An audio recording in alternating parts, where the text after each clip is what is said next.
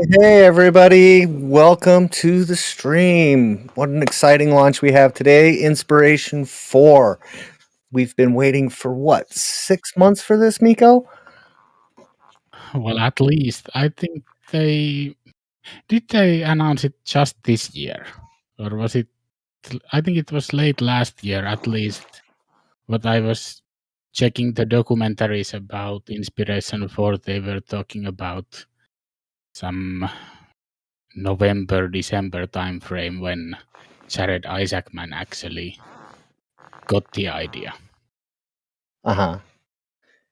How are we sounding, Jude? Can you hear us well? Is our volumes good for us?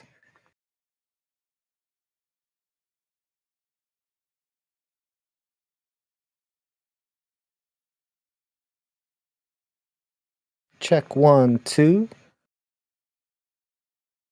Yeah. Hello, everyone. How's the voice?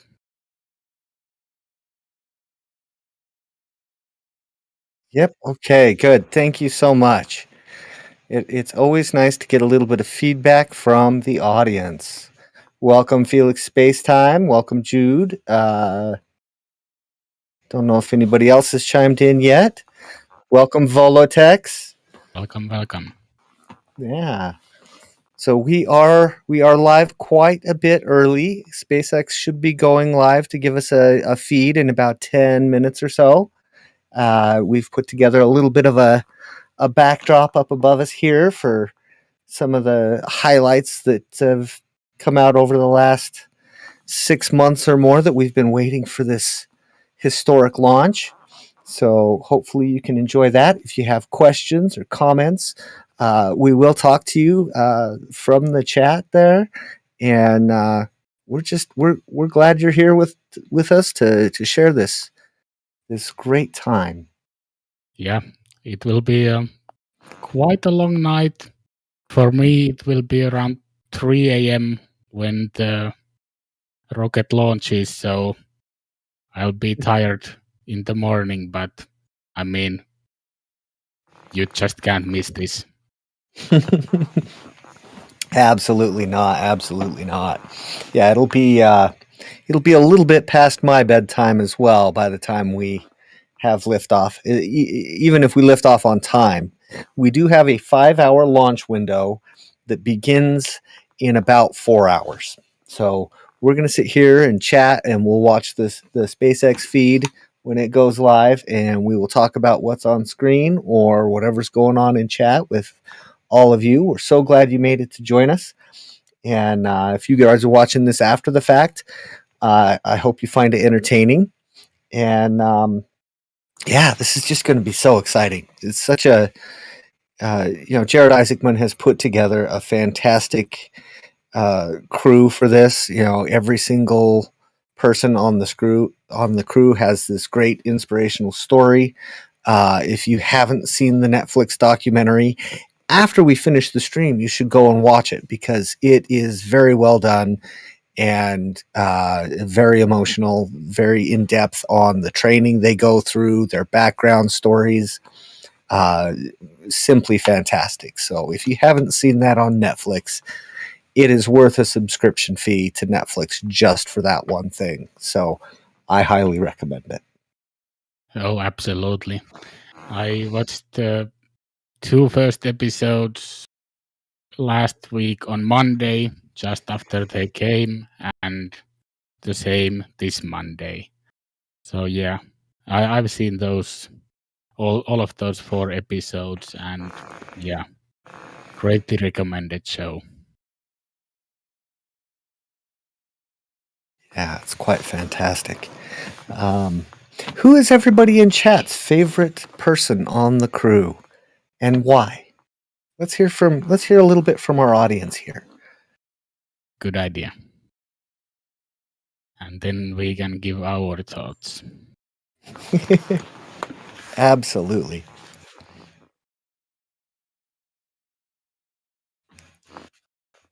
Sort of inspiring, Jude says. That's quite the pun you threw in there. I see what you did. Yeah.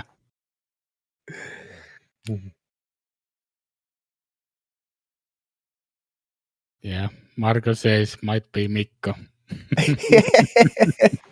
Yes, yes, we do have members of the Mikko fan club in the house, don't we? Seems like it, yeah.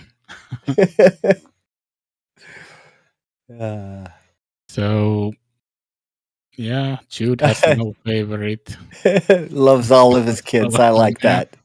that. Yeah, Ooh. Volo, I'm with you there. I have to be to the studio I work at 3 a.m. So I get up at 2 a.m. every day, my time. So I am with you on the early rising thing. But you know what? I got to do this for you guys. I'm going to watch it anyway. It's going to be for me. But if I'm going to sit and watch it, I might as well be streaming and sharing the experience with all of you. So it's just the whole thing is so exciting. Oh, yeah, absolutely. I mean, just can't miss this, and why not watch it with all of you guys? I need to get my camera to stop trying to focus on my microphone here. Yeah, that's the problem with autofocus. Yeah, I do have the same problems. Sometimes it focuses on my green screen, and it's not good when it does that. No, it's not. So who is your favorite crew member, Mikko? I would go with Chris. He's just like us, a space nerd. Yeah, Chris Ambrosky. He's a very down to earth, everyday kind of guy. You know, he's married. I think he's got a couple kids, and just just a family guy. And just loves space, and he got the opportunity to enter the drawing to be a member of the crew, and he's like, sure, I'll give it a go. And I think that they, when they chose him out of the hat, they picked um, a great person to be on the team, because it's so inspiring to see such a down to earth, level headed, everyday kind of person going up, because that's not what we've seen in the past with space. We've seen rich people. We've seen astronauts from many nations that are, all highly trained. And then, of course, we've seen the super wealthy buy their way onto various rides to space, including most recently and notably, we've got Blue Origin and Virgin Galactic doing space tourism launches. So it's quite refreshing to see someone that's just like, man, that could be me, Yeah.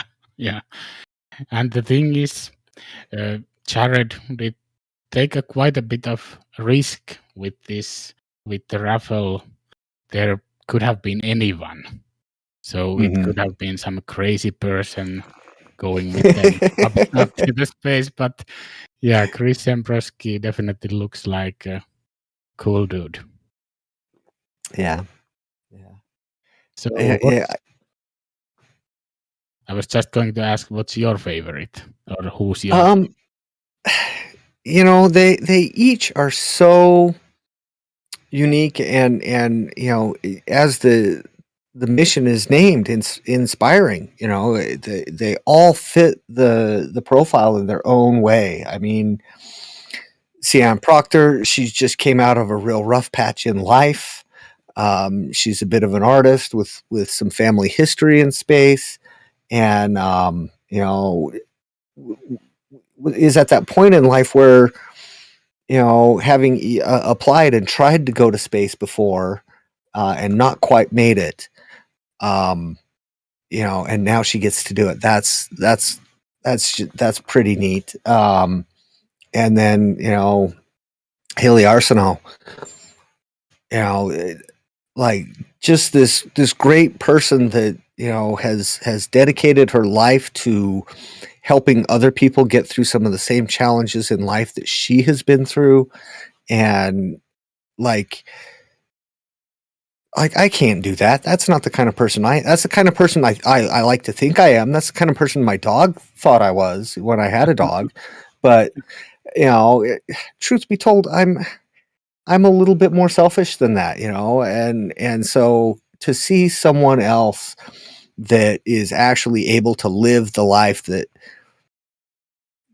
my ideal self would be, like that's pretty cool. And then um, Isaacman, he's this rich dude.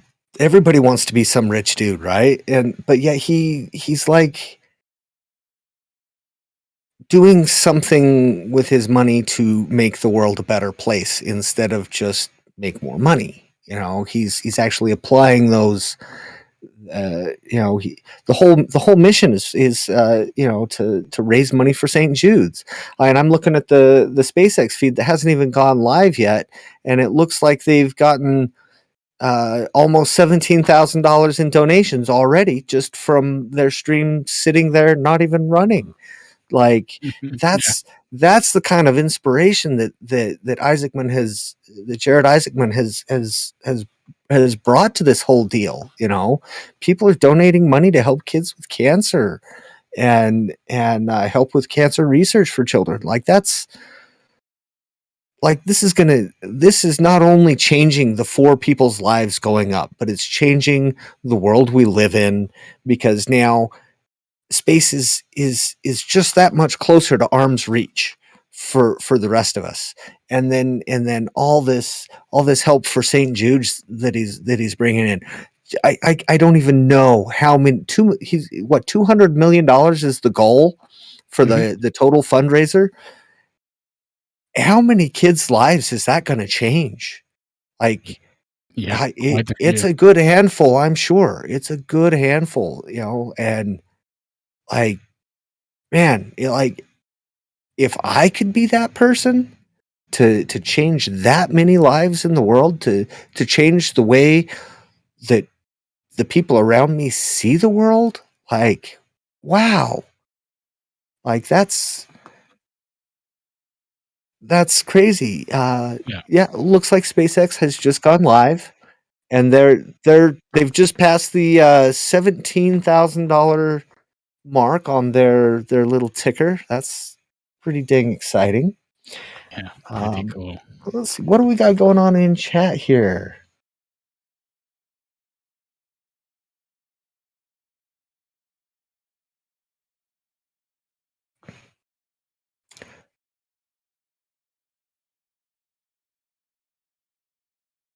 While our producer gets the SpaceX feed plugged in for us, we've got some time. They're just doing a floating logo at the moment, so we're not in a big hurry to see that.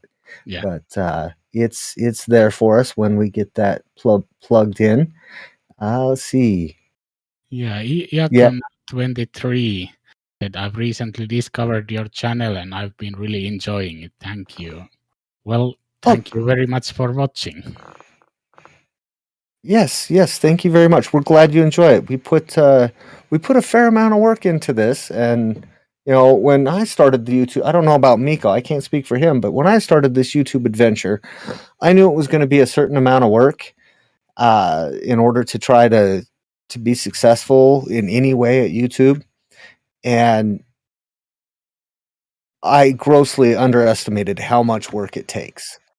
And so it's just it amazes me how much work it takes, even to put together some of the short, quicker videos we've been doing recently. Like that can take 2 or 3 days of research and finding the B-roll and writing a script and recording it and editing it and making a thumbnail and writing a description and all those things. Like that, it takes a fair amount of time, and we all have lives outside of YouTube that keep our bills paid. So it does take quite a bit of work, and it's great to see an audience and people chatting with us, and someone who has enjoyed our content. So we appreciate that feedback. I'm just gonna call you 23 because I will butcher that name. Yeah. Um, But yeah, about the workload. When we first started doing just podcasts, at first that seemed like a lot to do. But these days, audio editing is just like a small part of the final editing process with video. So yeah, writing the scripts, doing the research, especially finding the B-roll after recording, and editing usually takes someone who's not like too professional editor. It will take, let's say, about 10 hours per video if it's a bit longer. So yeah, it's a lot of work. Yeah. And Jude likes how SpaceX has stayed in the background and let the mission have the stage. SpaceX has done a great job of, like, I've been, even their tweets about the mission have been pointing at the mission itself and the goals of the mission rather than trying to steal any portion of the stage. It's great to see that from a company as large as SpaceX. They could easily steal quite a bit of thunder, and they've done nothing but bolster the Inspiration4 mission and its goals. So it's great to see that. So. Yeah, and for future potential buyers, this is a good way to show how SpaceX can handle things.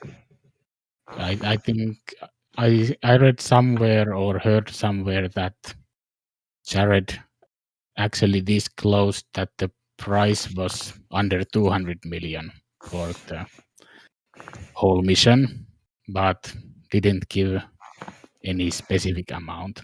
But that actually seems to be a bit cheaper than some NASA missions. Yeah.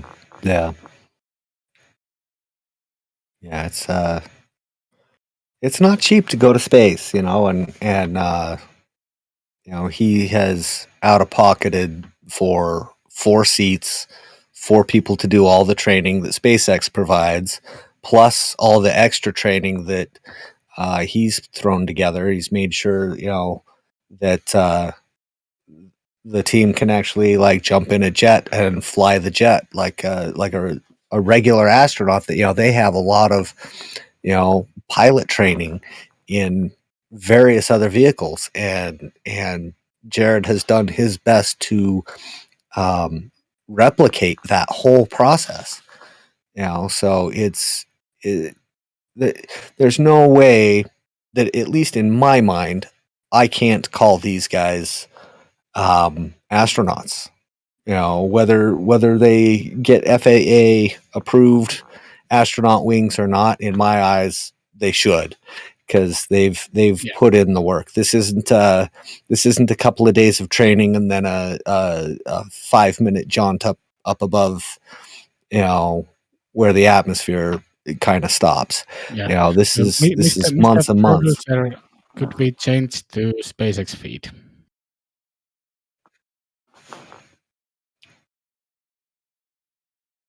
There we have it. Great. Wonderful. Yeah, sorry to cut you off. No, quite all right. I get to rambling sometimes, so sometimes I need to be cut off. Yeah. How about we turn up the audio and listen for a while? Yeah, that's a great idea. Orbit in just a little over 4 hours. Good afternoon. I am Jesse Anderson, a production and engineering manager here at SpaceX headquarters in Hawthorne, California. And I'm Andy Tran, a quality engineer. Welcome to the webcast for the Inspiration4 mission. Today is truly an incredible day as our 4 civilian astronauts, Jared Isaacman, Dr. Cyan Proctor, Haley Arsenault, and Chris Zembrowski, prepare to lift off from historic Launch Complex 39A at Kennedy Space Center in Florida. This crew will orbit the Earth for 3 days before splashing down in the Atlantic Ocean, and this will mark the first ever all-civilian mission, meaning that no one on board has a day job as an astronaut. We'll hear more about each of them and the incredible stories that brought them to be part of this mission later on today. And even though this will be the crew's first trip to space, they are planning to make a big impact to the future of humanity, both here on Earth and beyond. Over the course of their 3-day journey, the Inspiration4 crew will be conducting a wide range of experiments to determine how regular people like you and me respond in a microgravity environment. The data they collect will be invaluable to furthering human exploration of space.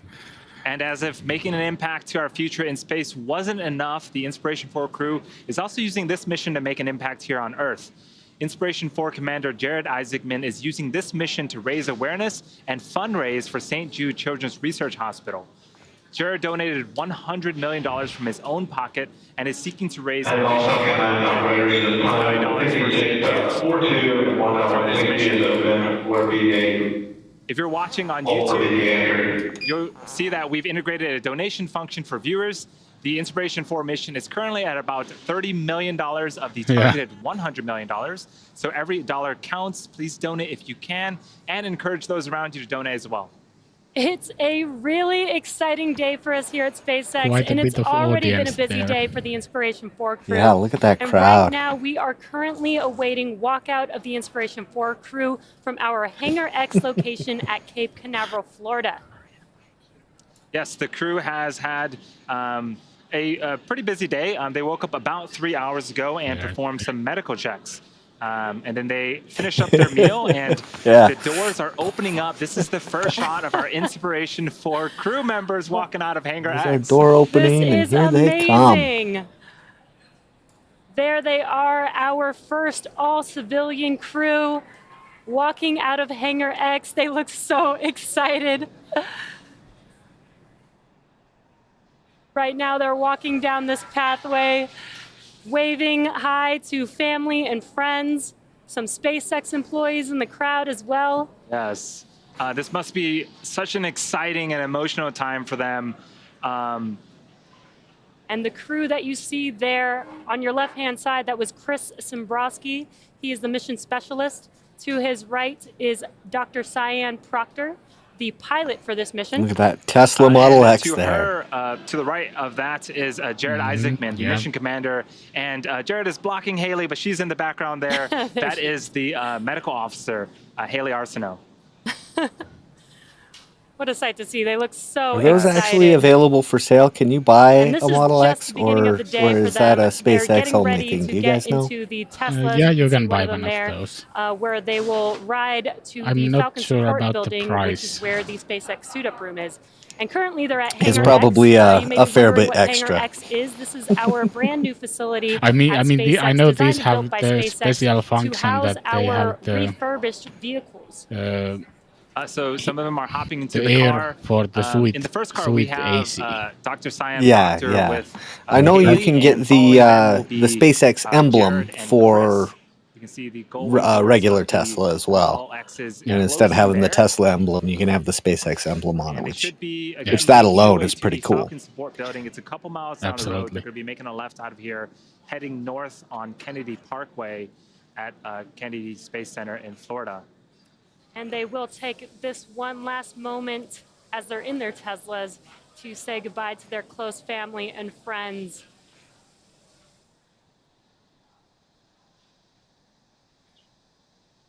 What a sight to see. They must be so excited. They're in their Teslas, about to make their way to the suit-up room. One last goodbye to their family and friends. Yeah, they do have a long day ahead of them. You can see the countdown timer on the bottom of your screen. We are still 4 hours and some change away from liftoff. There is a lot of procedures that will happen over the next couple of hours, and we'll be here to walk you through all of that. And yes, we'll be able to get some Fremont Factory is quite capable of kicking out some Tesla vehicles as well. They've got Giga Texas coming online real soon. They've already got employee training going on there, and we've got Giga Berlin and Giga Shanghai, and I believe there's going to be Giga India. if I remember correctly. There they are pulling off from Hangar X. Yeah, good Now job. on their way to the Falcon As well as, supply he's been to looking our at, new Elon's been looking at SpaceX some suit-up sites room. elsewhere in the world, including the United Yes, Kingdom. there's a So third Tesla there. That who is knows? support We could staff see members of we could the see factories closeout all over the crew, place. to support the astronauts in any way Ah, possible. So Tesla again, in the inside first view. car, we have Haley and Dr. Cyan Proctor. And in the second car, we have Chris and Jared. This is the first Pretty time that we cool. get to see inside of the Teslas. This is so exciting. Oh, this is amazing. This is such an amazing view. It almost feels like we get to ride with them in the Yes. car. Chris looking very cool with his sunglasses.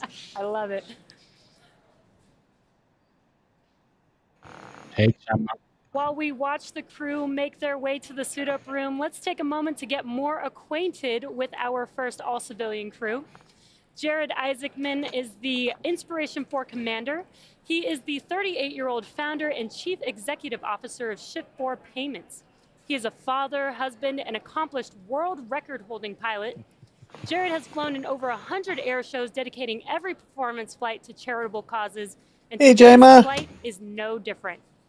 The mission is named How are you today? Inspiration4 in recognition of the four-person crew's mission to inspire support for St. Jude Children's Research Hospital.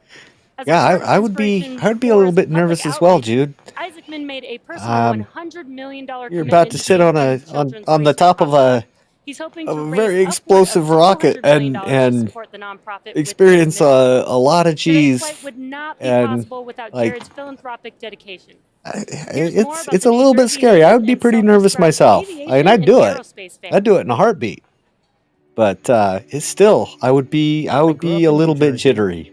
And when I was a kid, I will warn to anyone be a who doctor. prepares me for this in the My future. older brother's Do a not let doctor. me have I was coffee the like, day this is of what the you are as a event. kid. I will thought be that's pretty excited cool, and, enough. saving lives Yeah. is a pretty important thing. But Totally life agreed. took me in a different direction. My interest in like aviation and aerospace goes back like since I was a kid. I mean, the first like computer I built, I was playing like Falcon 2.0, and then upgraded to play Falcon 3.0. I went to like Aviation Challenge, which is part of Space Camp as a kid. I was a observer of SpaceX from like the outside looking in, like a lot of people. And then You can't say that stuff like that in our ears, man. Began We can't repeat that. And the idea of Inspiration4 started to come about. That's part of what we're trying to achieve with Inspiration4. But yeah, is they to do send, custom an seats. inspiring message really to the world about what is certainly possible up there in space, but also what we can accomplish here on Earth as well. Which is why this massive fundraising effort for St. Jude Children's Research Seats Hospital with is such a the big part of cojones our notch. mission. To me, having some balance where you're trying to tackle a problem of today so you can earn the right to keep making progress tomorrow is just a philosophy. Yeah, I've had glad to live hear by you're for some doing time. well, Chama. The advice I would give my younger self, you can aim high, you can dream big, and even things that people would say is next to impossible, you can accomplish it. I totally believe like we all have, that fundamental obligation to leave the world a better place. Well, than we if found it. there's music, then Jared Isaacman, you and make I'm the the call and commander of just let us know if you're gonna silence it up. For this I don't first think all-civilian background mission music to is a orbit, problem. Jared wanted his crewmates to represent the best of humanity. Pillars he's identified as leadership, hope, Yeah. generosity, and prosperity. Yeah, As we'll commander let, of the mission, Jared let holds the the audio seat be of there. leadership. For the seat of hope, Jared went to St. Jude and was introduced to Haley Arsenault. Haley Arsenault of Memphis, Tennessee is the medical officer of the Inspiration4 mission, overseeing medical care and What is it, repair. like a She's a 4 or 5 29-year-old mile physician drive assistant at St. Jude Children's out to Research the launch Hospital, pad? the same place that That saved would her life that after would being be diagnosed with bone cancer at the age of 10. either such a Haley's long treatment at ride St. or Jude such a included short chemotherapy, ride. Like, limb-sparing oh, we're here surgery, already, or limb-sparing are we surgery there yet? Are that we there resulted yet? in Are we removing there most yet? of her femur bone and replacing it Yep. with a prosthetic. She represents a couple of firsts for this mission. I That's think already with going to be the NASA first missions, civilian it mission took going into maybe space. 10 to Haley will 15 be minutes. the youngest American to go into space. And It the seems first like person that, to but go they're into space with a using prosthetic body different part. buildings. Here's more Yeah. on Haley, who So, occupies the seat of hope on the The Inspiration4 time mission. is probably just a little bit different, but probably I'm so excited not to be far going to space. different. And Yeah. I'm just a regular person. I am so lucky that I got a phone call asking if I wanted to go to space. I'm from Louisiana. I was a super active, super outgoing kid, involved in everything, and I actually had just gotten my black belt in Taekwondo a couple days before I was diagnosed with cancer. I definitely am excited to represent those that aren't physically perfect. I want to bring this experience back and share with everyone I encounter, and just what this represents for the new age in space travel and who can be an astronaut. I've thought a lot about launch day. I've even had some dreams about launch day. I did the thing that and fixed it yesterday, I still don't know so. what will be going through my mind. I know This I'm is the going to be LD with the T-minus 4 incredibly hour excited. situational awareness Of course, I briefing. have the window seat. We're currently Looking counting out the down to window a and T0002 seeing 56 is UTC going to or be so incredible. 2002 Can't even put 56 into local words. time, What I'm with a minimum of absolutely 2 most additional excited liftoff about is we're opportunities going to if call the required. St. Jude patients The from crew are currently in space. transit from Hangar And X I'll to get Launch to video Complex call these kids 39A's that I've gotten suit-up to room. treat. And these The kids advanced going team through is currently cancer on the way to the treatment, pad to open getting the to side show hatch them and what prepare life for crew after arrival. cancer can look like. Vehicle gases are at me It's out. been incredible STS for me to check-ins are watch complete. Yeah, how much pictures this back. mission has already touched the kids at St. Jude and how much hope it's given them. I love this one little girl I talked to recently. She said, I can't wait to be an astronaut. Like, there was no if in there. She just couldn't wait for it to happen. I think that's what hope is. I am Haley Arsenault, Medical Officer of Inspiration4. As part of the effort to raise money for St. Jude, Oh, Jared decided I'm to gonna give away totally one seat butcher to a person that at name. random who donated to the St. Jude cause. That seat, the seat of generosity, went to Christopher Sombrowski. Tanishk, Christopher Sombrowski of Seattle, welcome. Washington, is the mission specialist Glad you of could today's join flight, us. helping to manage payload, Yeah, science welcome, experiments, Danish. and communications to mission control. He is a 42-year-old mechanical and diagnostics lead at Lockheed Martin and a United States Air Force veteran. As an amateur astronomer, he grew up with a natural curiosity about outer space and Yeah, even we worked did as hear a something U.S. Space about Camp counselor. them He was going awarded to the seat the of suite up generosity room, after and that's the contributing to a first time special fundraising NASA is campaign actually for St. Jude they are not Children's using Research NASA's suite Hospital. up room, that Let's it's meet Chris, SpaceX the own Inspiration4 facility. mission specialist. When I found out I was going to space, I was dumbfounded. I think I was just struck dumb for days. The seed was planted for me to fall in love with space when I was little and started launching little rockets in my front yard with my dad, the first of which is still probably stuck in a Florida pine tree somewhere. But when I first saw a space shuttle launch in person from the causeway, 6 to 8 miles away, you could still feel that rumble pounding through your chest. That kind of just shifted my foundation a little bit, and I knew from there on out I had to be somehow a part of space, whether it was helping support a mission or lobbying for folks to be able to go into space. That's where I wanted to be. Of course, I'm going to be looking down at my home in Western Washington. I'm also looking to see what I don't see, and that's going to be lines on a map or those walls that seem to separate all of us ideologically or politically or even You're kind of geographically or physically. Those don't exist when you get far enough out, and I'm really hoping to bring back that sense of what it means to only have that one small line that matters to all of us, and that's the atmosphere that keeps us separated from the vacuum of space. As we get to launch day, I am gonna have the biggest smile going ear to ear. It's gonna be, I'm gonna be shaking with excitement. No fears or jitters at all about what's going to happen, but man, that's gonna be a heck of a show. There we go. I'm Chris Sombrowski, mission specialist of Inspiration4. As an entrepreneur beginning in his teenage years, Jared See you reserved soon, the fourth Gemma. seat for someone who exemplified the entrepreneurial Bye, Gemma. spirit. We'll This see you fourth seat, soon. representing prosperity, was awarded to Dr. Cyan Proctor. Dr. Cyan Proctor of Tempe, Arizona, is the pilot on board today's flight. She's a 51-year-old entrepreneur, educator, trained pilot, and active voice in the space exploration community. Her motto is Space to Inspire, and she encourages people to use their unique, one-of-a-kind strengths and passions to inspire others. She uses her Space to Inspire art to encourage conversations about creating a Jedi space, a just, equitable, diverse, and inclusive space for all of humanity.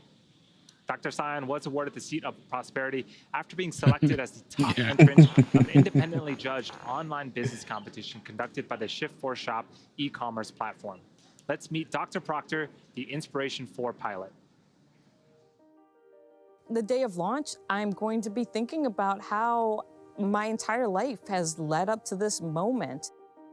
I was born And they're on the still island of driving Guam, and out the reason there. why I was born there is that my dad Yeah. worked for the NASA tracking station. And so I feel like space has always been a part of me. Quite a When I quite a got fun that little caravan, call, though. that Zoom, and Yeah. Jared was on there, and he said that, you know, they picked me for the prosperity seat, that I was going to go to space with him and be part of the Inspiration4. It really was like getting the golden ticket for Willy Wonka. Everything in my life finally came into focus, and I realized that it was all about this moment in time.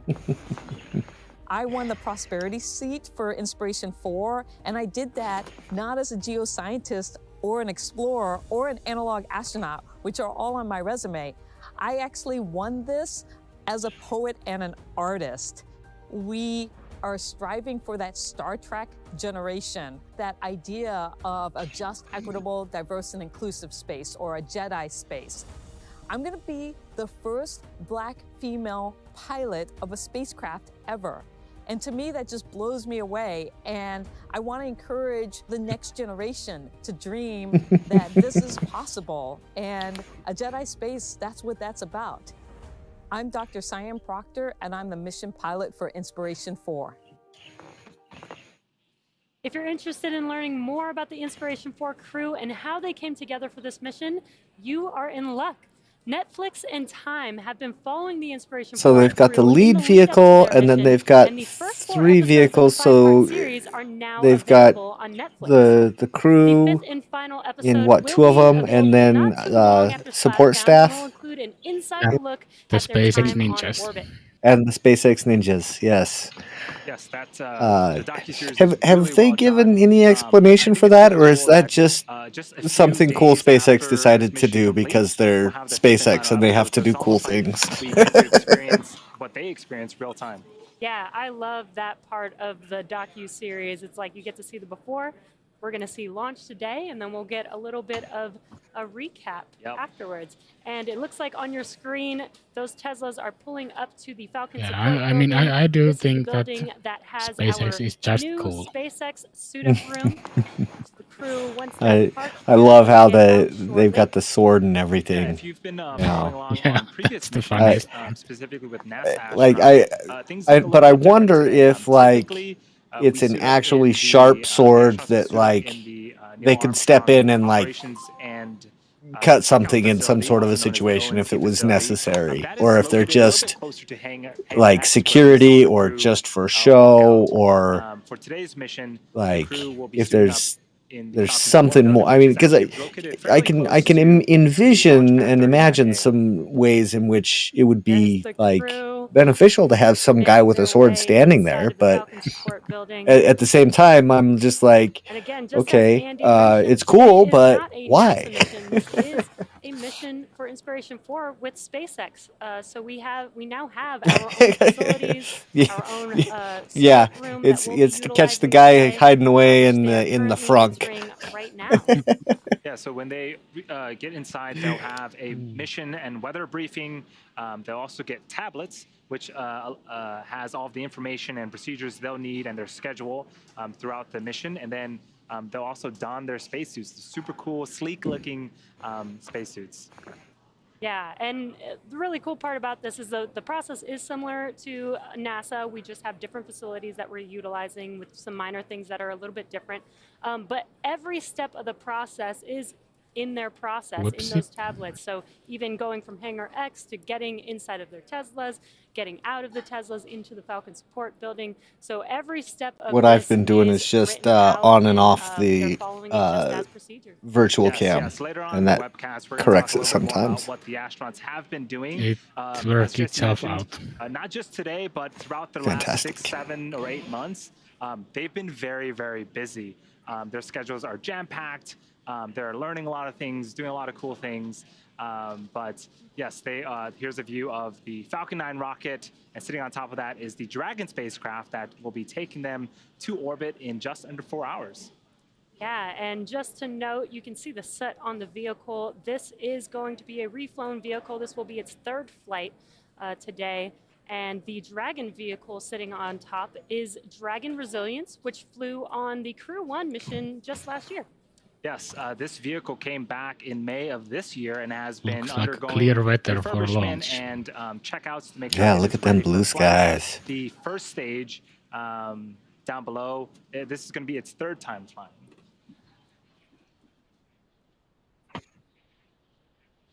Yeah, We have, So the Inspiration4 crew yeah, I was just going to say, we have about 80% favorable weather for the launch, which is great, as well as if they for some reason need to do any sort of like recovery or anything, the weather looks good for that as well. Hopefully that's just a contingency plan and we don't actually have to witness any of that. We just get to watch them go up today. That would be the best. Their tablets, which they will bring with them on the flight. At T-minus 3 hours and 20 minutes, the crew will begin suiting up for the world's first all-civilian the mission to into space. abort mission Once they are suited up, would be they will pretty exit the awful. Falcon support building and get back into Yeah, their it's We will have it's two quite a few astronauts Gs. I don't Teslas remember what led they by said a it was, support but it vehicle. was The crew will make it that was an short excessive drive amount to of the launch pad, G-force and once they to arrive, in order the to crew will get them ascend away service from the structure rocket in an fast elevator enough. up to the They 255-foot level. they would bruise some bones and things Yeah, if they. I think in the in-flight abort, they only went to 3.5 Gs. But I think the Dragon is capable of at least 7 into the Gs. spacecraft, a process known as crew ingress.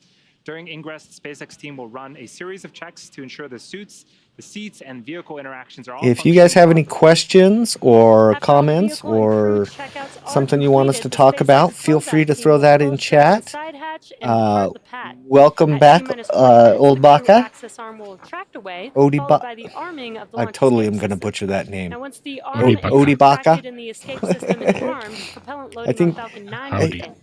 At T-minus 5 Yeah, minutes, I Dragon will think be you've been configured on for our what we streams call before. terminal If not, count. Now, this is when Dragon's well, onboard welcome. computers take control of the spacecraft. And finally, But yeah, if you've got questions or comments that you want us to talk about, feel free to throw them in chat. 12 minutes after liftoff, Dragon will separate from Falcon 9's second stage and spend the next We 3 would days love conducting to science talk and about it. If taking you just breathtaking views want us to as shut they up orbit and around Earth. listen to At what this SpaceX point, has the to crew say, should be heading into their first briefing we of will the do day. that as well. Now, during But the briefing, the crew will receive their we're hoping tablets, which to is kind of like the provide SpaceX something that version is of the different Hitchhiker's Guide from to what the SpaceX Galaxy. is doing, Their as well tablets have as everything that they need for the mission. in addition to what And in SpaceX is addition, the providing. briefing will So cover the expected liftoff schedule as well as 100%. possible weather impacts. we are glad you're Weather is here. always an important factor for any launch, but for this Absolutely. mission, it's a bit more complicated than usual. All of SpaceX's previous missions carrying humans has been destined for the International Space Station, where the crew would stay for an extended period of time. For this mission, the crew is not going to the International Space Station and will return to Earth in about 3 days' time. Therefore, we need to ensure that we have good weather not only for liftoff, but also for splashdown. Our recovery teams have been monitoring all It seven has of the been possible landing since sites in the days leading 1999 up to this that mission. anyone And has at been this up to point, this we are altitude. currently They're a going go just a at little bit both higher liftoff and than primary Hubble, splashdown site. The teams will continue to and a monitor fair weather amount throughout higher the than the countdown International and will Space make the Station. necessary adjustments The if anything last two changes. missions that went any So higher while than them while the were Inspiration4 crew is STS getting their briefing on current 103 status, and let's get our very STS own briefing on the vehicles 125. that will be One taking was the a crew to Hubble orbit repair today mission, with our and very the own other Kate one Tice. went to, I believe, geostationary orbit, which is a fair degree higher. Hey team, And then my before name that, is it Kate would have Tice, been and I'm a senior certification the engineer Apollo here at era SpaceX. that went Now, some any of you are higher. very familiar with Yeah. the vehicles on the So launch pad it's been today, but quite for some those of you who time aren't, since no worries. I'm about to make you an instant expert. it's been, you know, This what, is a live view of our 21 Falcon 9 years rocket out at since pad 39A, and it has a Dragon anybody's spacecraft been on as high as top, they're known going as Crew today. Dragon. Yeah, Together, long they time. stand about 229 feet tall, or slightly taller than a 21-story building. Falcon 9 It's is been a a while reusable since we've two-stage rocket, which seen means it's Katie kind on the of like stream. two rockets in one. The first stage and the second stage. The first stage is the bottom two-thirds of the rocket. You might notice it's a little different in color than the second stage. That's actually soot that remains from the previous two missions that this booster supported. The first stage is responsible for accelerating Falcon and Dragon through the Earth's atmosphere and into space. To do that, it has 9 Merlin That engines launch. at the bottom of the rocket, which we can't really see here. Yeah, they are going to be The Falcon crammed in 9 there first for stage is 3 loaded up days. with nearly 1 million pounds Welcome of back, fuel Faya. and liquid oxygen. At liftoff, those Merlin engines will use that 3 fuel and liquid days oxygen crammed to in provide there the Falcon 9 first with a stage toilet on the thrust ceiling, greater and than everybody 5 gets to. 747 You get a airplanes little at bit of full a power, privacy screen, I consuming think, but 700 gallons of fuel per second. they will The hear first and stage is what smell accelerates everything the that is vehicle going on, through I'm the Earth's sure. atmosphere and into But space. Yep. And then about 2.5 minutes into flight, it will separate away from the second stage. From there, the first stage will do what no other rocket, At least the views no are other great orbital class from rocket in the the world can do. bathroom. It's going to make its way back to Earth and target a landing on our drone ship named Just Read the Instructions. Odibaka, That drone ship is currently I would parked and holding a position imagine a couple that hundred miles SpaceX off the has Atlantic bid coast of on Florida. Our drone ships are essentially some Lagrange autonomous, point powered missions. spaceports that Yeah, allow our there's first stage been rocket at to land least over the one ocean. mission Now, to for reference, our drone L1. ships are equivalent to the size of a football Trying to field. think So while what they might look the smaller on your mission screen, was. they're pretty gigantic in real life. Falcon 9 can Like I get there if mentioned it's already, a fairly this is a light two-stage payload, and rocket, Falcon and Heavy above the can first stage is the second stage. put something The second into stage any has of a those single Merlin points vacuum fairly or easily. MVAC engine, and that will ignite after the first stage Yeah. separates. At Yes, full Jude. power, There's the there's Merlin quite a bit vacuum more engine room operates with the greatest than they had efficiency on ever Apollo, for an American-made and it's a little bit hydrocarbon cleaner rocket and engine. less The sharp second stage is edges and essentially a fewer smaller buttons version and of the first switches to stage, bump and into whereas and the first things. stage is designed to power the vehicle out of the Okay, Earth's so I atmosphere think the and mission to defy the Lagrange forces point of 1 gravity, was the second stage is discover specifically the designed to Deep Space operate in the Climate vacuum of space. Observatory mission. The second stage powers the Dragon spacecraft to its That's right. targeted drop-off Yeah, orbit. it Now let's launched talk about Crew in Dragon. It's 2015. capable of carrying up to 7 passengers So that to was and a from Earth orbit. that's a and fairly beyond. early But for SpaceX today's launch then. mission, it's carrying the Yeah. 4 members of the Inspiration4 crew. They hadn't It's the first recovered private anything yet spacecraft to take at that humans to time. the International Space Station, and the only I spacecraft agree, Faya. No capable quibbling of about returning astronaut significant patches with amounts of this cargo crew. to Earth. Hopefully the Like the FAA Falcon 9 agrees, first stage, but the Dragon spacecraft I'm is gonna. also If I was a reused. gambling In man, fact, I'd place Dragon money that the FAA Inspiration4 crew is flying in has today, as you see made right there, arrangements that for was this first used to fly flight. NASA astronauts to and from the space station I could on be the Apollo wrong, 1 mission but that launched back in if I November was a gambling 2020. man, I'd say I'm However, probably for the right. Inspiration4 mission, this capsule has one I would notable think so. change: a new cupola observation dome that has And they replaced certainly the have docking gotten mechanism. almost Oh, the you see that same there on your screen now. astronaut It has training replaced the as docking the, mechanism let's say, previously Crew used 1 to and Crew 2 autonomously dock with missions. the space station.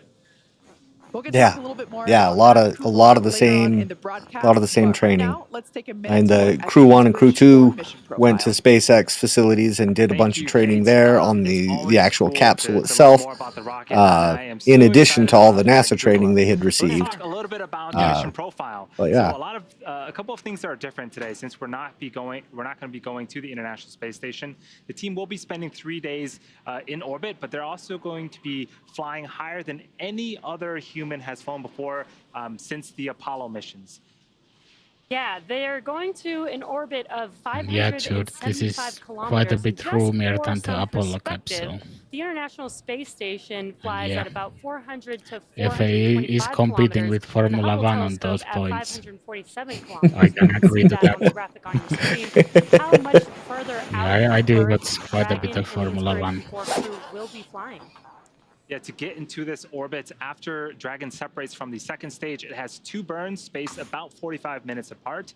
The first burn will raise the altitude of the orbit, and the second burn will circularize it to that 575-kilometer orbit. And this is one of my favorite parts about this, because they will be orbiting and flying so quickly. They'll be orbiting the Earth about 15 times a day. And what they'll get to see is about 15. I'm only laughing 15 because sunsets, I which have is pretty fumbled my impressive. words live Just before a as well. note, the International Space Station So actually I'm sees laughing with him, 60 not at him. orbits a day because they're a little bit closer to Earth. So being a Yeah. little further out away from Earth, they actually take a little bit longer to make it around the Earth. Yeah, in order to I'm orbit pretty sure the I have Earth, fumbled words you on have to this be stream traveling even. at So very, very high velocities. The Dragon will be going Yep, upwards probably of me too. 17,500 miles an hour. So that is very, very quick. And like Jesse mentioned, it is super cool that Yeah, you should have almost see heard the best the best parts of the day Mine on and fast another forward, right? To Space see Nuts sunsets recording and, session sunrises earlier every single day. today. Right, that's going to be a pretty incredible view for Yeah, the I haven't crew. had a chance to And listen there to the you can recording see yet, but Mission Control there at the I I mean, the know some of recordings those are recordings. okay. firing room We've 4. we've cut the parts that shouldn't have been there. Now this is Yeah, the one cut of out the the two Barans, huh? control rooms Yeah. for Yeah, today. I know some of This those is, of course, recording control sessions and we do. It's firing just room like, 4 oh at my Camp gosh, Canaveral. can I learn how to Now, this talk? control room is Yeah. responsible for monitoring Falcon 9 throughout the countdown up until launch. And then second, we have mission control here at SpaceX headquarters in Hawthorne, California. The team in mission control takes over at liftoff and is responsible for close monitoring of the crew and Dragon every step of the way as the spacecraft orbits the planet along this customized flight path. Now on console or headset are a number of key positions who are monitoring the health of the vehicle and the crew. The mission director, responsible for mission success, is in charge of the room. Yeah, she had a Person quite you a hear big talking role to in the the astronauts is series. the crew operations and Yeah. resource engineer, or core. There she is on screen. That's Sarah Gillis. If you've watched the docu-series, we've gotten She took to a know training Sarah quite job a at bit. SpaceX and The other ended up being positions an are focused actress. on things like navigation and control Yeah. of the vehicle, avionics, software, propulsion, life support systems, and communications with ground segments. Different members of the SpaceX team will rotate through these positions throughout the mission to ensure 24/7 coverage of the crew and Dragon through splashdown a few days from now. Now that, my friends, is a brief overview They of have the pulled missions out and all the profile stops with for the world's first stream hosts all-civilian here. mission Yeah. in orbit. With that, let's get the latest on the weather The and vehicle legendary status from John lifelong rocket Insprucker. engineer and Reddit fan favorite, John Insprucker. John, how are we doing? Thanks, Andy.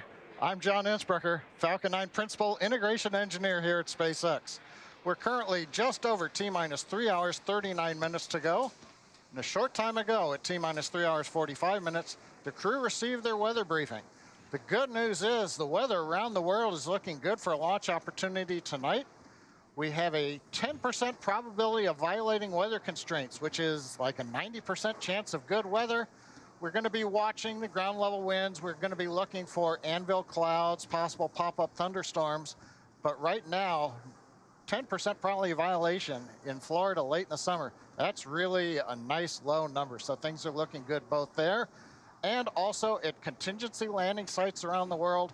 Plus, we also have to look ahead 3 days to when the crew is going to land to make sure that the weather conditions at a landing site there will also be good. Good news right now, weather looks good tonight and for the next few days. Now currently on the launch pad, Falcon 9 is powered up. We performed engine checkouts between T-minus 8 hours and T-minus 5 hours. You see Falcon 9 there with the crew access arm up around Dragon. Gas storage tank pressurization was also performed on the first and second stages. Now our next major activity is going to come about as we reach the T-minus 2 hour mark and Falcon begins final checks for launch. That'll include communication checks with the crew, and then propellant loading will begin at T-minus 35 minutes as usual for a Falcon countdown. Now on top of the Falcon 9, just in front of the crew access arm you see there is the Dragon spacecraft. It's a quiet time for the Dragon capsule and the mission team, but it is starting to pick up. Now the launch pad is currently cleared of all personnel, except we did clear in about 20 minutes ago the advance team to head on up to the White Room, and they'll be supporting the arrival and ingress of the crew, getting the capsule ready, making sure the cabin speaker is set up, things like that. So they were cleared, they're headed up. We're waiting to hear that they are now in the tower and making their way to the White Room. We ought to hopefully get a view here shortly, and they'll begin preparation of the arrival of Inspiration4 crew. Now, as a reminder, today's launch of Dragon does not go to the International Space Station. So that means we're going to get a launch window that is just over 5 hours long instead of the usual 1 second window we have for ISS launches. Now, when we fly to the space station, we have to launch in synchronization to when the space station orbit passes overhead. And for maximum performance, we target a specific 1 second period of time for launch. Now, the Inspiration4 crew doesn't have that constraint. So that gives us a larger window that provides margin if the weather, for example, caused a delay this evening, or if we have issues for the sake of the crew, I really hope that they're able to lift off on time, because sitting in that capsule just waiting for liftoff for 5 hours would But the good news that would drive me bonkers. I mean, everything is go for it's launch. probably not going to be that bad for them, because they're planning on being in that capsule for 3 days roughly, but still, like waiting for liftoff for 5 hours would be, I mean, they're already going to be waiting for, 3 hours, so that'd be, what, 7 hours, 8 hours sitting in that capsule waiting for liftoff. I used the word Man. synchronization a minute ago. And they can't use the bathroom during that period of time. Like, they've got to wait till they're in space in order to take care of anything like that. And so we have to get Yep. ready for I believe launch. they may have Computers, some ground sort of computers, emergency people system who are there. on the network, they all prepare the so- rocket and the spacecraft. And the countdown is that Yeah, structure that Stadium Buddy. synchronizes these teams to make sure that The we do Dragon things in the Buddy. right order. Yeah. So one example that you're Some going to see absorbing later on garment, or what are is they the called? propellant and launch readiness poll. Depends. We do that before we load the propellant onto the vehicle. Now it seems kind of obvious. But yeah, I Down did thing actually says, hear propel about first, the and then you can move into 30-hour loading propellant. test There are they many did what they inside the call capsule in interlocks in the SpaceX procedure. It says, facilities. make sure you do this They step before you do this actually one, had a 'cause that's the simulation safest that way to had count the rocket a down delay and for prepare the the Falcon mission, 9 and the Dragon for and then spaceflight. they also Yeah, and that all had happens, failures like, all over literally the right systems. before They liftoff, they had right? to I guess fix that gives us everything, the, and the in the simulation best they security that we ended know, up that re-entering everything is the ready to Earth go before without we lift capsule off, knowing right? where it And one of was, the things that we've and it tried to couldn't emphasize over the deploy the years is to try to chutes test by the system for itself. the rocket So they had to as do close those to manually. liftoff as possible. Now we Yeah, did they some had to. testing overnight at T-minus 8 hours, T-minus 5 Oh, hours. hey There's some Liz, things that take welcome. hours to do, like pressurizing the Hey, rocket. Liz.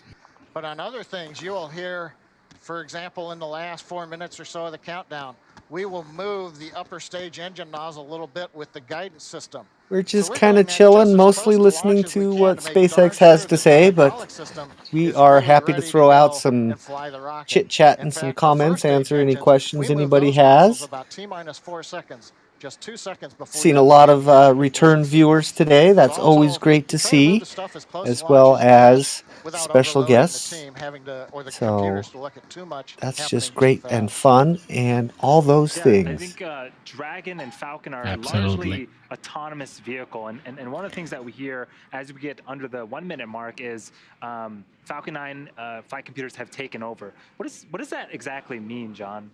There's two different call-outs that you'll hear. Dragon has a set of flight computers, obviously, because it does its own mission. Falcon 9 has computers on both the first and second Yep. stage. Oh, I When we think get they inside ordered of a cold minute, pizza. there's a handoff command that says most of the things that are going to be done are run by the computers on Dragon or the Falcon 9. But we also have ground So computers they are that not do things eating like the same you'll see foods the as the water come up astronauts around do. the rocket. So So they actually that'll be have commanded by some ground better computers. foods But prepared startup for is them. essentially we're doing that last 60 seconds. it was We're funny on pressurizing the the for flight. We're doing last minute valve checks. the And then we're documentary. gonna send the ignition sequence Was it command to the Haley? engines and It spin was 'em like, up. I probably And won't then be when eating everything's much. right, the Falcon 9 Yeah. flight computer, when it Didn't says, care "Hey, we're at much full for the power," food options. that will tell the ground, open up the Yeah, hydraulic arms, yeah, and it was away we her. go. Amazing. Thank you so much, the all-knowing John I. Our crew today, Well, we're Jared, glad you're here, Cyan, Liz. Haley, It's and Chris have been training for this journey pretty much we're ever sorry since you're the tired, announcement but that we're they'd all glad been you're here selected as and staying crewmates strong for to the join us for Inspiration4 this mission back in launch. March. What's super cool is that they're going Yep. through the same Dragon Hopefully we'll training stay as our awake NASA until the astronauts. end To as prepare well. the Inspiration4 crew for Yeah. the mission, our teams at SpaceX have Yeah, spent the it's last several months teaching the crew about definitely been orbital a mechanics, long how to day live in microgravity, for and the even whole running team simulations here of what the full mission will look like at while Total seated in Space. Dragon. The Inspiration4 crew has completed numerous simulations, including a 30-hour and 12-hour end-to-end I simulation did get in 1 our hour Dragon of trainer. rest Not only before trained at going SpaceX, but live. also did But yeah, synchronous that training time I was and just also flew some listening fighter to a jets, which you podcast can see on about your screen. This is a Inspiration4. photo from their weekend event. I got home flying, from work and the took a aerobatic shower, jets. and I'm like, Fun and exciting oh, maybe weekend I'll where they're just like ripping lay up the down in bed skies, doing and just barrels like with watch their jets. something on TV or something, and instead I fired up the computer and put together my new background and edited something to throw up for B-roll for us on the stream. So yeah, I didn't get any rest in after work, but I intended on it. Does that count for anything? A little bit, With yeah. smiles on the face here, but the docuseries, it was a tough hike. Almost 10 hours of hiking, almost vertically. That's a good question, Odie. Pretty amazing. I believe it would still fall to the FAA to provide permission to whether they can lift off or not. Yeah, I would think so, as they are a US company, so they would have to. And of course, international waters are a bit different, but that could create some bad blood between the FAA and SpaceX if they would launch without permission. Yeah, that would definitely affect their ability to launch from land-based facilities with other rockets and things. So I'm pretty sure they would try to avoid doing anything like that. But I believe it would just be the standard wherever current launch authority lands right now, whether that's with the FAA or Space Force or NASA, depending on what the payload is and whatnot. The launch authority would stay with that same pecking order, I would believe. An ice cream party, that is a great idea, Liz. I might take an ice cream break in a little bit here. I got some eggnog ice cream the other day at the store. I'm like, it's a little early for eggnog, but I love eggnog, so I got some. Yeah, I actually do have some ice cream as well. It's salted licorice ice cream, very Finnish. I don't know that I've had licorice ice cream before. Probably not. And helping to advance what we know about humans in spaceflight. We've all contributed all sorts of... I would totally buy licorice ice cream if I came across it. I don't even know that I've seen it before. We all got in our space Maybe I have. together. Yeah, it's probably just a Finnish thing. Spacesuits, strap into the simulator, and feel like we were actually going to space. Hello again, Chris here, and it's August 2nd, 2021, 44 days from our launch in September.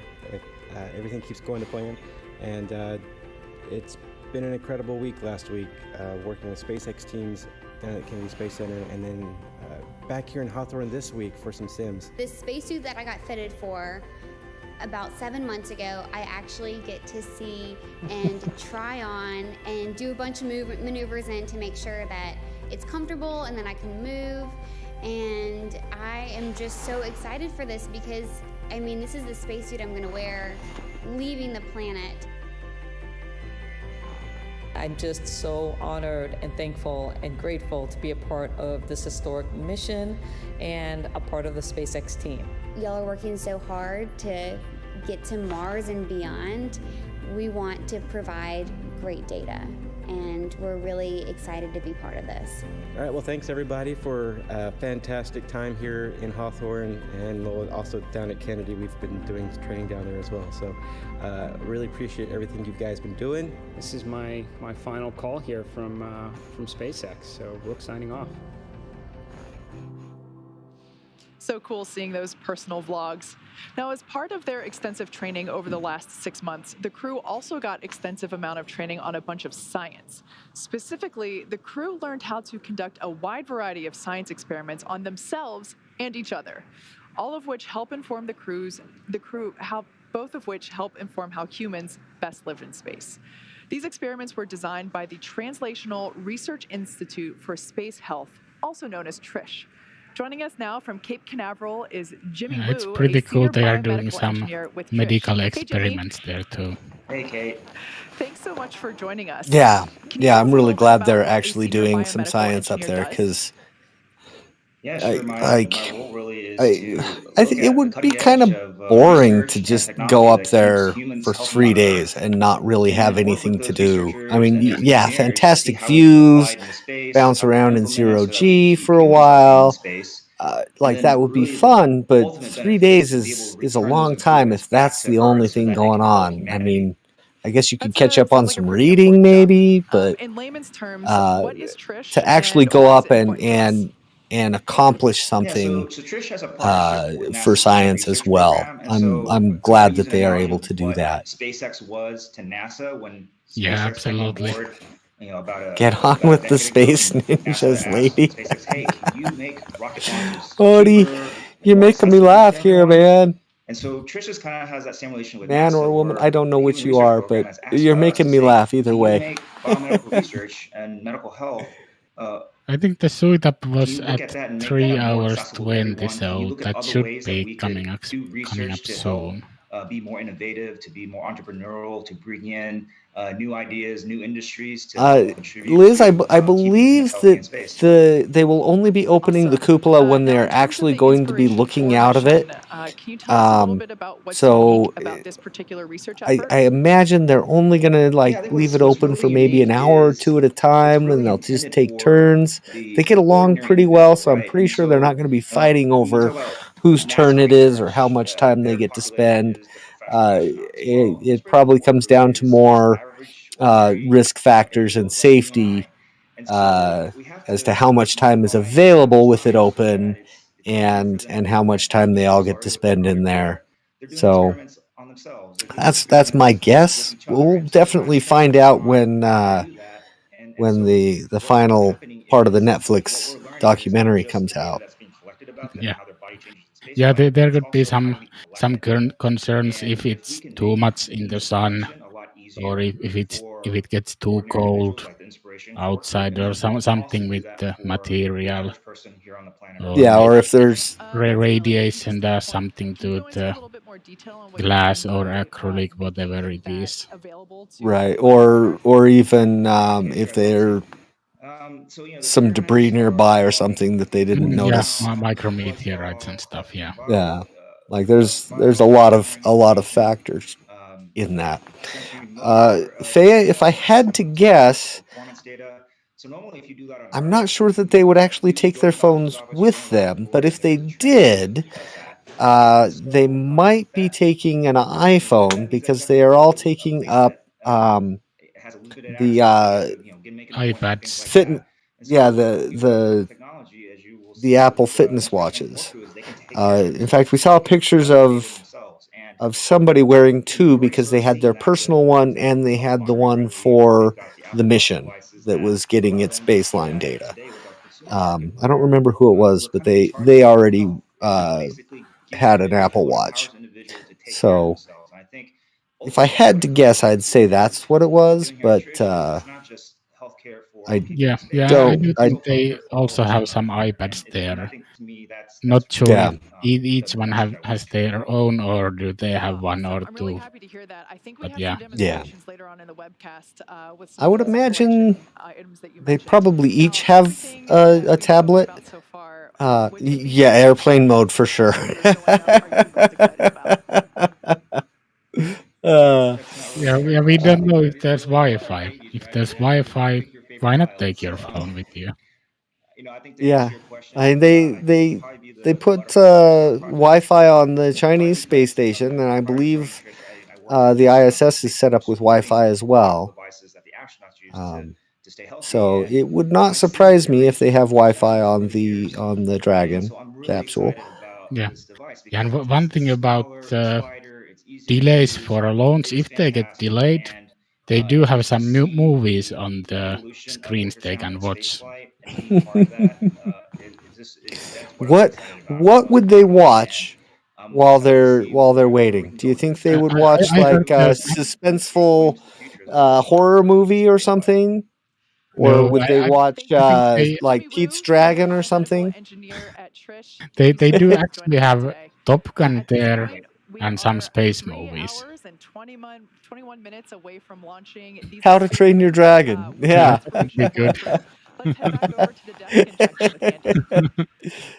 Gravity, thank that's you a so good one. much. They In could addition be to all watching. of the awesome science going up on today's mission, the Inspiration4 team is also using this mission to bring awareness and help fundraise for St. Jude Children's Research Hospital. Yeah. In Don't watch 1963, Apollo the same year 13. an American orbited the Earth for the first time, St. Jude Children's Yeah, Hospital Liz, I opened up in bet Memphis, the Tennessee, cupola committed to will finding provide cures some for kids with cancer and inspirational other views life-threatening for diseases, regardless of Dr. their Proctor race, to do some creative ethnicity, writing. beliefs, or family's ability to pay. Okay, Absolutely. Treatments invented at we're St. going to Jude have a Hospital little should clip be here brought from out St. of Jude's, children and around I'm the going to world. mute up More than and take a 80% quick in the little United break States. to However, the other in many room. developing countries, fewer than 1 in 5 children diagnosed with cancer will survive. St. Jude has a bold mission to change that.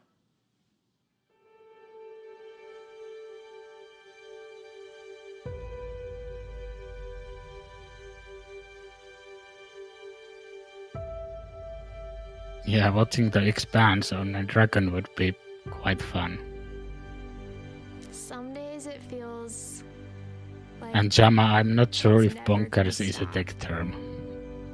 It's kind of a mental war. Sometimes you just feel like it's not going to get any better. Lo primero que le pregunté a mi papá fue, papi, yo me voy a morir. When you go through suffering, Yeah, you learn yeah, about yeah. yourself. The data Earth stood still would be a good one. Dark circles all around my eyes. I was just out of it. In one moment, those 3 words, you have cancer. Yeah, And my whole Lost life in Space would be. With Yeah, cancer, you could watch it when you are really lost. I feel like I could do anything. I could go to college, be a nurse, be a doctor, anything. I'm a straight A student, focusing on getting my bachelor's degree in journalism. I'm just doing one step at a time. I would like to go in the filming industry. It's kind of always been something awesome to me, but it's gonna take some work. While I was going through chemo, I learned how to read greens. I chipped and putted, I worked on sand shots, stuff that I would need to know. The best score I've had is an 86, but I really want to get down to 85 or less. I've been working at it, and I think that that's achievable now. I'm not the same person I was when I first went into this. I'm a better human being and individual because I went through St. Jude. It wasn't like a hospital, it was like a fun-loving community, a family. Those are some great movie suggestions. Day the Earth Stood Still, Lost in Space episodes, and The Expanse. Those would be great things to watch while you're floating around in space or just sitting in that capsule. Yeah. St. Jude Children's Research Hospital, world renowned. I need your help. Advancements in pediatric science. I can't do it alone. And clinical care. Please help me. We're going to treat children of every creed, nationality, and color. And by the grace of God, it shall be done.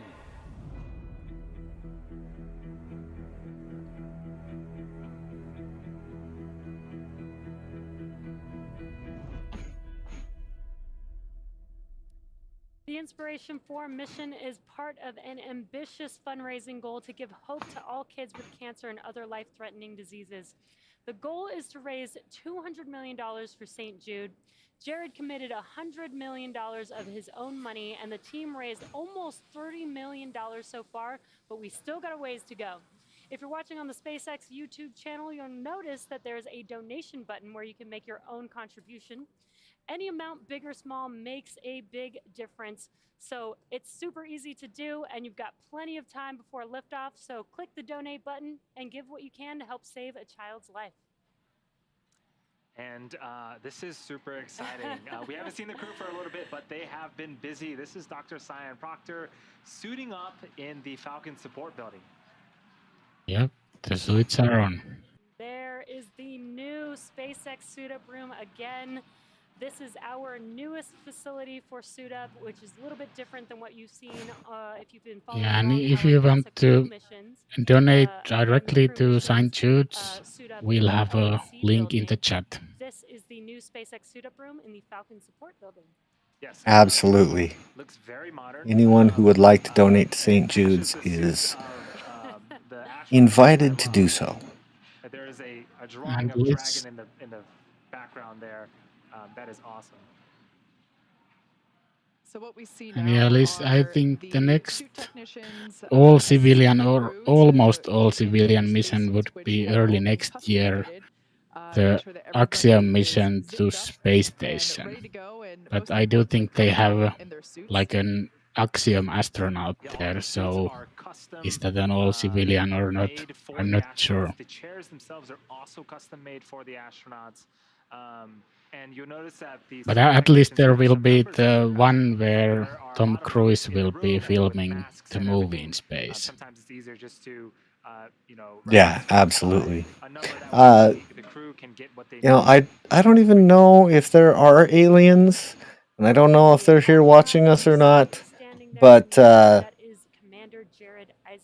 they definitely would be seeing us do some silly things, and I think this would be a highlight moment for some of the positivity that humanity can bring. I would totally agree with that, Thea. Integration training exercise, but when they were here in Hawthorne for We are a little bit short on money for the first total space network all civilian launch. I'm sure it will happen at some point, but it might be a minute. Yeah, we may have to wait for Starship's Earth-to-Earth missions. Their suits for the first time. That was it. I could just see the excitement. So it's really cool to see Or one-way trips to Mars, because I know myself and some of the other members of the team would totally stow away on a starship to go to Mars one way. had bone cancer. I believe it was her right leg, her right knee, and when she was getting fitted up for the spacesuits, one knee We was need a actually Jared. slightly Yes, broken. yes. We would love to have a benefactor pay for us to go to space. Yeah, absolutely. So yeah, this customization that we go through. So there's really no opportunity for anybody to switch spacesuits. That's not an option. But specifically for Haley, this was a very important feature of our spacesuits because ultimately it allowed her to have a spacesuit that will keep her safe. Exactly, and these suits are utilized for safety. In the unlikely event of a depressurization inside of the cabin, the suit provides nitrox and keeps them cool and provides them some oxygen. Yeah, good point, Adi. So it's very, very important that these suits fit them well. Oh, Liz, that's adorable. Yes, I have misplaced my my bull's horn mug and my Viking axe, but they definitely will go to space with me. I will happily be the first space Viking. I will take one for the team on that one. That's adorable. Inside of the pressurized Dragon, yet still being able to provide a safety shell around them just in case something happened in the capsule. Yeah, speaking about being inside the Dragon, we got to talk a little bit more about the cupola. This mission is going to debut the brand new Dragon cupola.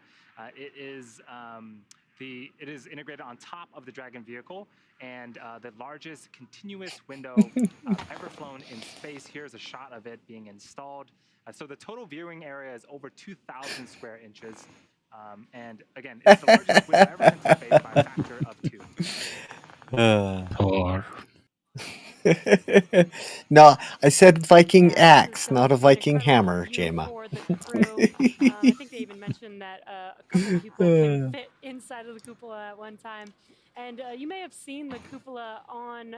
I like seeing these behind the scenes looks at the cupola. Made of multiple different pieces Yeah. put together, so you don't get that continuous view. They, This they cupola totally will made it into allow a them module to get so they that full can continuous view. And since, as John mentioned, they won't be install going and exterior to the dragon, uninstall it it'll real only easily. That's give that Yeah, feel. very cool. So on screen right now, this is some testing that we've done with the cupola, sending it through Ah, nice extreme test temperatures, footage. and you can see some Yeah. lights pushing in on the scratch layer of the cupola window to make sure that, again, it is first and foremost safe for the astronauts and does what it needs to do while in space. Yeah, it's pretty incredible.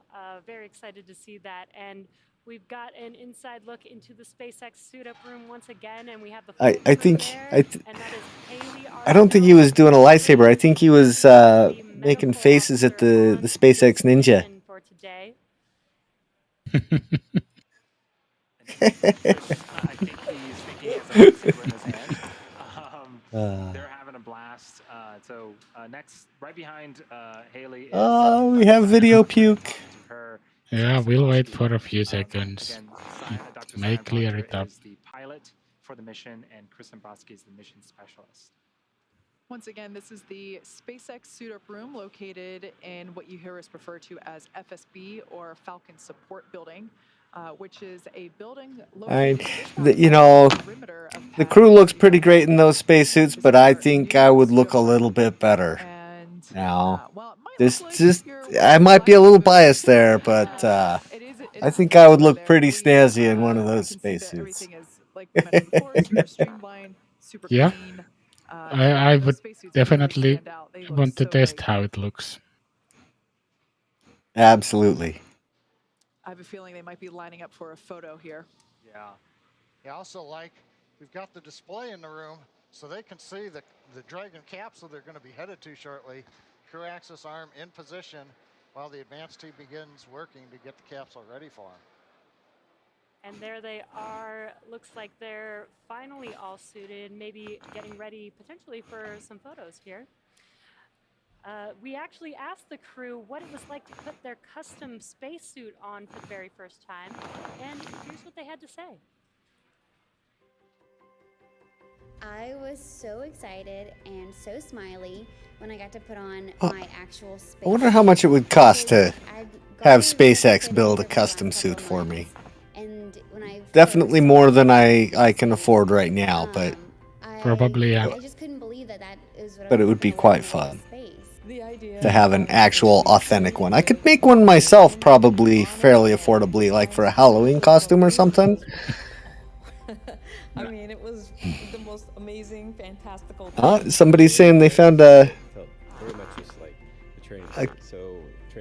kids one for $80. That's nice.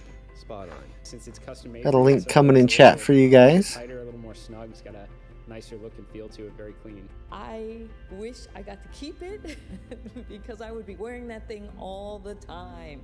It's awesome. It fits perfectly. They did an amazing job. I love it. The overwhelming part of it, though, is that knowing that my name is on one side and Inspiration4 is on the other, and this is what I'll be wearing. I'll fix when I again. go to space, and that is awesome. Just an honor to wear it, and really. That might be kind of fun, Liz. Build a. Beautiful. It's sleek.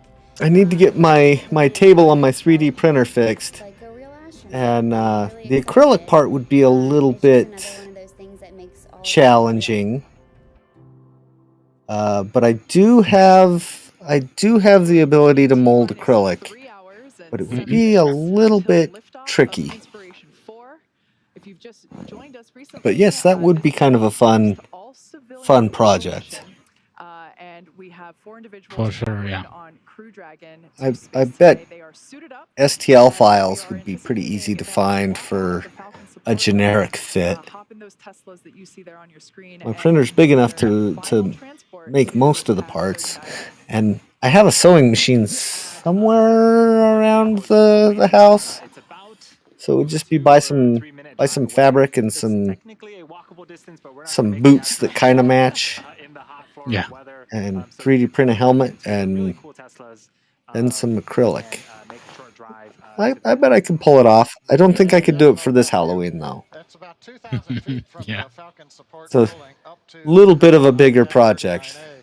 So But while that would it's be, less yeah, than that'd be a fun one. We could do a series on it, and you know, do like a weekly or a monthly update on progress of it, of the project. they had these large, bulky environmental control Yeah, systems, why not? portable life support. Those weighed about 25 kilograms. So walking half a mile. Even if someone else has done it, they haven't seen the Space Viking do it. I'll take the Tesla. Yeah. For sure. You did turn off the forward ram lights to restricted ability to maneuver lights and the masthead and range light, correct?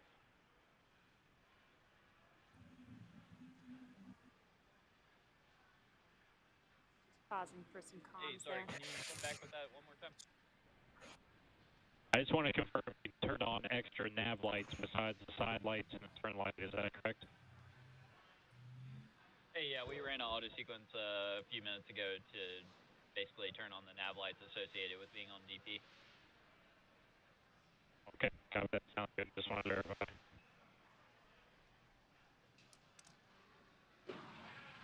Just listening into Yeah, it doesn't seem like it's been an hour. No. Is getting ready to exit the SpaceX suit-up room, get into their Teslas just a few minutes from now, and then make their way to the launch pad.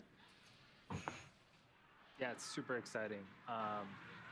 We started this broadcast maybe an hour ago, but it seems like it's going by so quickly. As we mentioned before, the crew is completely suited up at this point. They're going to be walking out to the Teslas, which there we can see an aerial view of the Falcon support building. Again, this is about 2,000 feet away from the launch pad itself, but we're going I'll be to back allow them in to a drive, couple of save some minutes. sweat. They have a more important job to do here in just a little over 3 hours. Yeah, and these Teslas are actually designed and custom made for the spacesuits. Actually, they can hook Group their selfie. to the Teslas, and there is the Inspiration4 crew walking out of the SpaceX suit-up room, looking very excited. Some fist bumps going around. And their suit tech crew is also going along with them. Looks like they're taking some final photos before they hop back into those Teslas. So this is the first time that the crew has stepped outside today in their flight suits. It is your destiny. Entering the Teslas. Love this new shot that we have for this launch. We are inside the Teslas there with the crew. And we've been told that they have a playlist. We unfortunately can't hear it for ourselves. But hopefully we'll be able to see them, singing along. I would love some space car karaoke. Hey, you never know. We might be able to see that on the camera there. And this looks like Jared Isaacman, the commander for Inspiration4, with Chris Sombrowski, again, hooking up their umbilical ports to the Teslas. That'll keep them cool for this. Yeah, a little bit of a heart shape to the internal view there. Those umbilicals, while the umbilicals are used for communications, while actually in Dragon right now, those are being utilized to pump nitrox, which is basically the same air that you would breathe if you were scuba diving. It's that same nitrogen oxygen mixture, and we are pumping it through the spacesuits to make sure that they all stay cool and comfortable while they are in their suits. Yeah, the suits are super complex, and you can consider them sort of a spacecraft of their own. They actually will regulate and monitor the temperature inside the spacesuit. Welcome back. It's a little too warm. Thank you. Flowing that nitrox in to keep the astronauts nice and cool and comfortable. So we see 2 Teslas parked there, and one of them will have Cyan and Haley, and the other will have Jared and Chris.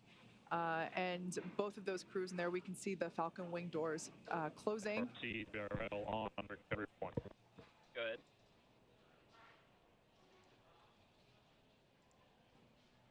Go ahead, water recovery. 30 minutes out. Yeah, it's getting real for them now. Hey, copy. Go ahead. Yes, sir. I just wanted to verify that we are about 31 minutes out from this balloon. We are going to turn it on, get a stat log, and then do 30 seconds on each decoder, stopping on decoder 3, and then we'll send the Affirm. That sounds good. Okay, copy that. Thank you. I'm also having. I think we need to have a producer training session and teach our producer to say things in our ears that we can actually repeat to the viewer. Oh, man. And they're now passing the gates at pad 39A. This is the safety perimeter.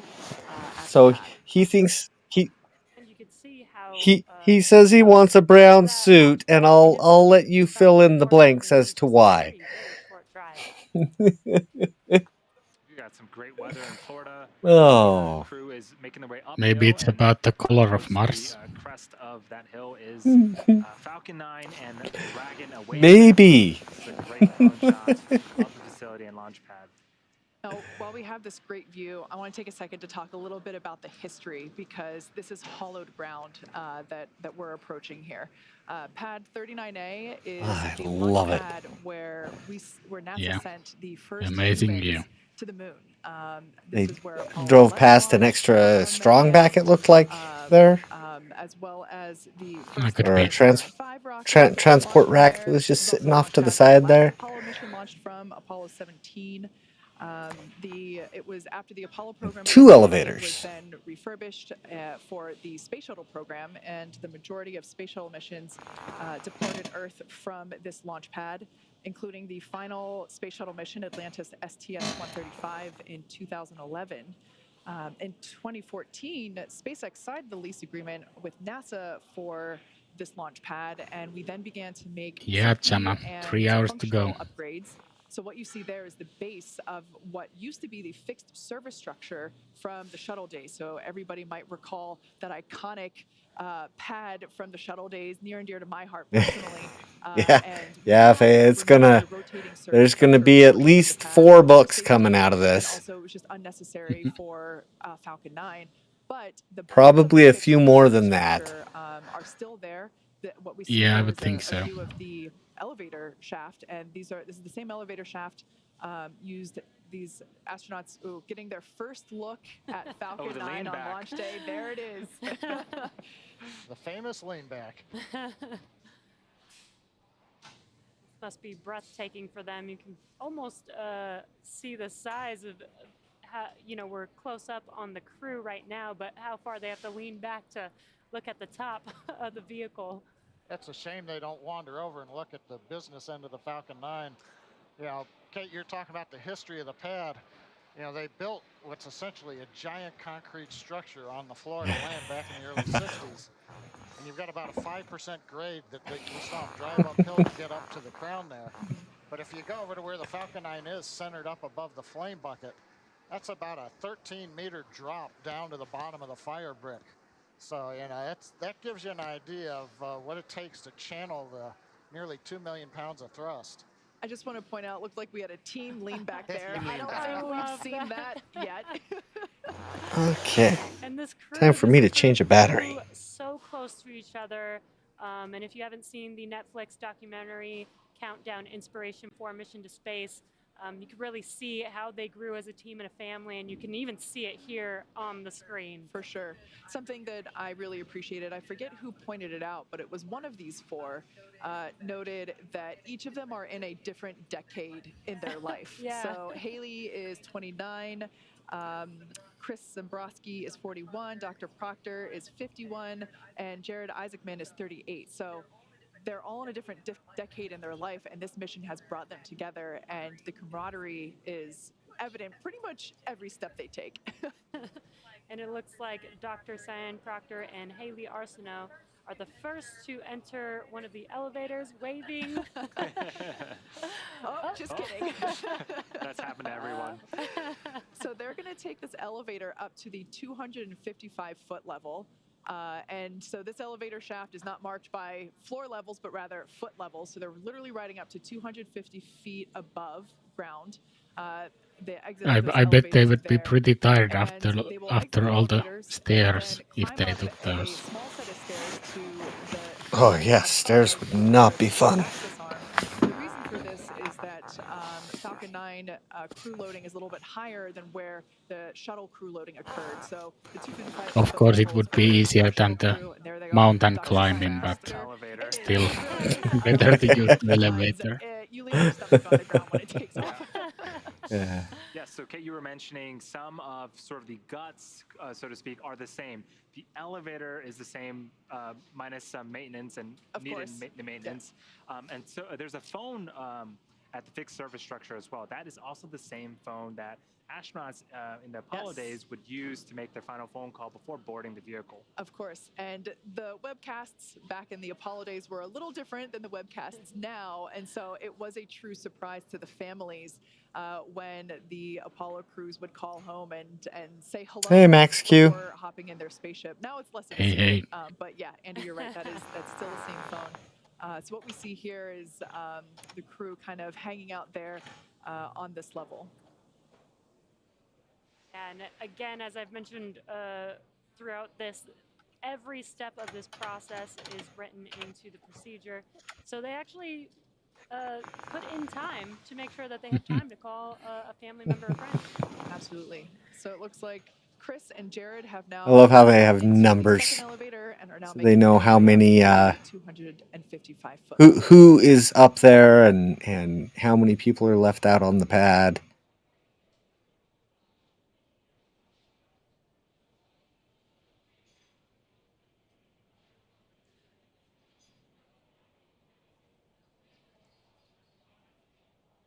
And if you're just now joining us, you are currently tuned into the Inspiration4 crew mission to space. This is the very first all-civilian crew to orbit and exiting the elevator. Finished your ice cream, huh, Liz?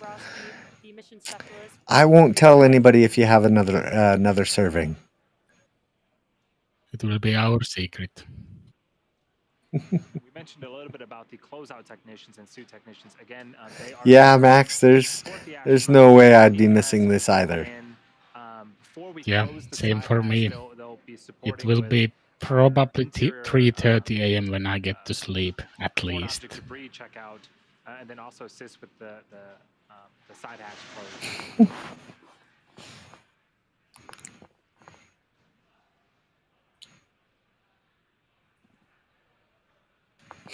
You'll notice some markings on the floor. These are very important in case of an emergency. This is the egress direction that the crew and support team will need to follow to make their way back down and be safe. Yeah, these arrows actually point to what are basically slide. Well, Max, we think you're bonkers too. So maybe your girlfriend's right. On a slide wire. They are the same baskets that were utilized again in the shuttle program. They have been repurposed and modified for safety features, and then of course raised up to this level from the 255-foot level. So only utilized in the case of an emergency. But we've been talking a lot about how the crew has been undergoing training since March, and actually egress training is part of it. So they are prepared for all nominal situations. I don't remember that one, Faye. I remember the star-bellied sneeches and the non-star-bellied sneeches. I don't remember Dr. Seuss at all. I mean, I've heard the name. I think he was a little bit more popular here in the United States than overseas. One of them gets to make their phone call on the historic phone that has been there since the Apollo missions. I think it even still has the same Thing 1 and Thing 2. on there, so no digital. Red fish, blue fish, white fish, one fish, two fish, red fish, blue fish, something like that. Then there was what side of your toast or bread do you butter? Do you butter the top side or the bottom side? Always very interesting stories, Dr. Seuss. Green eggs and ham. Yes, I forgot that one. We saw them walk out of Hangar X, hopped into their I do not like them, Sam. I am. I do not like green eggs and ham. space suits that you see on screen right now. They took another ride to Launch Pad 39A, went up the elevator. Man, look at that view. It's like epic. Just through the crew access arm. That is the corridor. Looking out at the Florida swamplands and the waterways and the coastline. Oh, that is. These are essentially the last steps that It's they just will so take on neat. planet Earth for the next 3 days. Obviously, taking a moment to You can see the VAB in the background there. Oh. They're just absolutely excited and ecstatic.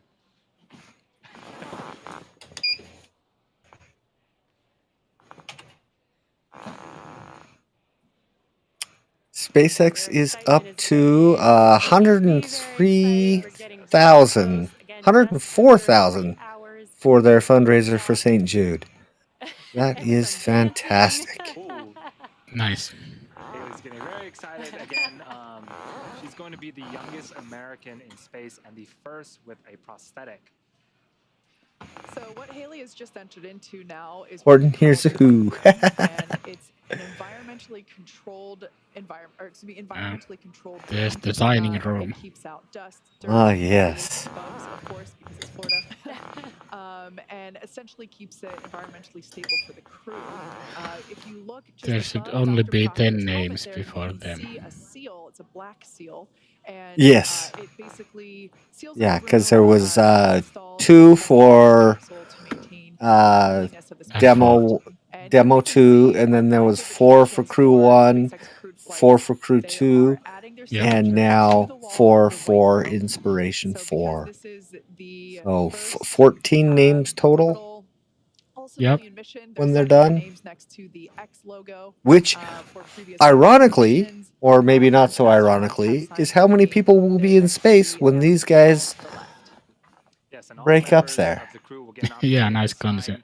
And if you are wondering, this Yeah. is penciled into part of their procedures to grab the Sharpie and sign the wall. Yep, it's actually written in for the advanced team, which is the group of people that arrive to the pad prior to the crew, and they are the advanced team prepares the pad. And I think everything in the white room, still all the within tools a couple of necessary, months there will be the for Crew closeout 3 operations. mission. And Sharpie is one of the tools listed in the procedure for the advanced team to ensure is there prior to the crew's arrival. And one final hug.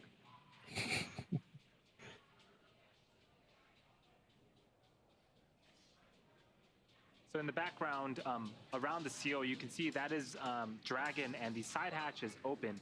In a few minutes here, we will Yeah, be thanks Max seeing Q. the crew enter or There's ingress been the quite a Dragon bit with of the work assistance with of the closeout Marco on the technicians. background to create the new overlay, Affectionately known as the SpaceX as well as our Mr. Producer. And there you could see Jared Isaacman and Chris Dombrowski also making their way across the crew arm to the White Room to join the rest of their crew.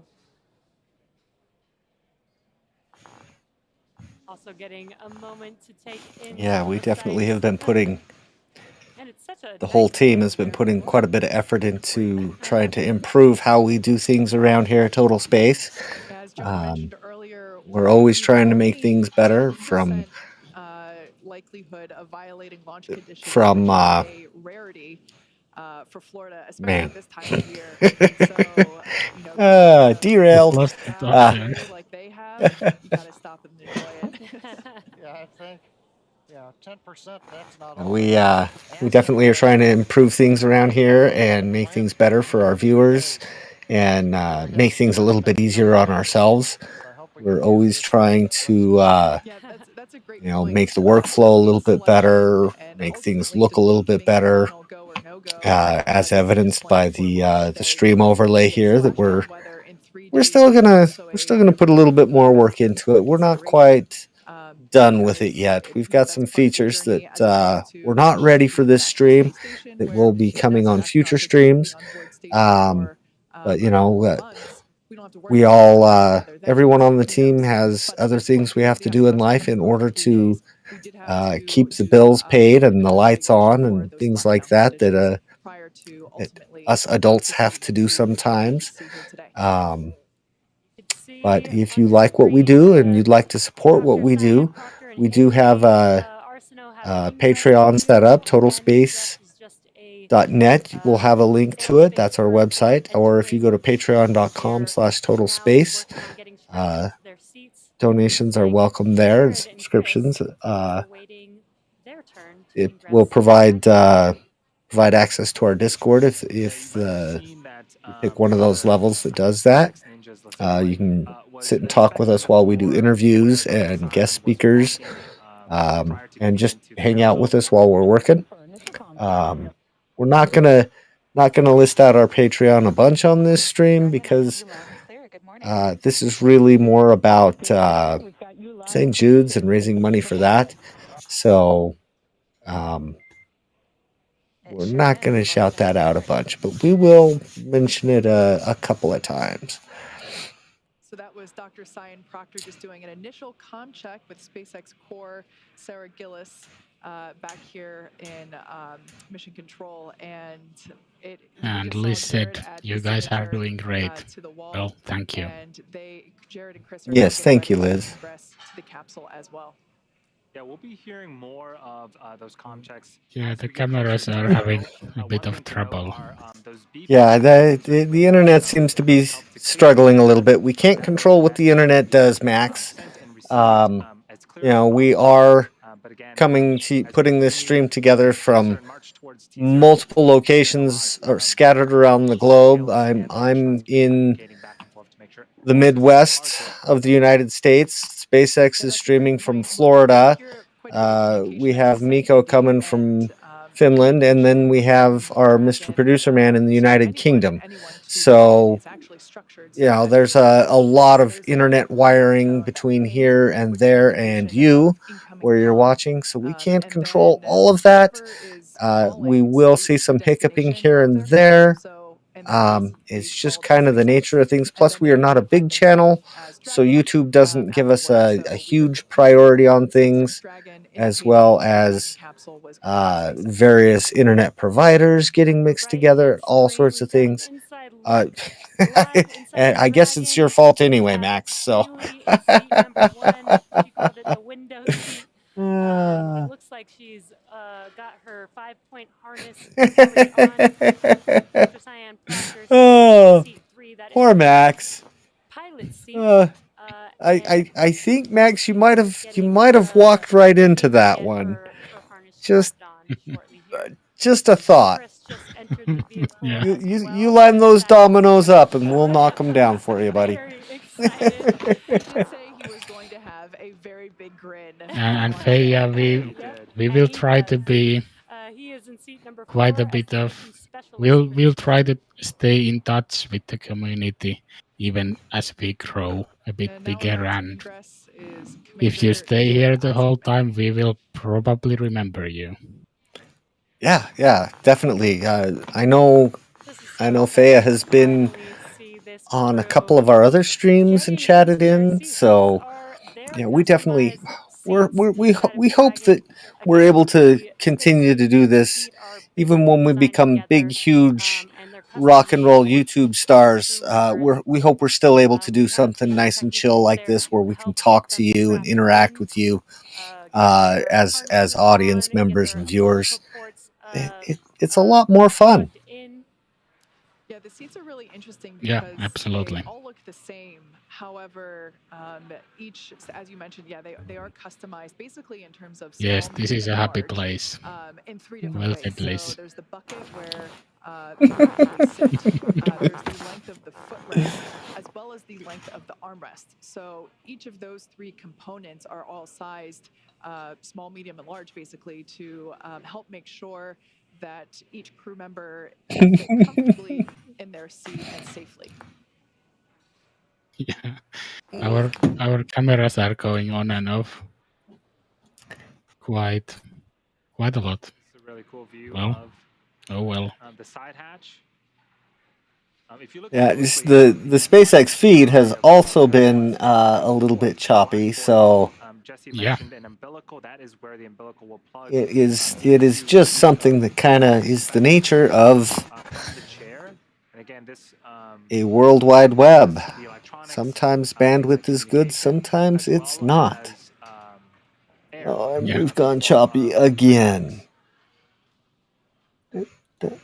And what we see there is the iPad that Dr. Proctor will use throughout flight, like we mentioned before. She is the pilot. And what we'll see shortly is the rotation of the seats. Okay, that looks a little The seats will better. be rotated backwards so that the crew will Yeah. almost be on their backs and allowing them better access to that touchscreen panel Yeah. there that is above their heads. Yeah, I think The when we ninja's do doing a good job. we've got the same camera angle we've seen before when we get seat rotation. Also gives you an idea of the cargo that's underneath that they'll be using during their My goodness. orbits around the Earth. So they'll get access to that, be able to unpack it, get out the experiments, go out dinner, things like that.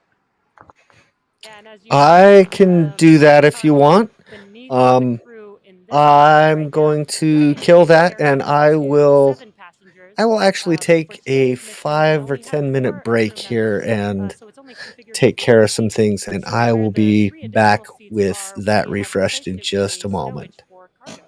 Yep. Which is super important for this mission because, like we said before, they're stuck inside Dragon the whole time. There's no getting out this time. Also, Jesse, you mentioned Haley's got the window seat. Just to go back a little bit in history, Dragon from the very beginning was designed with a window seat. In fact, when they show shots of us here on the mezzanine, we've got the first recovery. Yeah, Faye, I do think they do have special tasks. I would think some numbers are specifically for one of the astronauts, and some do some common tasks, but I don't know who would do what.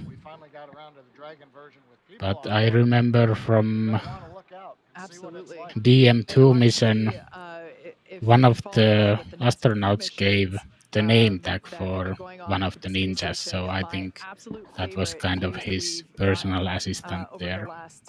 Over a year now that we've been operational with NASA crew to the space station, have been pictures of the astronauts that they have taken from inside Crew Dragon, looking through that window and seeing space beyond. And yeah, we are looking forward to ruling the mystery tubes. Some of them, have got astronomy backgrounds, for example, what it'll be on the night side when they're in eclipse in the Earth's shadow, to where they really can see the stars. In the daylight, people always go, why can't you see stars? Well, the sun is so bright, and, any reflection off of anything just, ruins your vision. Absolutely. But yeah, every 45 minutes, you get another sunset, you get into eclipse. And yeah, I'd want to be up in that cupola looking out, I feel like it's looking at all gonna those be constellations. It's going to be a very, very popular spot on Dragon. So we do have a vote. Would you become a Dragon Rider if you had the chance? On the left-hand side of your screen is the Dragon capsule resilience. And so Vote in the chat. Conical portion, that is the capsule, and that is where the crew on the right-hand side of the screen is currently sitting. The bottom half of the Dragon vehicle is the trunk. There is a sort of a dark side and a lighter side. The dark side are solar panels, which will draw energy from the sun to keep Dragon powered throughout their mission. But this is super cool because you see the exterior and then inside. Yeah, at least I can see the iPads, but I'm not sure what the other one is.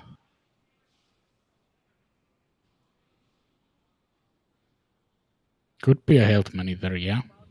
While the pressurized section of Dragon, which is the top portion, will be returning to Earth, the trunk will not be. That was quite a clear vote. 100% would become a Dragon Rider. And the capsule will turn around and expose the heat shield, which is basically right between what we see there. It's a tiny, slim piece of silver there, just above the trunk. So yeah, that trunk will not be coming home, but it is a super important piece of Dragon because, as Andy just mentioned, the dark side there I am refraining my Star Wars reference. I'm saving that for later. But yeah, the dark side that we see there are the solar panels that Yeah, I would love to power take the ride the as well. batteries, for everything that they need. The crew, like we talked about before, they got a lot of science experiments they're going to be performing, but they're also going to be taking video, need to charge their phones, all that good stuff, of course. We haven't seen the over-the-shoulder shot where you can pick up the crew displays, you know, and you get more of that once they rotate them into position. But one of the things that you're just struck even looking at this, if you've been to the Smithsonian Air and Space Museum, for example, and you've looked, you know, at the Apollo command module, Apollo 11, or even some of the older hardware, it's how clean it is in there. You look back, Apollo had, I think at last count, about 566 switches. Oh, wow. Yeah, mechanical switches. So you had to have the gloves, you had to be able to toggle them. And, you know, we've seen a lot of stuff in history where somebody throws the right switch at the right time and the mission keeps going. But in this case, you know, it's software touch display. The SpaceX Ninja number 12 is doing quite a bit of to help the crew. Some team camaraderie happening yet again. Looks like Chris Dombrowski there, the last one getting buckled up into that 5-point. He needs to get a raise. I wonder if he's having flashbacks. Looks like the crew is just about set up there. Except now he's got 3 friends next to him in the cabin, so. Yeah, actually, hopefully that'll make this trip a little easier for them to be right next to each other. So one other thing, sorry to interrupt. Looks like our launch timer is a bit off. We'll fix it soon. One thing that also strikes me is when you watch some of the videos of the shuttle launches, the shuttle essentially had astronauts on multiple levels. So you have the commander and the pilot up at the very nose of the shuttle, you know, with all of the switches, everything around them. So that means that the poor ninjas in those days had to climb up and, you know, kind of step on everybody else's chair just to be able to pull Major Tom. to make sure that the 2 folks at the top were tied in. Here you've got all 4 of them side by side, and at least for the ground crew, the SpaceX folks in the black outfits with the numbers, it's a lot easier. They're looking right at them. Yeah, or if I would get the chance, I would try Virgin Galactic, also Blue Origin, but SpaceX would be the number 1 choice. With Dragon, when they come back, we do get a lot of feedback, and we take that feedback seriously to try to upgrade the Dragon, and even small things like where to store personal items, where the food's located. We want to make sure that the flight with Dragon and Falcon 9 is as comfortable as possible, so reiterating the design is a core principle of Dragon design. Absolutely, and what better feedback is there than the people that have ridden firsthand in these seats. So what we just saw there were final checks, and basically everybody making sure that all their zippers are in the right place. We saw the closeout lead, other final fist bumps. We saw one of the closeout leads perform a swipe of the Dream Chaser would be a fun ride. And Science, I totally agree with that. In the seal, in preparation for when they close the visors prior to liftoff.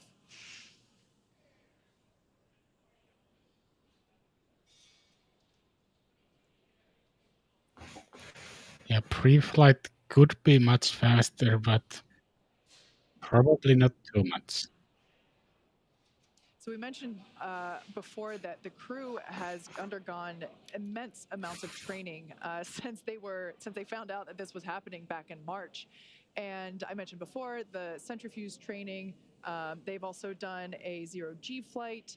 They trained in fighter pilots. I certainly love seeing all the options for space flight coming up. You know, I think Dream Chaser we're gonna be a minute before we see the crew version of it, because they're currently developing the cargo version for commercial resupply missions, which I think are going to start next year is the hope. But yeah, the Blue Origin capsule and the Virgin Galactic capsule are both, or space plane, are both very very spacious and lots of room to float around and play and have fun, as well as the we've got Crew Dragon. At some point, hopefully, we'll get the Boeing Starliner going, and we'll have Orbital Flight Test 2 at some point, hopefully soon. Got my fingers crossed for Boeing on that one. We also have the Orion capsule that should be going live fairly soon. We'll see it have its second test flight on top of the SLS rocket fairly soon here, and hopefully that will be November, December-ish. If everything goes according to plan and smoothly for NASA to do that. So that's very exciting. We've also got other international flights. The ISRO is doing their orbital test of their crew capsule early next year, I believe. And I can't recall the name of that off the top of my head. Gaganyaan, that's right. Yeah. So we'll see that soon. China has their crew module, which is based off of a Soyuz capsule. And then of course we've got the old reliable Soyuz capsule. So, there's quite a few options for getting people into space. I am curious to see what Rocket Lab has in mind for their Neutron rocket, which they intend on human rating. So that will be interesting to see what they come up with, whether they try to make Neutron capable of flying something that's already existing, or they try to develop their own. That will be very exciting to see. Yeah, absolutely. Yeah, Bill is pushing for November for Orion 2. And hopefully that's what we see happen. I've got my fingers crossed. There are quite a few checklist items that NASA wants itself to go through for that to happen. But I believe if it goes too much past November, we have to worry about the seals on the solid rocket boosters and needing to replace those. They have a certain lifespan once they stack those boosters. So hopefully they're able to launch before those seals need to be checked or replaced. Or I'm not exactly sure. I just remember reading something about those having a certain lifespan on them. Yeah, hopefully. Loud and clear as well. Like com checks are going well. Yeah, we hear the good old com check beep going on there. I love that they use the same historic beep that we've been hearing for decades and decades of space flight, all the way back to early Gemini flights. Umbilical com checks complete. Yeah, at first it used to be for data transfer. So when it was beeping, then you could talk, and otherwise it was transferring something else. But these days everything is digital, so there's no need. And they even tried to remove the sound from some of the missions, but astronauts just didn't like it, so it's back. Everybody do the arm shake.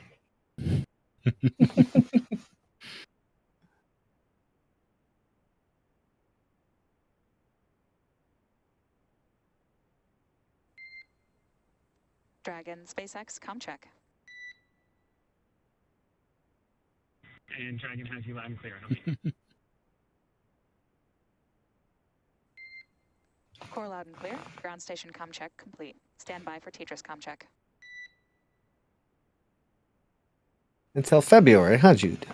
That's interesting. I thought it was sooner than that, but you could be right. I don't remember exactly what that line. It seemed like it was 6 months, but maybe it's 9, and 9 would put it at about February.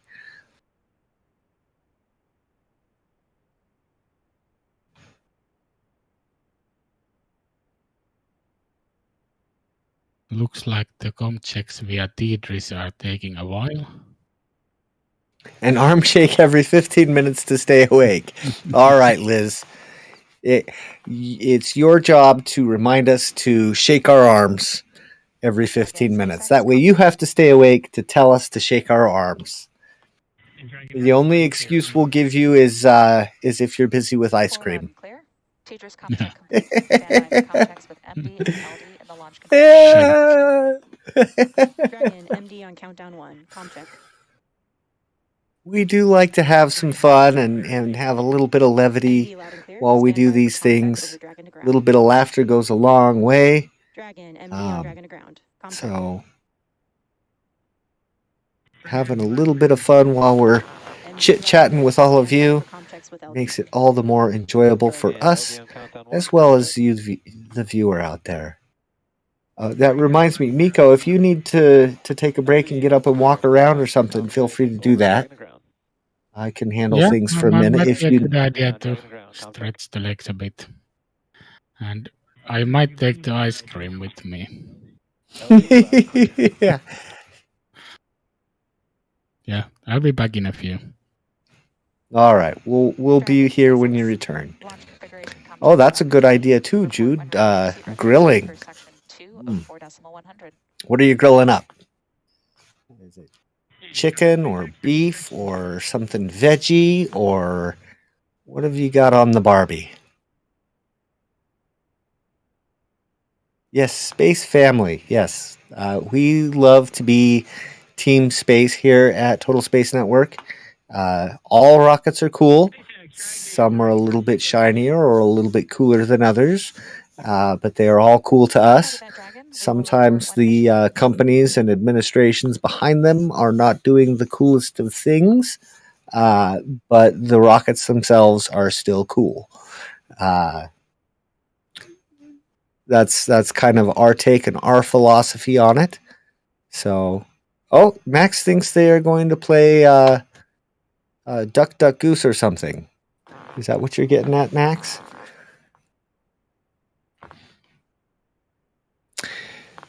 Well, I'll let Mr. Producer Man type that out in chat. But I can tell my personal story. I talked a little bit about it on. Looks like we got some video puke here. I talked a little bit about it on. Looks like it fixed itself. On last night's stream of the OneWeb launch, Soyuz OneWeb launch yesterday. But I had decided about this time last year that I wanted to do the YouTube thing and started exploring what kind of content I wanted to make, and did a bunch of... Most of my early videos were fairly political in nature, given the environment we were all living in last year, being an election year and everything. I did some politically based stuff, and then I decided to do a video on the Artemis program, and put that up, and I had a lot of fun putting that together. I had gone from taking 6 to 8 hours to put together a video to it took me a month to put together the Artemis video, rounding up the B-roll, researching what kind of rules I had to follow to use NASA footage and ESA footage and things, like what their expectations were, what I was allowed to do with the footage, whether I could modify it or not. And I put that video out, and then I did another one on Lagrange points. The To the Moon Artemis program video turned out very well. The Lagrange point video, it was a little bit embarrassing. But I really, with those two videos, kind of decided that that's what I wanted to do. And at about that time, I came across Total Space and started chatting with them in their comments section, and joined their Discord server and kind of just hit it off with the team, and they invited me to join them. And I didn't even post a video on my original channel saying that I was moving over here. I just kind of did it and moved over here. So there's like 23 people subscribed to that other channel that have no idea what I'm doing, I'm sure. Well, maybe some of them have found me over here, but next major activities up in who the knows? area. Let's try and fix We're that. just verifying everything is ready for closeout. We'll be doing leak checks of the suits. We'll be closing the hatch, doing leak checks of the capsule hatch, and then eventually T-minus 1 hour. Kind of fixed. Climbing in to look at something on the cargo pallet, just for awareness. Well,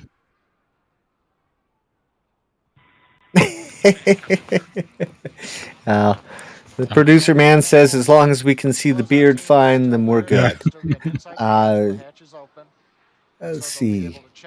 Well, Max, Ryan, I am not sure where he is this fine evening, but he might pop into chat at some point. He might be working on his next video to post on the channel. So we're not... yes. The producer man knows where Ryan is. So he may get to a point where he jumps in and joins in on the chat. I don't think there are any plans for him to join the stream, though that could change. So we'll see if that happens. The biggies will come at about T-minus 1 hour when we're doing Merlin engine checks on the first and second stage, making sure engines are primed. Eating some ice cream. And then we'll carry the countdown from there. Oh. Dragon is pretty much in the mechanical activity right Well, thank you, Liz. I appreciate hearing that. It has been quite an adventure getting comfortable in front of the camera, as well as getting better at all the behind-the-scenes things that need to happen. And pressurize the manifolds, so the Draco thrusters are in a flight pressure. Yeah, definitely it wasn't easy at first. Pretty much right now it is getting in front of the camera, but these days it's quite a bit easier and actually fun to do. On the weather front, no new information other than the weather continues to look good. We've been talking about it. In addition, we are beginning to release balloons to measure the upper altitude. Yeah, we started with audio on the podcast, and even that was getting used to your own voice, but it was a whole another step to go with video. And shortly, the crew will perform some suit leak checks, and these suit leak checks are a part of a series of checks to make sure that the crew is in great shape before liftoff. However, there is one check that some of us at SpaceX thought was missing from the process. It's a very important one, so yeah. Now before we go any further. All right, if I had to choose between Star Wars, Star Trek, and then one of my other favorites is Stargate as G1. Well, you know, Liz, there definitely are challenges that come with a large team. You know, when I joined the team, Staticfiregal also joined the team right about the same time, and that brought us up to 7 people on the team, and that does present some challenges that you know, we've all been able to grow through and get better at working as a team to get the whole channel up and off the ground the way we have. So it definitely has some challenges to it, and we have come a long way as a team. But I think he's Star Wars. Oh, Jared is definitely Star Wars. I think Chris is probably Star Trek, but I'm not 100% sure. And I would think that... I love that they're talking about some of our favorite TV shows. Yeah. is too old for her. I've heard all the great ones mentioned, except like Lost in Space, some of the older classics. I mean, there is other, you know, sci-fi, you know, spacey. Yeah, I'm 100% Stargate. I have all of the Stargates on DVD, except Universe, because they never released that on DVD. But I have all the other episodes and movies on DVD. And they collect the best now because, well, I stream them to myself on my TV instead of actually. I don't even think my DVD player is hooked up at the moment. Boats, but I know there's passionate fans on both sides. I like them both. Well, in my case, we're just listening. They're getting ready for suit leak checks. If you look in modern day, every day, I was reading the paper over the weekend, and I saw the new film museum here in Los Angeles. Part of that was described as the Death Star. Oh, yeah. They're talking about a mansion up in the hills here above LA as the Starship Enterprise. So you kind of got an equal. But in my case, showing my age, I saw the first Star Trek episode on September 6th of 1966. So I'm Star Trek. Star Trek for John. Can I pick Mandalorian? Is that okay? That's technically Star Wars, I think. It's the baby Yoda for me. Yes, there it is. That one wins over a lot of hearts. There's nothing wrong with that. So if you've just tuned in, the crew are in their seats. As you can see, they're buckled in. The seats have been rotated back to the launch position. They've undergone comm checks. And everybody, it's hard to see from this angle right here, but there's been a lot of camaraderie and a lot of big old smiles on their faces. Yeah, one thing I wanted to make note of, we saw the crew respond back to Sarah Gillis, the core, with their call signs. I thought Haley was the G monster. Is Leo, Haley is Nova, and Chris is Hank. So we might hear some names get interchanged, but they got those call signs when they were doing their jet fighter training, which is a really cool sentence to say. Who else gets to do jet fighter training? Right, that's very exciting. So only 553 humans have been. So we're doing our best to try and keep our timer in time with the SpaceX T- timer, but because of internet lag, they will go in and out of sync with each other from time to time, and we are adjusting that manually as needed. So. We apologize for the difference in timing there. There isn't a heck of a lot we can do with it with our current arrangement and team being spread out across the cosmos as we are. Saturation and other things will be accessible through an open data repository and available for research. To that end, SpaceX and the Inspiration4 crew are partnering with TRISH, the Translational Research Institute for Space Health, to collect data and biological samples from the crew before, during, and after this historic spaceflight. Part of NASA's Human Research Program, TRISH is a virtual institute that finds and funds disruptive science and medical technology in order to I think in just over 2 hours they are quite ready to go, so they can Copy that, Dragon. We see the same. The closeout team stop will sitting perform on their final chairs closeout steps in and then space. exit the capsule. These are ready to close the hatch. Sounds like suit leak checks have been completed. And TRISH is a virtual institute that finds and funds disruptive. Copy that, SpaceX. We're ready for side hatch closure when you are. Copy that, Dragon. Side hatch closer. Pausing for comms. Disruptive science and medical technology in order to reduce health and performance risks in space explorers. Yeah, as we're getting ready to close out the side hatch, let's check in with Kate to take a closer look at the experiments the Inspiration4 crew will conduct during their 3 days in orbit. Thanks, Andy. I'm joined now by Diana Dial from our space operations team here in Hawthorne, and we're going to take a closer look at the research that the Inspiration4 crew will be conducting on orbit. Awesome. Well, thanks so much for having me, and great to be here. We're going to be talking about some of the biomedical research experiments that'll be flying on Inspiration4 today. So off the bat, why are we even doing this? Obviously, our goal is to make spaceflight accessible and safe to everybody. And that means making sure that we understand what happens to the human body when folks go to space. But with a lot of these experiments, we're Good job, Liz. Take time. We are glad you are here to remind us. Yeah. But of course, you know, Liz, this means that you're going to have to join us on future live streams in order to keep the arm shake going. Because, like, you're a part of the family now. space, but also those of us on Earth.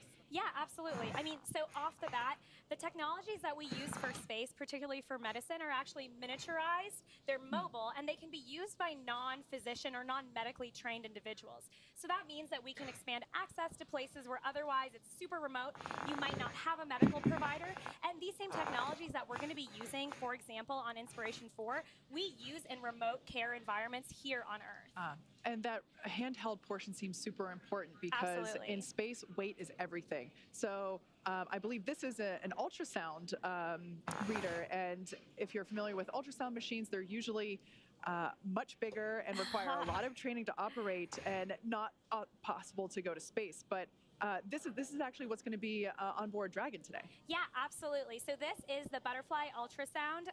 Normally, you guys may be familiar with an ultrasound that you see at the hospital, and it'll be about the size of this table.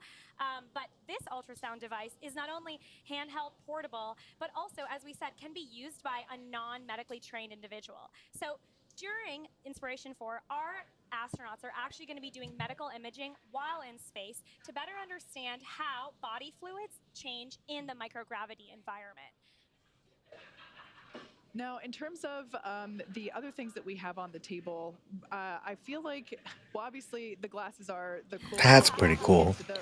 Little portable ultrasound devices. When they're viewing, the ultrasound themselves, how do they actually get a readout for that? Sure. So And yeah, at least it's official now. an iPad or an iPhone, and essentially what they do is they'll plug it in, they'll use a little bit of gel, and then actually Yes, it does have a nice sound to it. a number of organ systems in the body. So, for example, due to the fluid shifts in space, we want to make sure that we understand how blood flow moves in the microgravity environment, what happens to the bladder, for example, when it comes to urinary retention, and also we want to see how those fluid shifts could affect, for example, intracranial pressure. And so one of the analogous things that we'll be measuring is ultrasound on the eye. So all of these can be measured super easily using this just plugged in to an iPad or a phone. And of course, that's important because yes, Vampire, the Star Trek tricorder. Does it make the little beeping sound when you plug it in? This particular Dragon mission. So can you tell us a little bit about what those are used for and how they're helpful? Yeah, absolutely. So while these look like a very cool prop, they are in fact for science. So what these glasses do is essentially a number of neurovestibular type of tests. So rewind, when we're here on Earth, our body is adapted to the gravity environment. And that means that folks essentially are able to orient to where they are located in physical space based on connection between the eyes, the inner ears, and the brain. And so what you do with this test is actually put on these glasses. And because Can I try them on? Yeah, absolutely. And so as you can see, Kate not only looks really cool, and everything's purple, but if you are to just use one at a time, the idea is that we're actually able Some to sensory and tests. localize different halves of the neurovestibular system to better understand when folks are doing a specific set of tests while wearing these glasses, how their adaptation to the spaceflight environment affects how they feel oriented and potentially might have space motion sickness, might feel dizzy or nauseous while they're in microgravity, and then once they return back to Earth. So in terms of how, like, if I put these glasses on, how are you actually testing what I'm seeing? Sure. So what would happen is that they would wear these glasses. They'll actually be doing some tests on something like this iPad, and then the results of those tests tell us basically which side has potentially more about what's going on with their neurovestibular system. Again, both in flight and then when they return. Awesome. Thank you so much, Diana Dial from our Space Ops team here at SpaceX in Hawthorne. Thank you so much for joining us and showing us firsthand. Starting to get real close to T-minus 2 hours. Yep. We're almost halfway done with the early part. So right now, over the next couple minutes, the crew will be completing final inspections of the spacecraft, followed by hatch close. And so Let's see how long will they stream after the launch. Will it be a 24/7 stream or not? I doubt it. If I was a gambling man, I would say shortly after Dragon separates, they will probably stop feeding us shots from space in order to let Netflix have the priority for the documentary. Yeah, that could be. I mean, Certainly, I think. do Go hope ahead. we would get some kind of feedback from them after the launch, after they have changed clothes, got out of the seats. So maybe hear something how the launch went, something like that. Yeah, I think they'll stay alive long enough to let us see what the gravity indicator is. Although they might save that little surprise for Netflix. I wouldn't be surprised either way on that one. But certainly, I know that myself and you, Mikko, as well as Mr. Producer Man, will probably not be able to keep the stream going much longer after Dragon separation, as it will be the end of quite long days by the time we get to that point. Yep, it will definitely be a bedtime at that point. Yes, indeed. And of course, we have a beautiful picture perfect background today. And it's just pretty incredible, and we're very thankful that we're able to And yeah, Faye, it will be very interesting to see how they we're standing on the adjust to gravity. And everyone inside that capsule knows that as well. Yeah, we talked about the Apollo missions and the space shuttle missions. Since SpaceX took over the lease in 2014, we have also been making a little bit of history ourselves. In 2018, we debuted the Falcon Heavy rocket test flight. And for those that remember, that launched Starman. Yeah. And Starman is out there right now in his Tesla, exploring space. Listening to David Bowie. Listening to David Bowie. Last year, we also returned... Last year, we also returned crewed flight from American soil with the Demonstration 2 mission with Bob and Doug. And we also had our first operational crew mission last November as well. So and that's continuing to march forward. And that's actually the capsule They today. Netflix may want that. Yes, Jude. Free advertising is advertising, and I'm sure they will have plenty of behind the snes footage of what's going on. It seems like SpaceX is kind of limiting how many camera views they are showing from inside the capsule so far, in order to make sure that Netflix gets their lion's share of footage, in order to make the documentary a little bit more interesting. So there will still be some surprises and some new views. I imagine there are some extra cameras tucked in and about the Dragon capsule in order to provide some extra interesting views and things. Yeah, many cameras could be just local recording devices that they won't send live pictures. So they could only be used afterwards. Personally, I am super excited for more people to be able to experience space, because there's something known as the overview effect, and that's essentially the effect that humans experience when they're gonna open up the cupola, and there will be a giant Netflix logo right there as they open up that cupola for the first time. As well as the human civilization.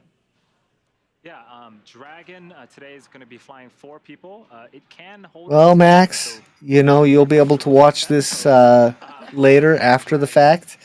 So if you need to go to sleep, certainly we will not hold it against you. First private spacecraft to ever take an all-civilian crew to space and orbit. So we've got a really cool animation here of our Dragon vehicle.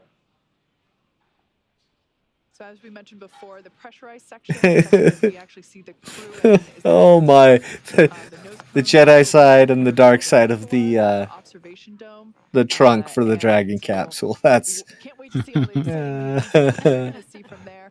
And then if you look at the bottom portion, which the lighter side is reflecting towards us. When coffee. And then the dark side now. Team Star Wars all the way. The dark side, which is actually the solar panels, which are one of my favorite things. We build them in-house here at SpaceX, integrate them onto the trunk, and that trunk will not be making its... I'm not sure what you're asking, Jude. ...visible components of Dragon. It will be jettisoned prior to the capsule's re-entry through the Earth's atmosphere. Are you talking about the little mini advertising campaign? Small sats? Cubic feet. So once they're in space Or in microgravity, they'll be able to. There are a lot of small sats. And with the cupola, they'll actually get just a little bit more room. They get a little bit more volume inside of that capsule. Yeah, the Dragon capsule itself also is outfitted with some engines. We have. Yeah, I believe those were just little tiny, like almost microsatellites with a little projector and a little camera to, get your little logo on a screen. That would be kind of neat if they could have the Dragon capsule fly past and look out the cupola over at a little logo. But I don't know that they could safely get the two things close enough together for that to work. The billboard satellites are pretty small, and they would need to be a fair distance for safety. Yeah, but Jared did talk about some camera that would take pictures outside the capsule. So I'm not sure if it's somehow connected to the capsule or would did they give the Dragon a from the trunk or something? Yeah, the Dragon has a selfie stick or something. Yeah, that's the feeling I got from.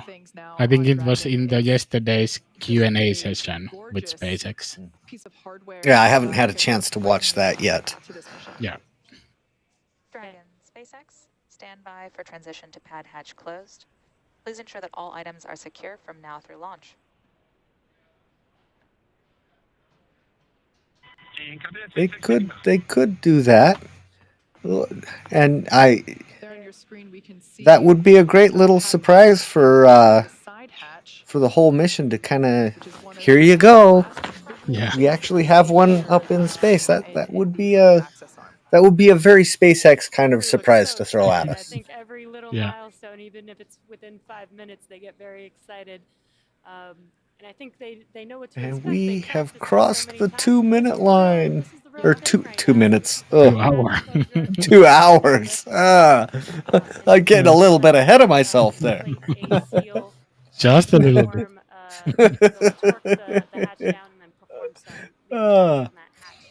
Yeah, they'll inflate that seal and hold pressure to it for a few minutes and monitor that pressure to make sure that there's no leakage. And once we get good decision, Max Q. They'll basically put on the. You got this. It's a, you can do it. Piece that will actually go on shaped like a wheel of cheese. You can sort of see it there behind. What do you guys think? How big of a wheel of cheese is Starship going to take up with it when it goes? I think SpaceX is going to come up with a rather large wheel of cheese for the launch. Now, Kate, as you mentioned, T-minus 2 hours. In the timeline, it could be about the size and shape of perhaps an Orion capsule. There would be a fair amount of irony in that, wouldn't there? It might just be a little bit on the spicy side for SpaceX, but yeah, not too spicy. Yeah. It always looks like the hatch closure takes quite a bit of time. But I think at the moment they are probably doing a FOD check for foreign object debris.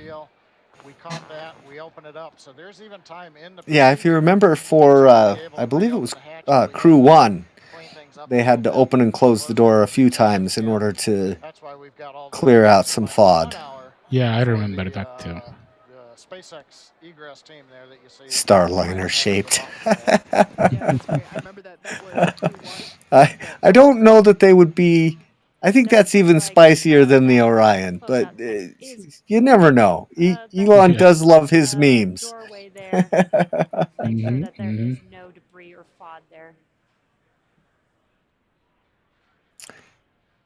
Jama has some cheese cravings. You know, going back to something we talked about a little bit ago, the orbit of Inspiration4, 575 kilometers higher than essentially any Americans have been since the Apollo flights to the moon.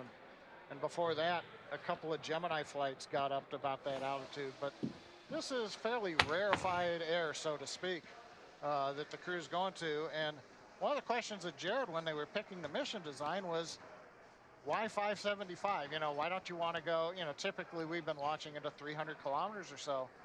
But one of the purposes of this is to inspire. And you go a step beyond what we have done before. And so Inspiration4, the fourth flight with people out of the U.S., or as Chris said, 39A, that's where Americans leave to go to space. And here they are today. And of course, Inspiration4 representing the 4 crew members who are on board this mission. Yeah, you make a good point with the fact that Jared wanted to inspire, and he's doing that in another way as well. You know, if you're watching on YouTube, you might notice that there is a donation button for St. Jude Children's Hospital. We are fundraising money for research and cures for childhood cancer, pediatric cancer, which is very near and dear to this particular mission. The individual that's Chris is waving at us. Right-hand side of your screen there. That's Hi, Chris. She is 29, and she actually is a pediatric cancer survivor. She had bone cancer when she was about 10 years old, and had a surgery And to remove it. thanks, Mr. Producer, for putting up the St. Jude's donation box again. During that process, she decided that If you want to donate to St. Jude's, we've got a handy little link in the chat there, and you are more than welcome to do so. Pillar of hope on today's mission. This whole event is intended to raise money for St. Jude's, so we are going to encourage that without telling you you got to pay to be here. Please donate what you can. We've so far raised about $133,000 on the YouTube channel so far.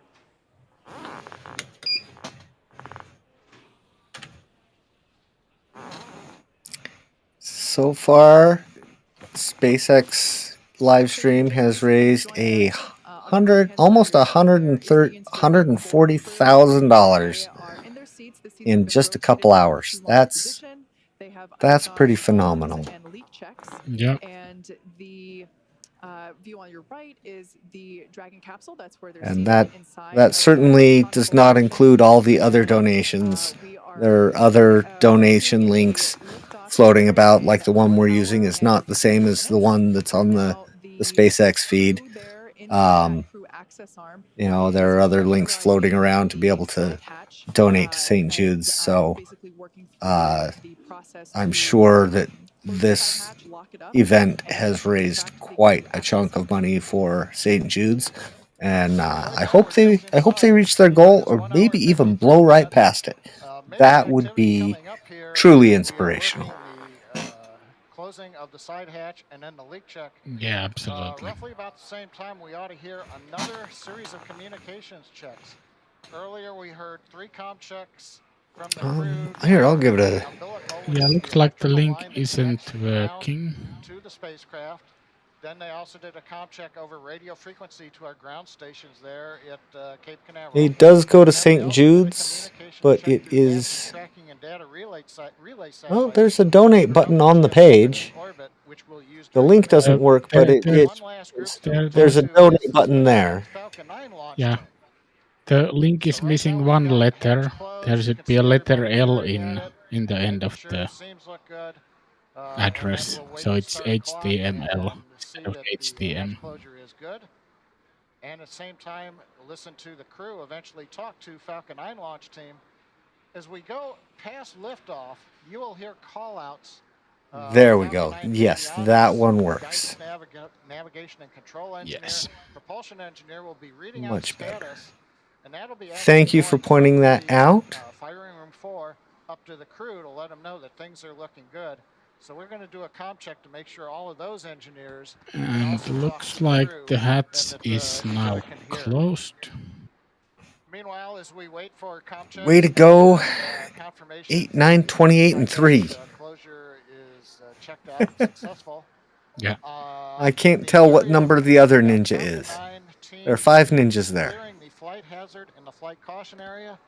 6 ninjas. There are 6 ninjas. Yeah, 6 ninjas. So we got 8, 9, 28, 3, and he almost 17. Yeah. Oh, it was 19. Sorry. 19. Okay. And copy that, SpaceX, standing by. Yeah, we're going to do a quick check here that's planned on Dragon. This just changes what we call a command sequence on Dragon. They're not actually open. Close it. That just changes states in their displays. Oh, we really need to send you back to producer training school. No indications of any issues right now. We'll wrap that up. We can actually say that one, but it's going to take me a minute to stop laughing. And the weather continues to cooperate. What we all like to talk about. Oh. With that, Andy, Yeah, our crew today, Jared, Cyan, Haley, Faya, did training for this journey did, pretty much ever since the announcement. did Jared really tweet that, or is that? Mission back in March. Oh, he should. Cool is that they're going through the same Dragon He certainly should. That would be funny. For their mission, our teams at SpaceX have spent the last several months teaching the crew about orbital mechanics, how to live in space, and even running simulations of what a full mission could look like while seated inside of Dragon. The Inspiration4 crew has completed numerous simulations, including a 30-hour and 12-hour end-to-end simulation in our Dragon trainer. They trained not only at SpaceX, but they also did some centrifuge. That's one of my favorite pictures of the team while they're in the 0G flights. Yeah, it's a good one. I love the name that Haley got. Like, I just love they're all doing the Superman with big old smiling faces. Right. Yeah. She's an absolute adventurer. I love it.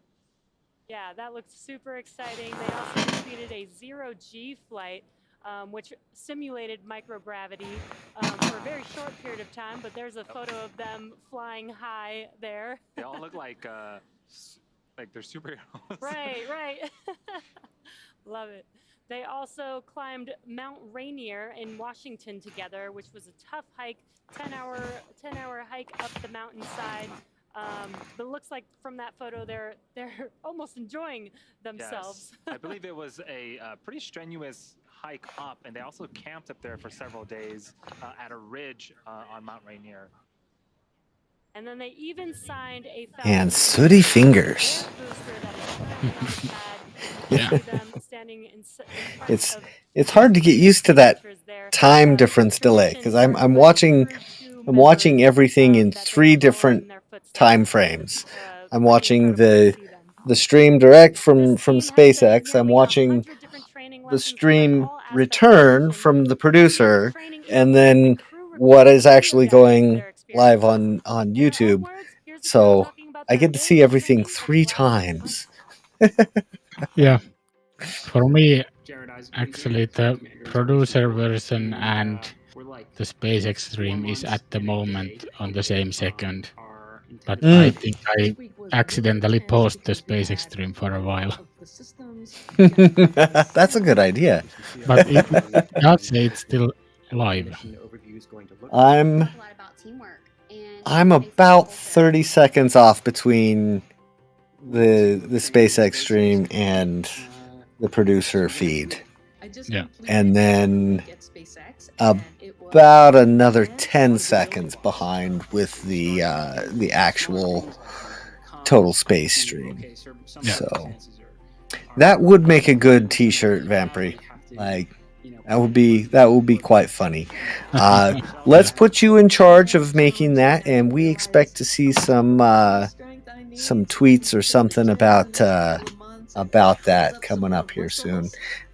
You can find everyone on the team has Twitter handles. You can see mine and Mikko's here on screen, but there are also links down below to all the other hosts and members of the team, as well as for the channel itself. So,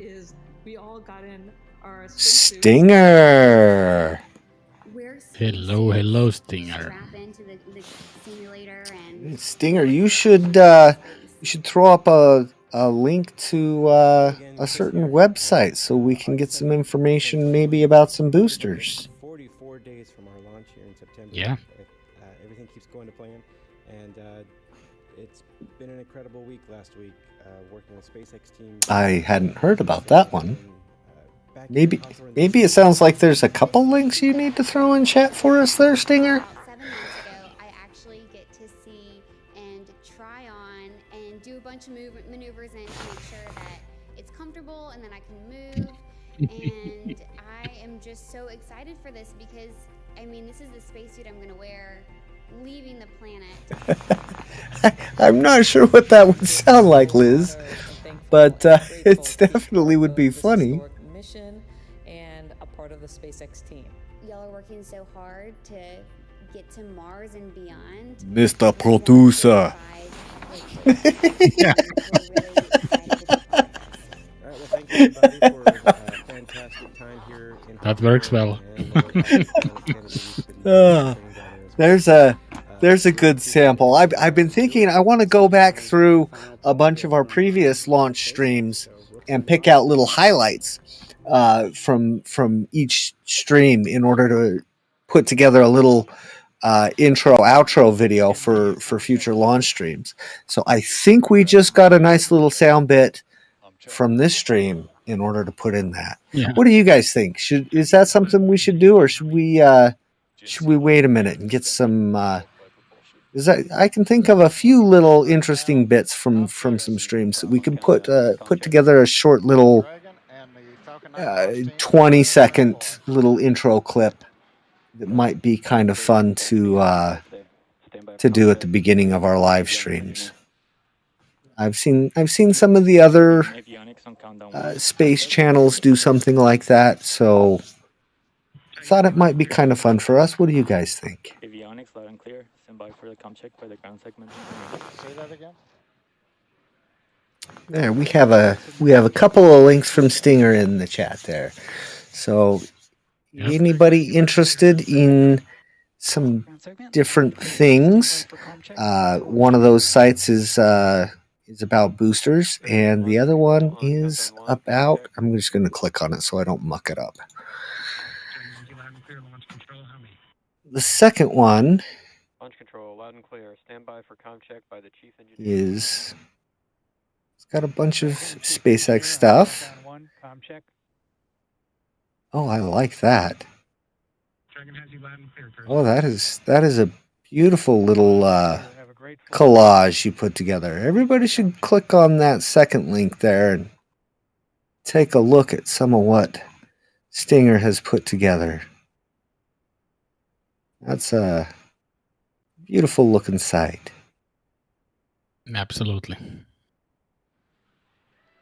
Just inside T-1 hour and 43 Yeah, minutes. we have a great support staff here at Total Space, and Stinger has been one of those supporters from early on in the channel, and we definitely have an appreciation for everything that he is able to come up with for us and for all of you. Of the crew signing their names on the booster that has flown to space a couple of times, and that's an example of reusability of the Falcon 9. We've talked reusability several times in the webcast, and our boss Elon Musk, he's made it clear for years and years the holy grail of space travel. Well, Liz approves, so I think one of these days when I'm not trying to slam out another video for the channel or racing to get live on stream for all of you guys, I'll try and throw a little bit of something together. I think that would be a little bit of fun. Yeah. And we've done 16 different launches, I think, since the channel launched. I could be mistaken, though. Let me take a look. I've lost count. Yeah, the Inspiration4 19. I have 19 in the live launch streams playlist. And that's if I got them all in there. So at least 19 launch streams that we have done. November 2020, as well Yeah, I as the think that's a good idea. launch in Work June shouldn't of earlier disturb this this. year. To date, SpaceX's Falcon 9 rocket has completed 138 total launches, with over half of those on reflown rockets. Do not disturb. As I've mentioned before, it previously flew on the NASA Crew 1 mission. I would definitely do the same if I was working at the moment. Dragon spacecrafts have completed 27 missions, including 25 visits to the International Space Station, 10 of those visits on reflown Dragons. So reusability, we're Dragon SpaceX, we have a good side hatch leak check. Sounds like they got a good seal on the hatch now, and they can leave the door closed. Yeah, that is great. News. That was just confirmation that the leak check that they performed on the side hatch, everything is good. So that side hatch will remain closed until those 4 individuals splash down back on Earth in 3 days after orbiting for that duration. Yeah, it is important, again, that we do perform that leak check, because we want to make sure that in the vacuum of space, the habitat inside of the capsule can withstand that pressure and make sure that the environment that the astronauts are in are hospitable. So that is, again, great news that we are... Yeah, Stinger, we are feeling the same. I've been hyped up for past couple of weeks. Yeah, I've been so excited about this. And we have so many more exciting launches coming up just the rest of this year. We've got Starship.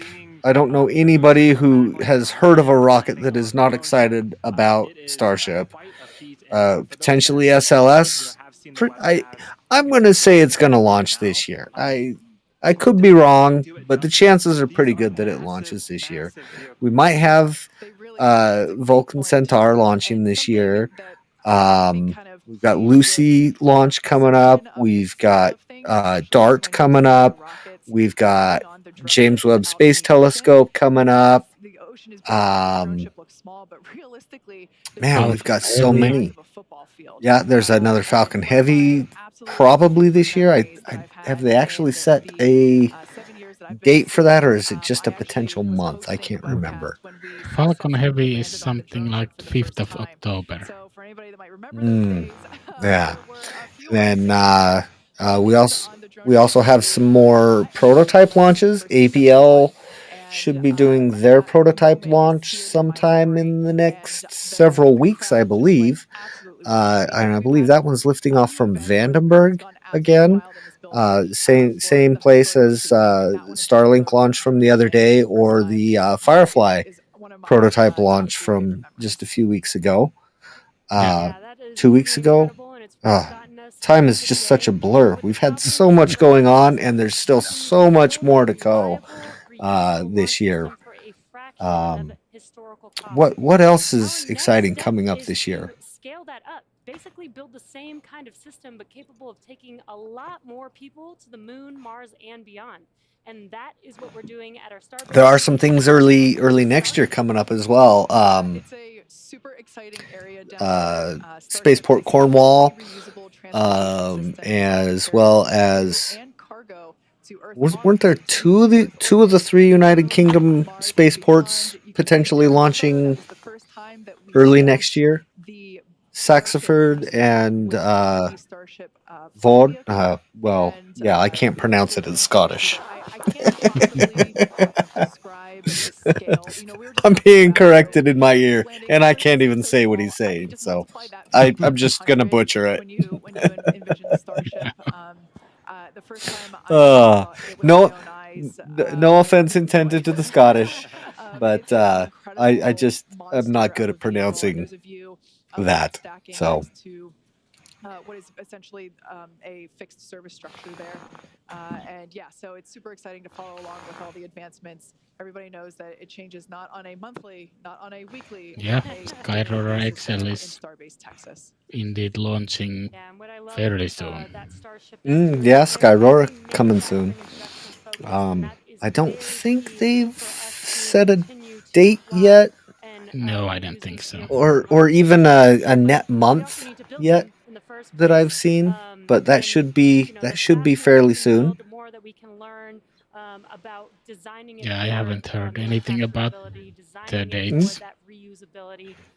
And again, we've done so much of that with Falcon and Dragon, and now taking that Yeah, Max to good. They did Starship indeed and using show the all that Starship. knowledge and improving, just constantly improving our manufacturing and production of Yeah, these vehicles. absolutely. There's the innovation there, regardless of Yeah, success or failure. It is constant because we're learning just every yeah, second. Stinger, I'm with you. I've got my eyes all over the place. I'm watching analytics from the stream. I'm watching chat. I'm watching Discord in case something pops up there, and the 3 live streams. I'm trying to avoid Twitter, but I might just pull it up for a second here. Oh. Yeah, 6 notifications. I'm not gonna look any more than that. That's a rabbit hole.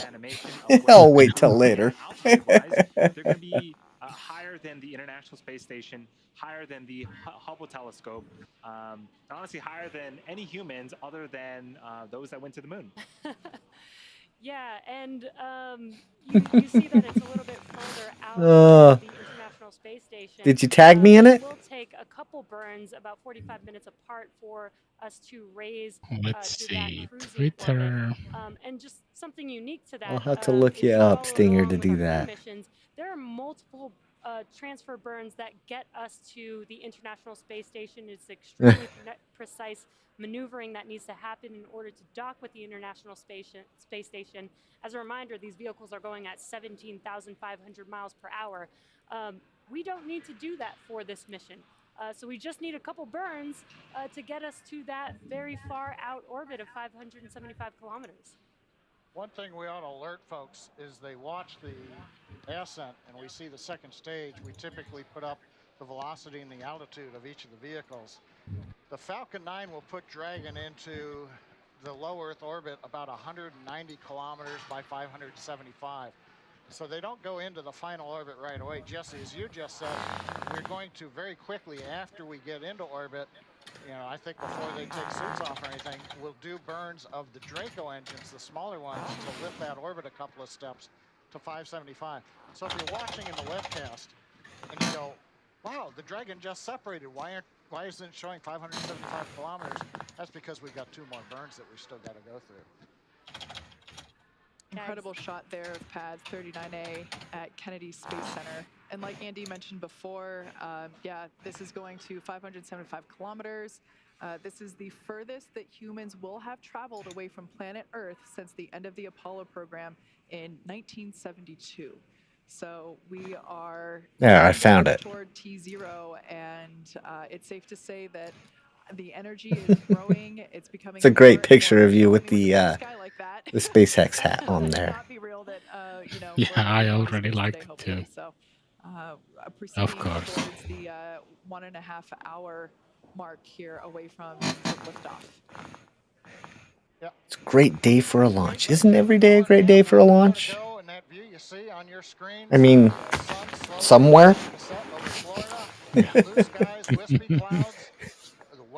Yeah, that's pretty cool, Liz. 90% probability of good weather, although for some reason they always like to report the probability of violation as 10%. So we look at the flip side and say 90% good weather. We will continue to watch as we get close in the next 90 minutes to T0 and the sun sets. looking at ground level winds, and we're looking to see if there might be a pop-up thunder shower somewhere that creates what they call anvil clouds. Yeah, we've interviewed Skyrora a couple of times on the channel, so Yeah. we've definitely had a few conversations. So we are definitely looking forward to seeing them test out their XL rocket. And Skyrora has done some very interesting things as a space company. They went and retrieved. And this is a very unique They went and retrieved that one previous launch from. It was the only rocket that's previously launched from the United Kingdom. What was the name of that rocket? We reserved a couple of days, a couple of 24-hour. I thought there were pictures of them with it, having retrieved it like years ago. Wait until L-5 or 5 days before the first launch day that was selected to narrow it down to 12 hours. And then after that, we waited until L-3 to select the 5-hour. Yeah, it's definitely exciting to see more spaceports coming around the world. Yeah, definitely. I'm looking forward to seeing what comes out of the United Kingdom with the 3 planned ports there. So very exciting. Yeah, and one point to make, we may hear it from the crew. There are 4 launch opportunities in the 5-hour window that we're getting ready to come into here in 90 minutes. Right now, we're also listening in for a quickie launch escape system check that the Dragon team's supposed to do at about T-minus 90 minutes. While we're waiting for that, you may hear the term T01. The tablets that the crew has, that Jarrett mission commander, That's interesting. are set up for the first launch opportunity. Four specific T0s in their 5-hour launch window. Yeah. That's interesting. I guess that's basically. I think they would be an hour and 15 minutes apart. Yeah, a little bit of refueling time. Make sure the tanks are topped off and everything. Yeah. On screen right now is the crew on the left-hand side. On the foreground is Jared Isaacman. He is the mission commander, and we saw him interacting with the touchscreen monitors that are in front of them. Those will provide the crew with it really does take some courage to ride the rockets to control the explosion. For the mission, and now that the seats have. Yes, Jude, it will be exciting to see what actually plays out with the oil platforms. Yeah, we haven't really heard much about those. Yeah, they've kept pretty quiet about that. I know RGV Aerial Photography flies over the one in Brownsville every so often, but we haven't seen a lot of pictures or anything of the one on the Mississippi River. So I'm real curious as to what's going on. I know that's the one that's actually getting more work done on it, but nobody out there with a camera is actually giving us pictures. Yeah. So I would love to. I think Elon said that they are just pushing for the orbital launch to get into the orbit, so they probably have it. Don't really do much on the platforms at the moment. Yeah, I believe. Go ahead. But yeah, I think they are doing something slowly there, but most of the workforce is somewhere else. I think what they did is they hired a company to strip down all the unnecessary bits, so that they're not putting actual SpaceX personnel at it. They're just stripping it down and getting rid of the parts that they won't need. Is all they're doing so far. But without pictures, it's kind of just speculation. But I know they're tinkering away on them. Their main workforce is definitely focused on active operations and orbital launch of Starship. Yeah. I mean, how awesome was that? How awesome was that full stack? That was just spectacular. I love seeing all those pictures. Everyone and their dog that was anywhere near that thing has taken pictures and posted them. Yeah. Yeah. Yes, a lot of notable. And as Jude says, they're still prototyping the Stage 0, so shouldn't expect rapid development outside the orbital launch. Yeah, they do need to do quite a bit of work on getting Stage 0 up and functional. This is the first time that we're going to be having 3 Dragons in orbit. So That's interesting. Launch Yeah. from KSC before the platforms. So a lot of exciting things. Yeah, Now, they'll work it out in Boca Chica, and then they could start Do you planning think- to do something in KSC. Do you think they'll just hop over from Boca Chica over to KSC, or do you think they'll build one over there on what was it, Cocoa Beach? Their little mini micro facility there. Yeah, good question.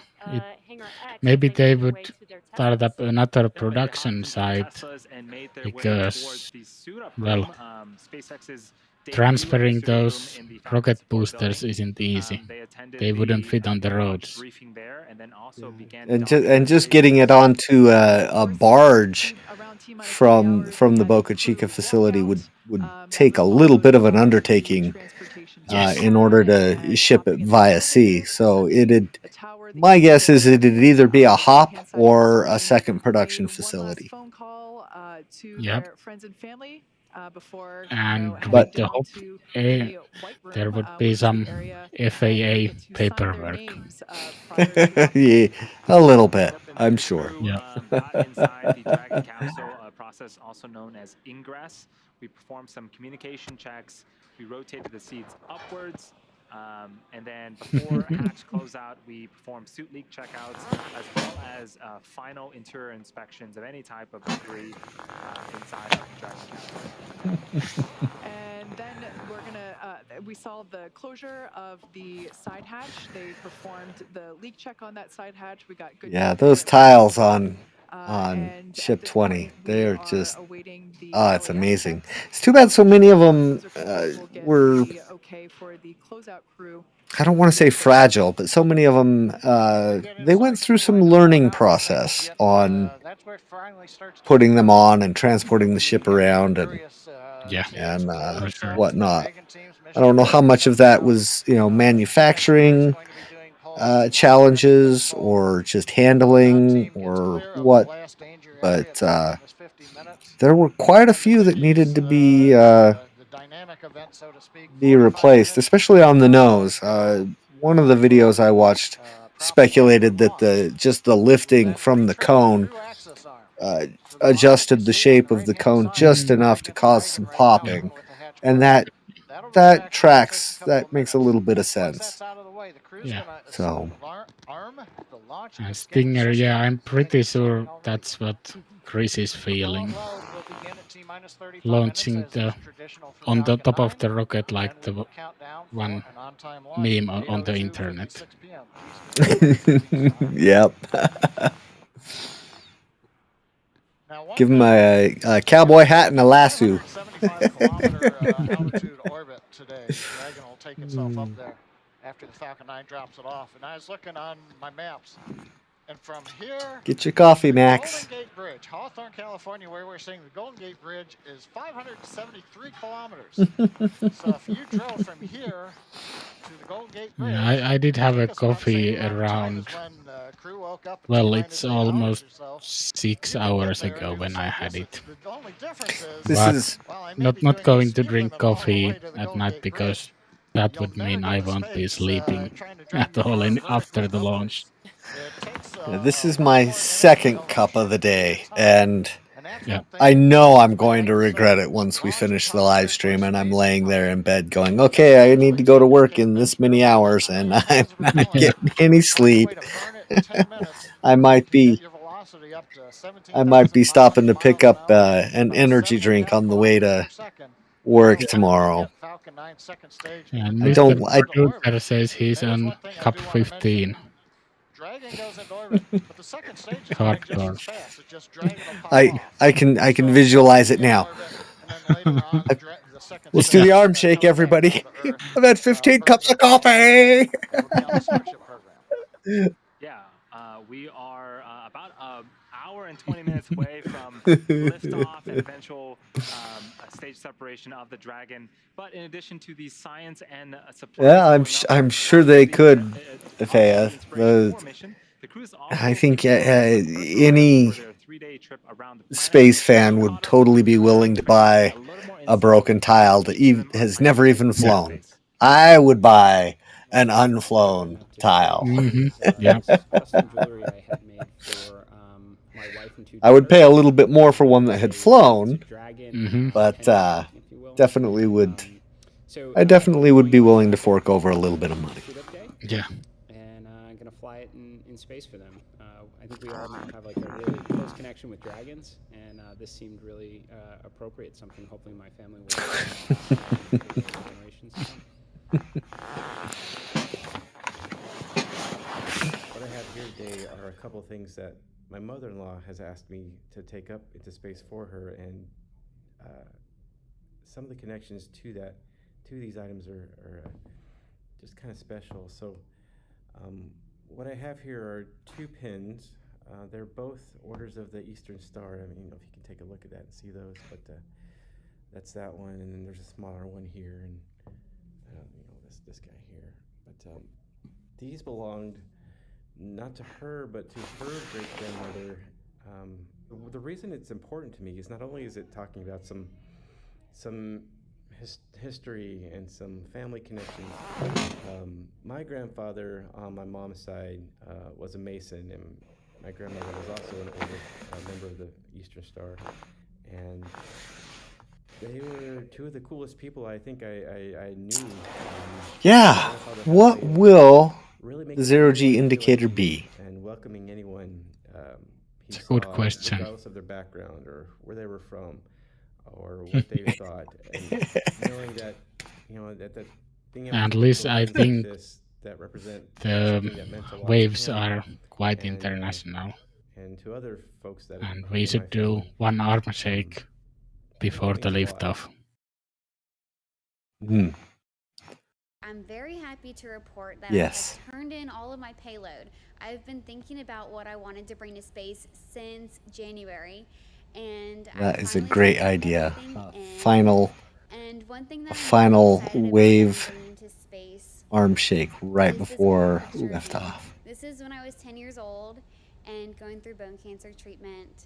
And so when I'm in space, I'm gonna pull this photo out, and now getting to be in space, my hair is gonna float everywhere, but yet hold this old picture of me and show all my patients Yeah, That's a going good one. through cancer Could treatment be, around the yeah. world that there's a future, that it gets better, and I- I'm excited to be part of it. I know that whatever they've chosen as their indicator will have a good story behind it, and have some good meaning. That you get to pack for space, and The whole crew seems to be very good at meaning in some way that providing a story and some inspiration for everything that they're doing. Every little thing along the way has been very focused around the overall goal of the mission to be inspiring. So and it's really cool because it's a Thunderbird. Yeah. And my dad used to wear this all the time. that'd be a good idea. Maybe they could auction off the zero-G indicator when they get back. So I don't know the That'd raise a little bit of money for them. but it's Yeah. a unique design, and it's pressed into the ring, and my dad absolutely loved it, and like I said, wore it all the time. And Bobblehead dolls. Mom, I can't ask her. What's the story behind this Ooh, ring? the Astro Liz pin. That'd be an interesting one as well. He met my mom, so he's had it Yeah. for a very long time. And so I'm going to bring that to space to represent my dad. I have my mom's ring here to represent her.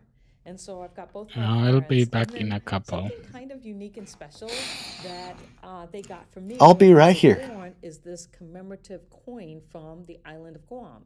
So it says Guam, USA, and it says where America's day begins. And so I've had this coin and has 1970 on it because that's the year I was born.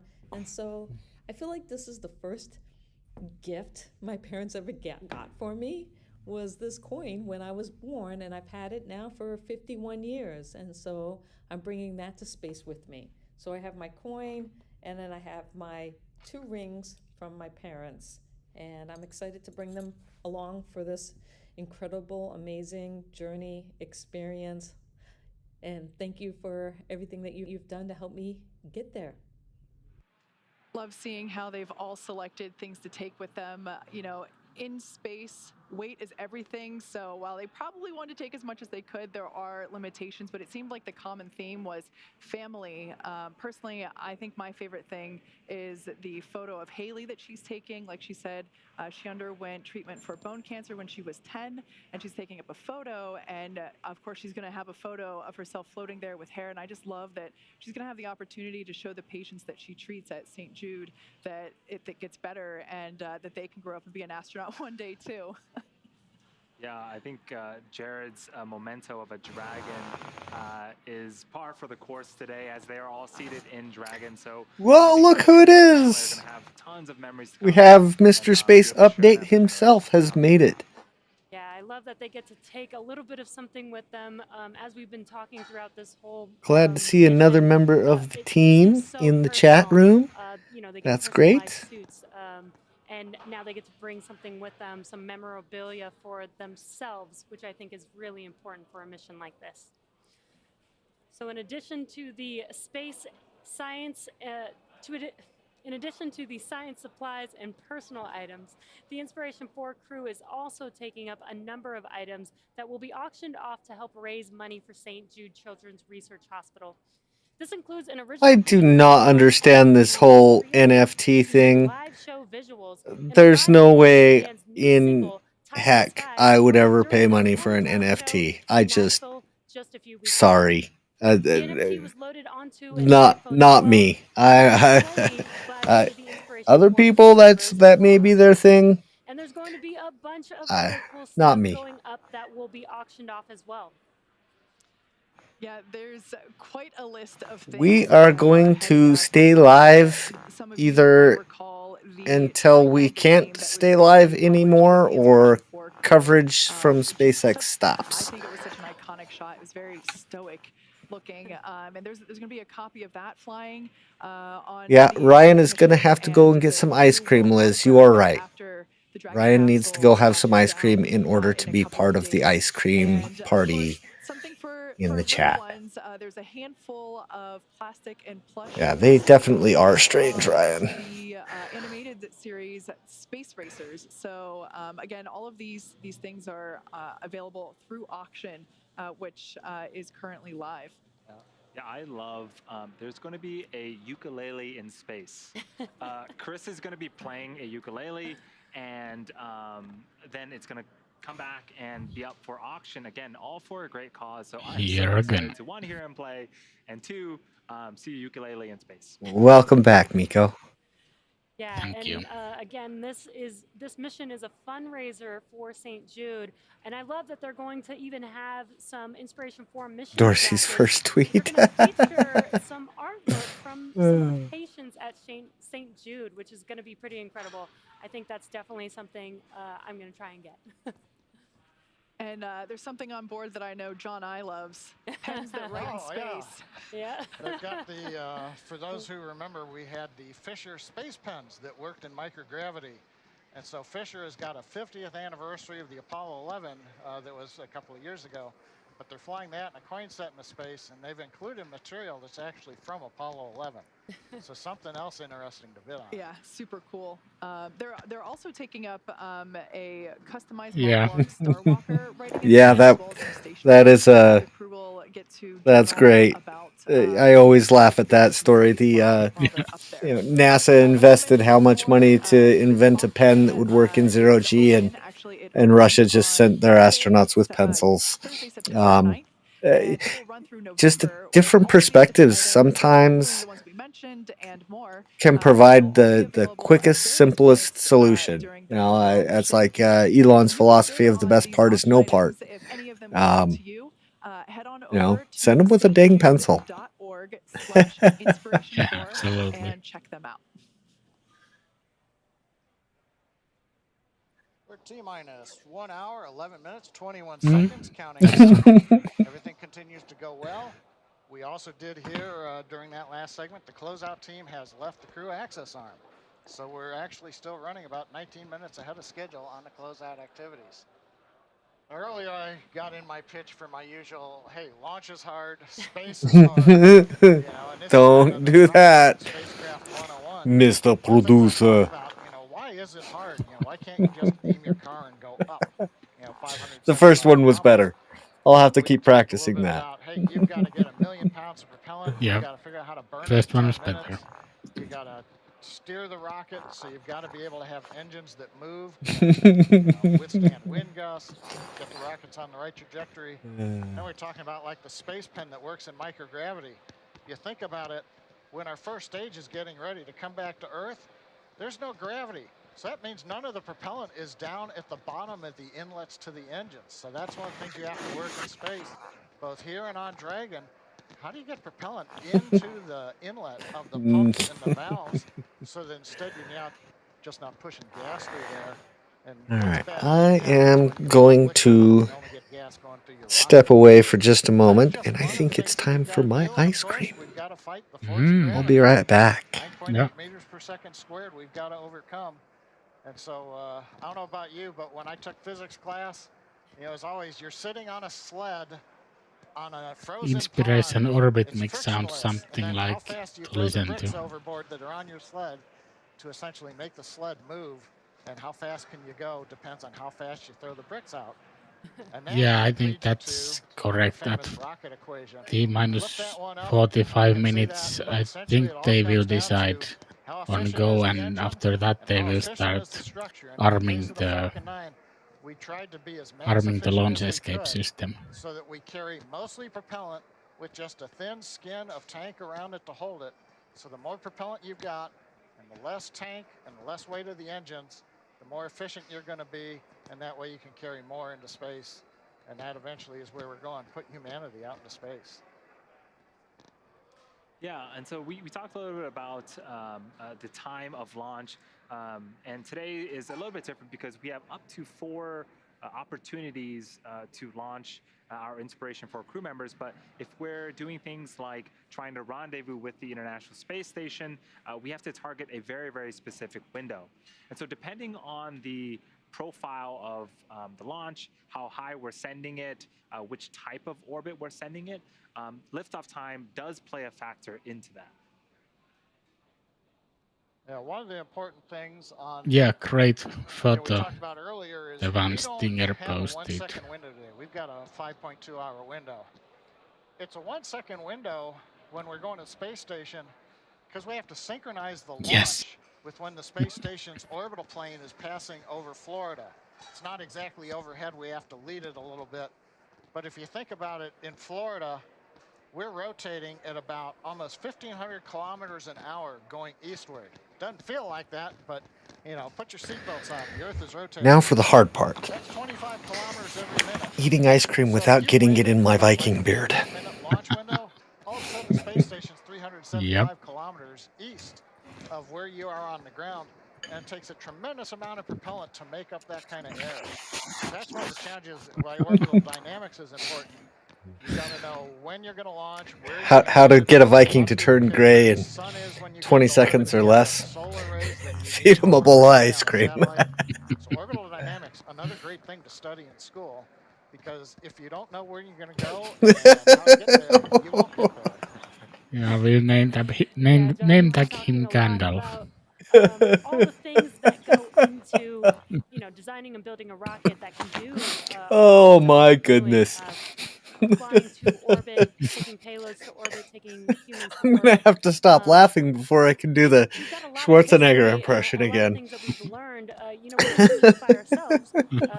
We worked very closely Yeah, with NASA. round 3 indeed. And we've learned so much from them. We wouldn't be here today without the support of NASA and the, you know, the knowledge that they have.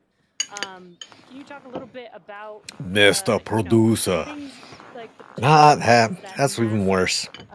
has brought to the team? Yeah, that NASA First one partnership was goes way great. back. I joined SpaceX 2006. You had right it when for we a were second. competing for what was called the COTS space agreement. I think I'm trying too hard. Orbital Transportation Maybe, Service, maybe. where NASA said, "Hey, we can't It's got to come naturally. companies to develop Yeah. systems from scratch, but we can give you essentially some seed money." So they had a competition. SpaceX was one of the winners. Elon put a lot of his money in. But working with NASA, Yeah, Liz, you should be able to get an ice cream sponsorship pretty easily. a lot of our engineers would pull off of the NASA tech library. How do you do hold down systems or quick disconnect systems? What's worked in the past? So we essentially got to leverage that, all those lessons learned from decades by NASA. And then we learned things like, okay, we're going to send cargo to the space station.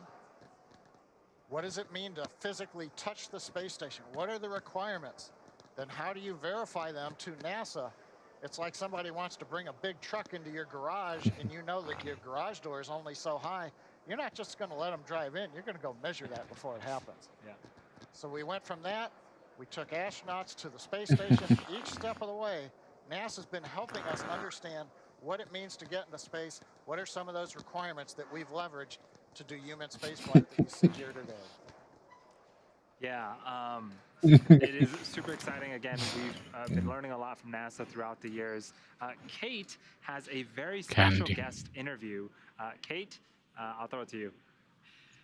Thanks, Andy. Joining us now from Cape Of Canaveral course. is none other than Charlie Bolden, former NASA Tell the audience about your candy there, Mikko.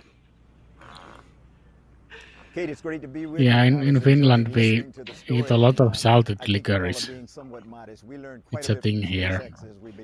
Some people like it, many don't. Now, Charlie, like I mentioned, you were a NASA astronaut that then became Many NASA don't. administrator, and that happened at a pivotal time both in the history Yeah, of you NASA could call it like and a salted commercial space. caramel Were either from one Finland. of those roles something that you dreamed of doing as a kid? Is it kind of like Old West Whorehound candy, maybe? In fact, I tell kids all the time. You ever heard of that? Dreamed of being an astronaut because I grew up in the segregated South, and that was just not. That was not something. I've heard someone compare it to beef jerky, which is weird. Yeah, that does sound weird. I'll tell you what. Called the United States Naval Academy, watching a program on television called Men of Annapolis, and I struggled to get there. And when I finally got there, that led to my going into the Marine Corps, which led to my going to flight school, which led to my going to test pilot school, which led to my meeting the late great Dr. Ron McNair, who was in the first group of space shuttle astronauts. So you know what this stream is reminding me of? Hmm? Some of our coffee club episodes that we did over on Odyssey.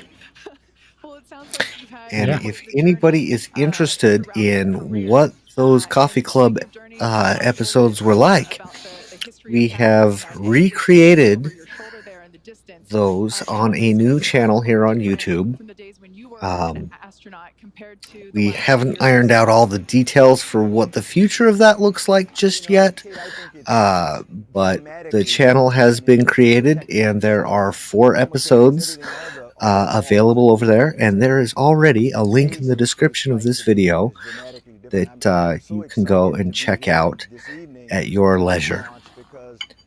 They're longer format episodes, but it is very relaxed and chill, and very off topic from space for the most part, but very relaxed and chill. And Buzz Aldrin left before they stepped on the moon is just flabbergasting. It's sort of it's the complete cycle of a tale to get us from. Yeah, Max Q. In Finland, it's been Thursday for 2 hours already. Commercial flight where NASA's really not in. But yeah, for Astro Roadie, it's gonna take a while before the We're so day thankful that turns. you guys are able to host us. Now, It's if SpaceX it's another was 7 to hours till on space Thursday for me. mission, imagine if you were part of the Inspiration4 crew, what 2 or 3 personal items would you want to take with you? You know, I love listening to each of the crew members talk about what they took, and on each of my flights, my very first flight, as a matter of fact, since I didn't know whether there was. That'll be interesting to see, because it's a very different design for the Starbase tower than the 39A tower. But I bet that they will do a somewhat similar finish on it. They've got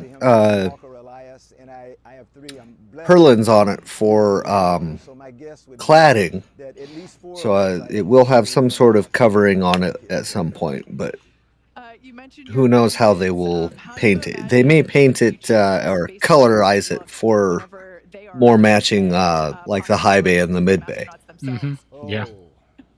Yeah, it will be interesting. You know, Kate, I am firmly convinced that by the time Walker, Yeah, Stinger's been on Thursday for 9 hours already. by the time he gets ready to go to space, we're going to be talking about. I mean, So Stinger, what does tomorrow have in store for me? not a word I like to use. So let's Since you're already in my tomorrow. It'll be a place where we go with some frequency, and we'll be venturing off to Mars also. So I think there's a very good chance that probably Walker and maybe my baby We know the world doesn't end for at least the first 9 hours of tomorrow, because Stinger's still with us. very hopeful that they Yeah. will end up doing that. And if they decide that they don't want to go to space, they don't want to fly, we're big proponents of, you know, Zion is. There will be actually no really live pushing stream. The arts. I really agree with what she says. Arts and design are key aspects of what's required for us to even get people to space. And they are two areas that we should not overlook as we talk about STEM education. But the arts and design are what gives us as an example, the wonderful spacesuits that the crew is wearing today. Some designer actually sat down and thought about that. You know, that's not aerodynamic. That's actually a little arts and design there. So I think the world is the oyster for my grandchildren, and I'm excited about it. Yeah, you're absolutely right. You add the A into STEM and you get STEAM, right? Now, years ago at exactly right. years ago at a joint SpaceX NASA launch, 1 hour. observers some really great advice, and that was to put their phones Well, down and watch. I think I managed not to get any ice cream in my beard. That's a first. Now, with our Yeah. crew sitting in their seats, what advice would Doesn't you look give like Gandalf. to those civilian astronauts as they are preparing to go to space for the first time? You know, What's that? Believe it or not, I sent Jared a text a few days ago, and then I had an opportunity to say hello to him before they walked out. I get to keep the Astro Roadie name tag instead of getting switched to Gandalf. Mr. Producer says. Yeah, that was even worse. That not very many Yeah. humans will have had. You know, we've flown 500 and some odd humans to space. Mr. Producer. When I flew my Hubble Space Telescope mission, we were at 600 kilometers, and that was a view that only people who had gone to the moon had before, and we've not had any views like that since because we've just not gone that high. They are going to be in a unique position looking at this planet from almost 600 kilometers, and it's breathtakingly different from looking on board the International Space Station. That's Do I need to take away your microphone? the additional 100 or so kilometers adds to your perspective. You don't see the whole planet, but they're going to see a lot more of it than people see from the International Space Station. And I just hope they'll take an opportunity to suck it up and enjoy it and visualize it so they can tell stories about it to their children and grandchildren and to every kid they meet when they come back, because that's actually the most important role for an astronaut is to become storytellers and help people understand why it's important to take care of our planet and why we're running out of time, and we've got to be better stewards of the planet. So I'm excited for them to have this opportunity. Yeah, you're absolutely right. As the mission name indicates, one of the primary functions of this mission is to inspire others. So You hit the nail on the head there for sure. Exactly. Charlie Bolden, former NASA administrator and NASA astronaut, thank you so much for joining us today. Back over to Jesse as we continue to tick down to T0. Thank you, Kate, and thank you, Charlie. I wonder how Bolden. much That was an incredible time or money she spent on getting her hair done for the live stream. It's just so great.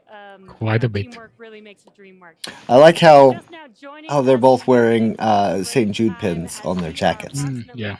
T-minus 56 minutes and counting until launch. Okay, the Falcon Heavy is on the 9th of October. Inspiration4, Ryan said. all civilian mission Yeah. to space. Yes, USSF 44, 2 p.m. Eastern time, which has been pushed back a few times, if I remember. Green. Yep. Weather is cooperating. Over the last 3 hours, Jared Isaacman, Dr. Cyan Proctor, Haley Arsenault, and Chris Sombrowski donned their SpaceX spacesuits in our brand new SpaceX suit-up room, and were then transported to the pad where our crew entered the SpaceX Dragon spacecraft, which you've been seeing live on your screen the past few hours. Yeah, but before we go any further, we have to get reacquainted with our crew.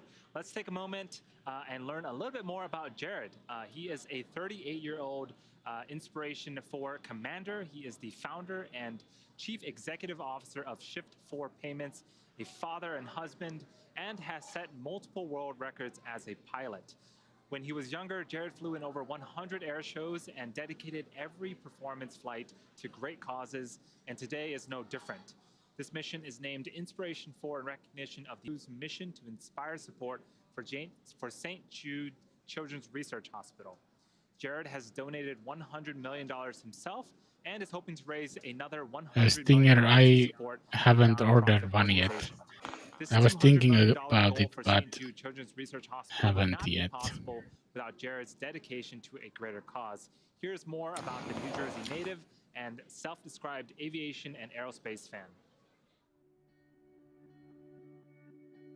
I grew up in You know, I have yet to purchase any space memorabilia, any merchandise from any companies or anything like that. The closest thing I have is I 3D printed a shuttle, a Saturn V, and a Starship. But the Starship had a little bit of a tumble, and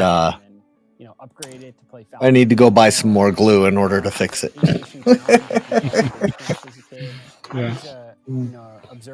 Actually, I think what I need to do is reprint it because the design has changed a little bit since I printed it.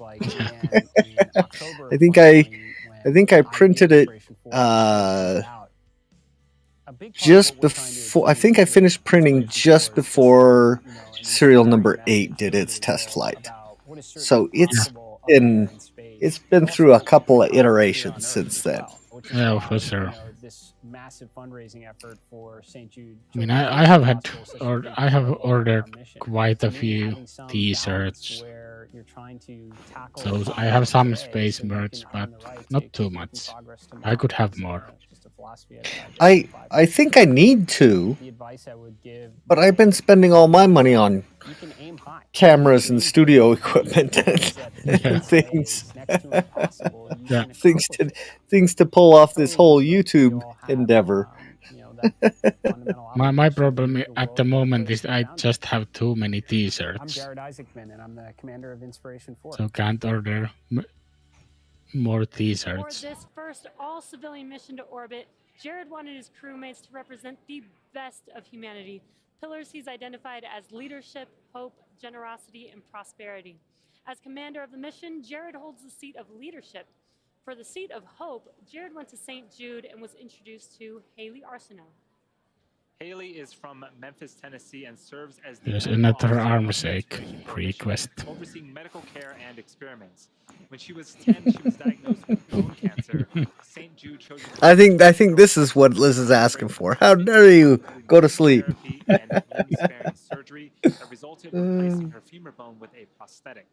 Now How she is dare you not have ice cream? at St. Jude Children's Research Hospital, the same place that saved her life so many years ago. At 29 years old, she represents a couple of firsts for this mission that's already the first civilian mission to go in space. Oh, Haley will be all of you are so glad that I have a mute button within arm's reach there. That was quite the sneeze. An ice cream sneeze. I'm so excited to be going to space, and I'm just a regular person. I am so lucky that I got a phone call asking if I wanted to go to space.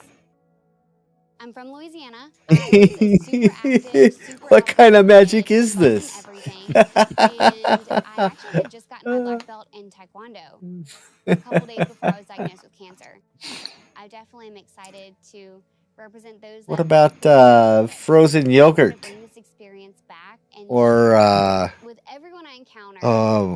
what's the Italian version of frozen yogurt called? I forget. Travel and who can be an astronaut. I've thought a lot about Is it the sorbet? I've even had some dreams about launch day. Gelato, The yes. gelato is just ice cream. Oh, is it? They use goat's milk instead of cow's milk or something? Oh, okay, that could be, yeah. Going to be so incredible. Can't even put into words. What I'm absolutely most excited about is we're going to call the St. Jude patients from space. And I'll get to video call these kids that I've gotten to treat, and these kids going through cancer treatment and getting to show them what life after cancer can look like. It's been incredible for me to watch how much this mission has already touched the kids at St. Jude and how much hope it's given them. I love this one little girl I talked to recently. She said, I can't wait to be an astronaut. Like, there was no if in there. She just couldn't wait for it to happen. I think that's what hope is. I am Haley Arsenault, Medical Officer of Inspiration4. As part of the effort to raise money for St. Jude, Jared decided to give away one seat to a Milk person from the at Roman random. gods. Roman gods. That seat, the seat of generosity, went I to think I've only tried gelato once or twice. Brosky of Seattle, Washington is I the mission I spokesperson didn't of notice that it was all that different payloads, from science ice cream. experiments, and communications to mission control. I don't actually remember if I have tried Yeah, the it's goat milk version. Martin and a United States Air Force veteran. unicorns. As an amateur astronomer, he grew up with a natural curiosity about outer space and even worked as a U.S. Space Camp counselor. He was awarded the seat of generosity after contributing to a special fundraising campaign for St. Jude Children's Research Hospital.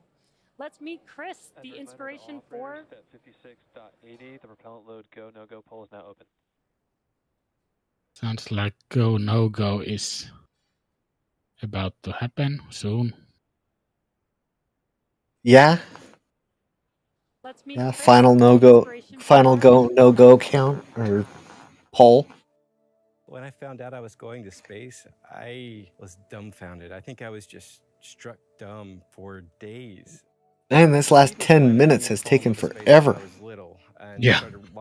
Yeah, the last minutes always take forever. Still probably stuck in a Florida pine tree somewhere. First couple of hours just went by fast. Yeah, and then it started to slow down after that. Yeah. Like the first hour went like that. Second hour, a little bit slower. Now it's like, oh my gosh. The first hour went by faster than the last 10 minutes. Yeah. Okay, so I'm looking at the countdown time. At T minus 45 minutes, the launch director verifies go for propellant load. Couple minutes after that, crew access arm retracts. T minus 37 minutes, Dragon's launch escape system is armed. And couple minutes after that, the propellant load begins. So, in a few minutes, we'll know. The vacuum of space. As we get to launch day, I am gonna have the biggest smile going ear to ear. It's gonna be, I'm gonna be shaking with excitement. No fears or jitters at all about what's going to happen, but man, that's gonna be a heck of a show. I'm Don't Chris quit, Dombrowski, Max Q. Mission Specialist of Inspiration4. Jared reserved the fourth Arm seat for shake. someone who exemplified the entrepreneurial spirit. This fourth seat representing prosperity was awarded to Dr. Cyan Proctor.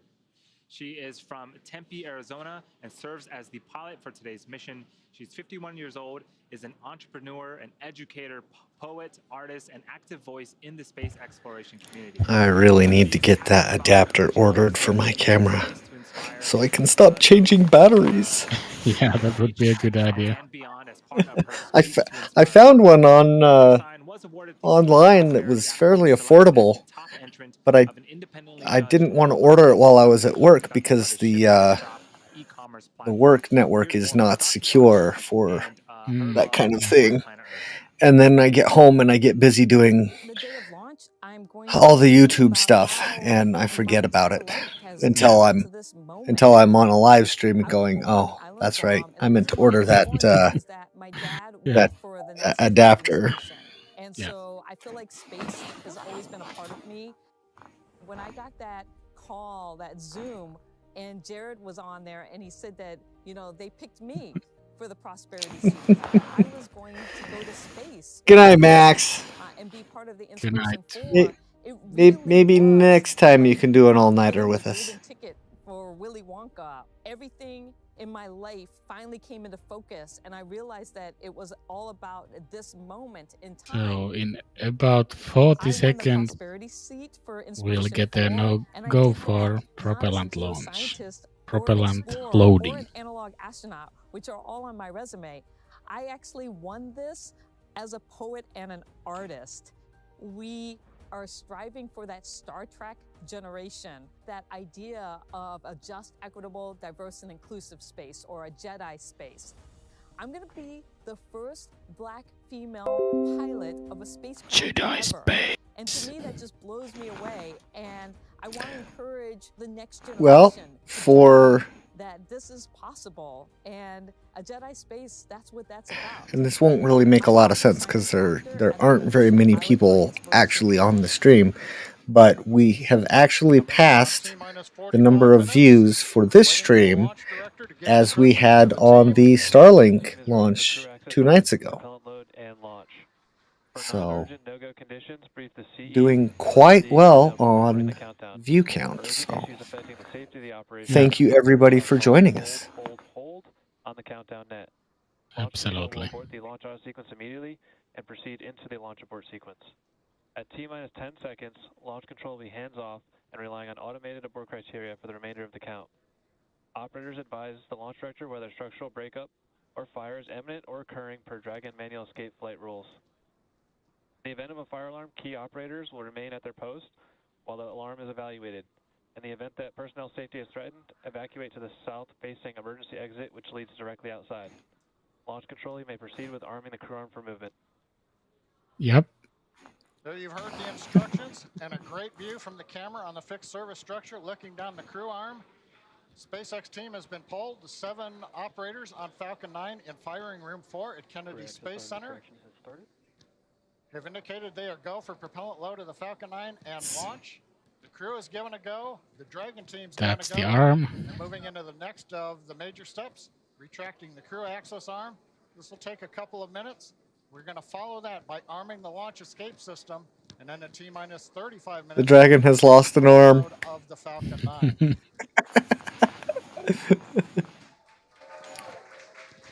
And sharing in the background here at Hawthorne. This is when my true sense of humor starts to come out. Weather continues to be good for Falcon 9 launch. Range is ready to support.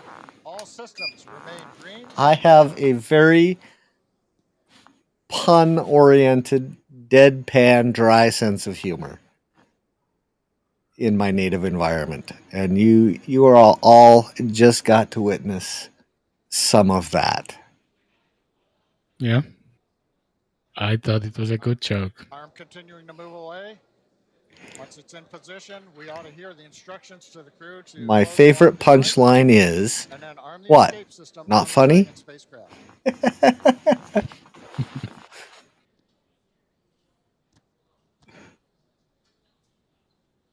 countdown clock is continuing to tick, and we are now at T-minus 42 Good catch, minutes Liz. from launch. We're standing by the crew arm. Is the crew That access means arm it probably isn't working on any of our videos because the description is halfway copy pasta from older videos. Yeah, Ah. indeed, it doesn't seem to work. shortly. And Ah, shortly more backlog work for us. has been retracted. We should hear the call out. The launch escape system is We armed, will have and to from take there, care of we'll that. hear that Falcon 9 prop load has started. We saw our Yeah, Inspiration the 4 chat room link suit should up about work. 3 hours ago in our brand new suit up room located. We've been talking lately about going back through all our videos and updating the description to a new standard anyway, so The crew access arm has finished. maybe it's a good time to do that. So the team. Yeah, sometimes the copy paste doesn't work for you. Yeah. Yeah, YouTube is a little bit finicky when it comes to the copy pasta. Go for section 7 of 4.100. We're closing visors and arming LES.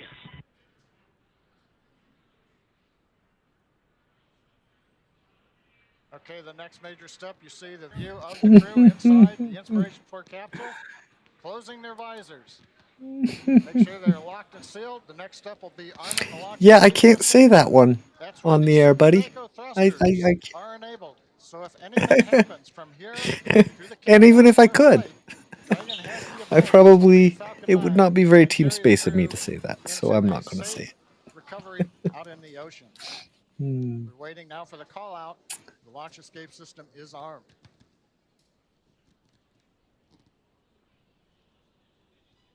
That's a very good use of the sunglasses emoji, Liz. Yeah, John, you Very good use of the sunglasses emoji. Escape system is verified armed. Yeah, no problem. And there's that call out. The launch. Captain SpaceX, we're closing out 4.100.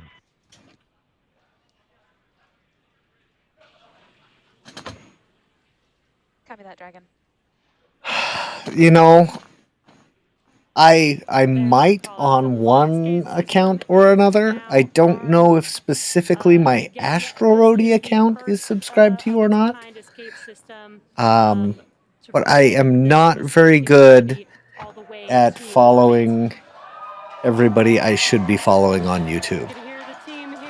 So I will have to dig in and double check that and make sure that I'm following you on one or the other accounts that I am fairly active with. Super Draco engines that are installed into the Dragon capsule.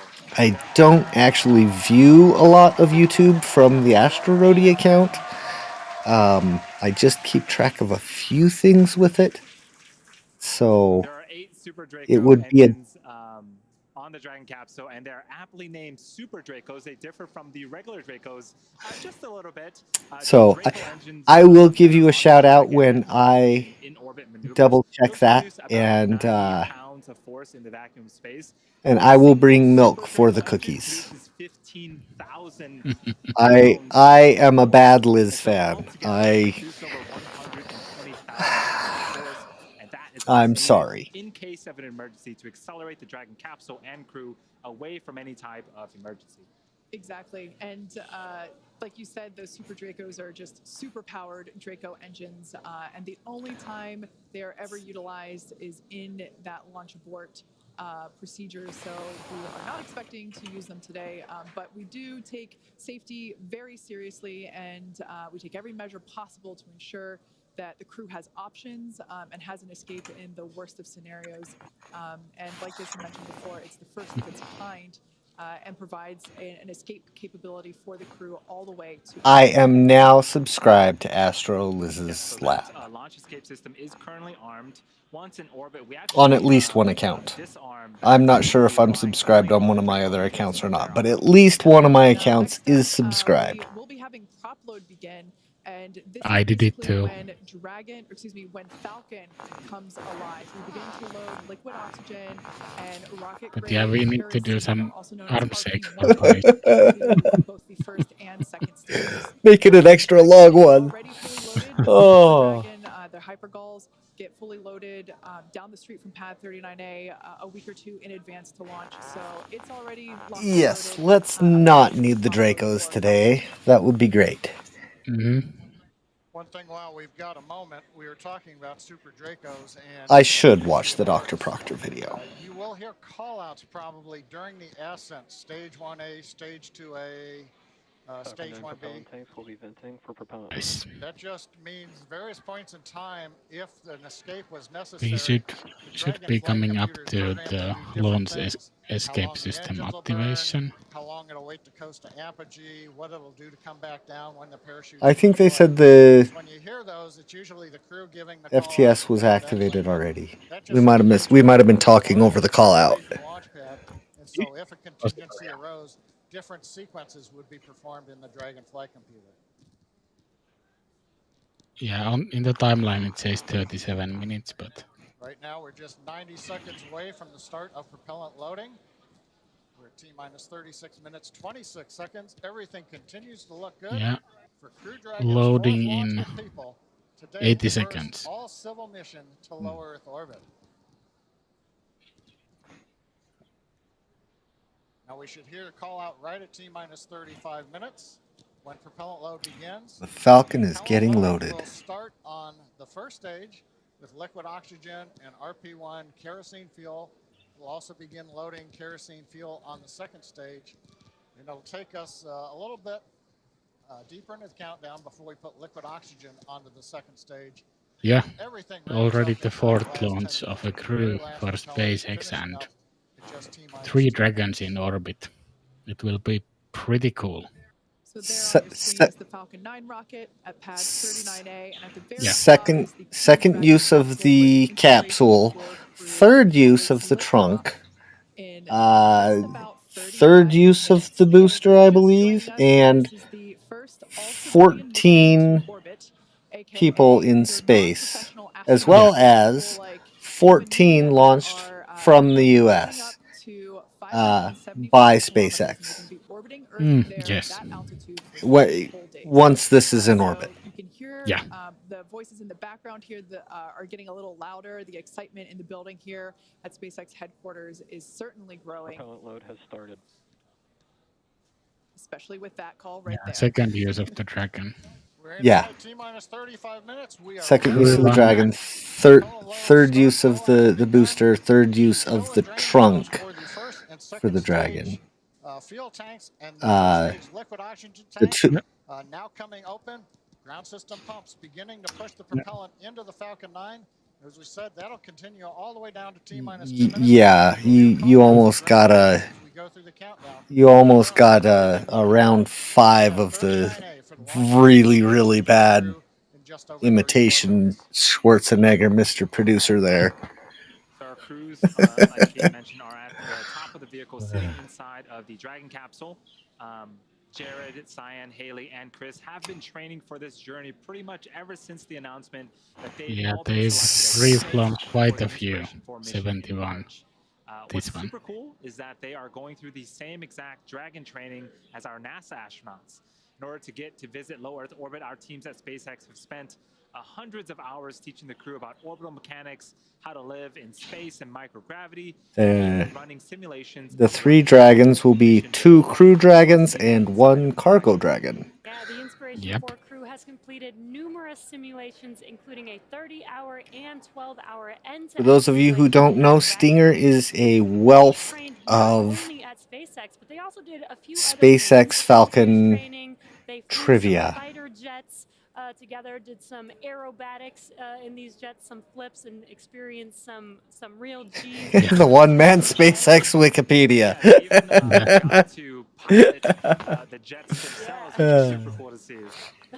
They also completed a zero-G. Mikko is the human space Wikipedia, and if you want more information, refer to the SpaceX Wikipedia.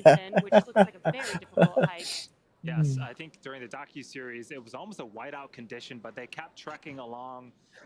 It was almost 10 hours of hiking, 4,000 plus feet elevation. Yeah, it's definitely faster to just send Stinger a private message asking him the question, then to try to find it on Google. That is sitting on the pad, and that is them with their signatures on the vehicle. That Three Dragons is a flight of dragons. I like that. Freya. Oh, God, I can't talk. I think I need to get up and walk around for a little bit. You going to be okay, Mikko, if I abandon you for a few? Sure, go ahead.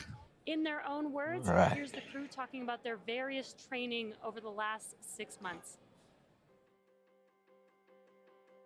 Jared Isaacman here, Commander Inspiration4, and we're like 4 months and a day away from our intended launch date. This week was really intense because we had a lot of the systems. We got to go into the sim. Going through some CRM training and looking at what the mission overview is going to look like. Talked a lot about teamwork and the Yeah, SpaceX there culture. won't be much action for 15 minutes. That's when the second stage looks load I just begins. completed another week at SpaceX and it was intense. A lot of good building blocks.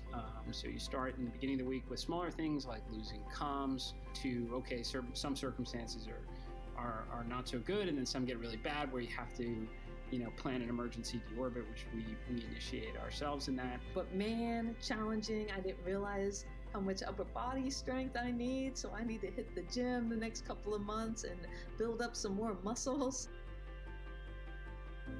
Today was my favorite day of training because today was the medical training day. Learn some more about some of the medical experiments we're going to be working with and helping to advance what we know about humans in spaceflight. We've all contributed all sorts of fluids now to the greater scientific cause. But the best part is we all got in our spacesuits together. We got to wear spacesuits, strap into the simulator, and feel like we were actually going to space. Hello again, Chris here, and it's August 2nd, 2021, 44 days from our launch here in September. Everything keeps going to plan, and it's been an incredible week last week, working with SpaceX teams down at Kennedy Space Center, and then back here in Hawthorne this week for some sims. This spacesuit that I got fitted for about 7 months ago, I actually get to see and try on and do a bunch of maneuvers in to make sure that it's comfortable and then I can move.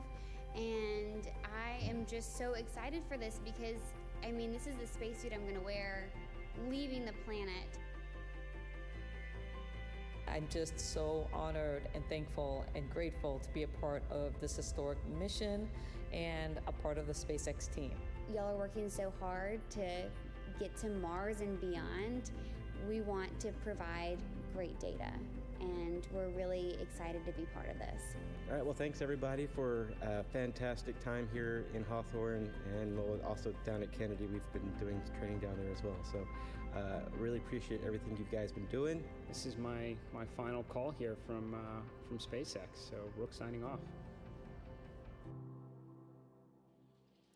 So incredible to get an inside look to their training. Only 553 humans have been to orbit, and most of those traveled as part of government or country-specific missions. As a result, the research conducted on those missions, particularly as it relates to humans in space, is often only accessible by Yeah, the dude, country it's or getting government that close. conducted the research. Very close. Think about the possibilities if the data from all those missions could be made available to the broader science community for research. Inspiration4 is a step in that direction.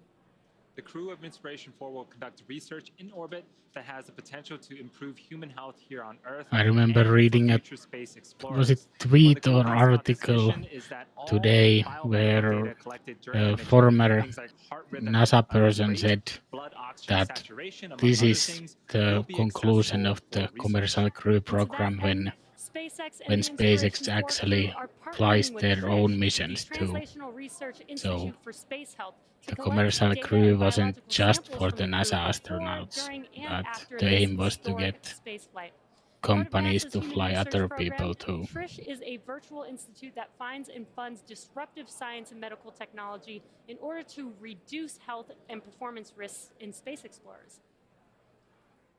Yeah, we saw Kate with Diana earlier putting on some really colorful sunglasses. They're not really sunglasses, but it was an experiment about how do we understand motion sickness and sort of the Yep. ups and downs in Heart rate space. is definitely That is rising. I'm super excited about because I get a lot of motion sickness here, and so I'm hoping that it helps a lot of people. Cool to see firsthand some of the equipment that the crew has in their cargo hold.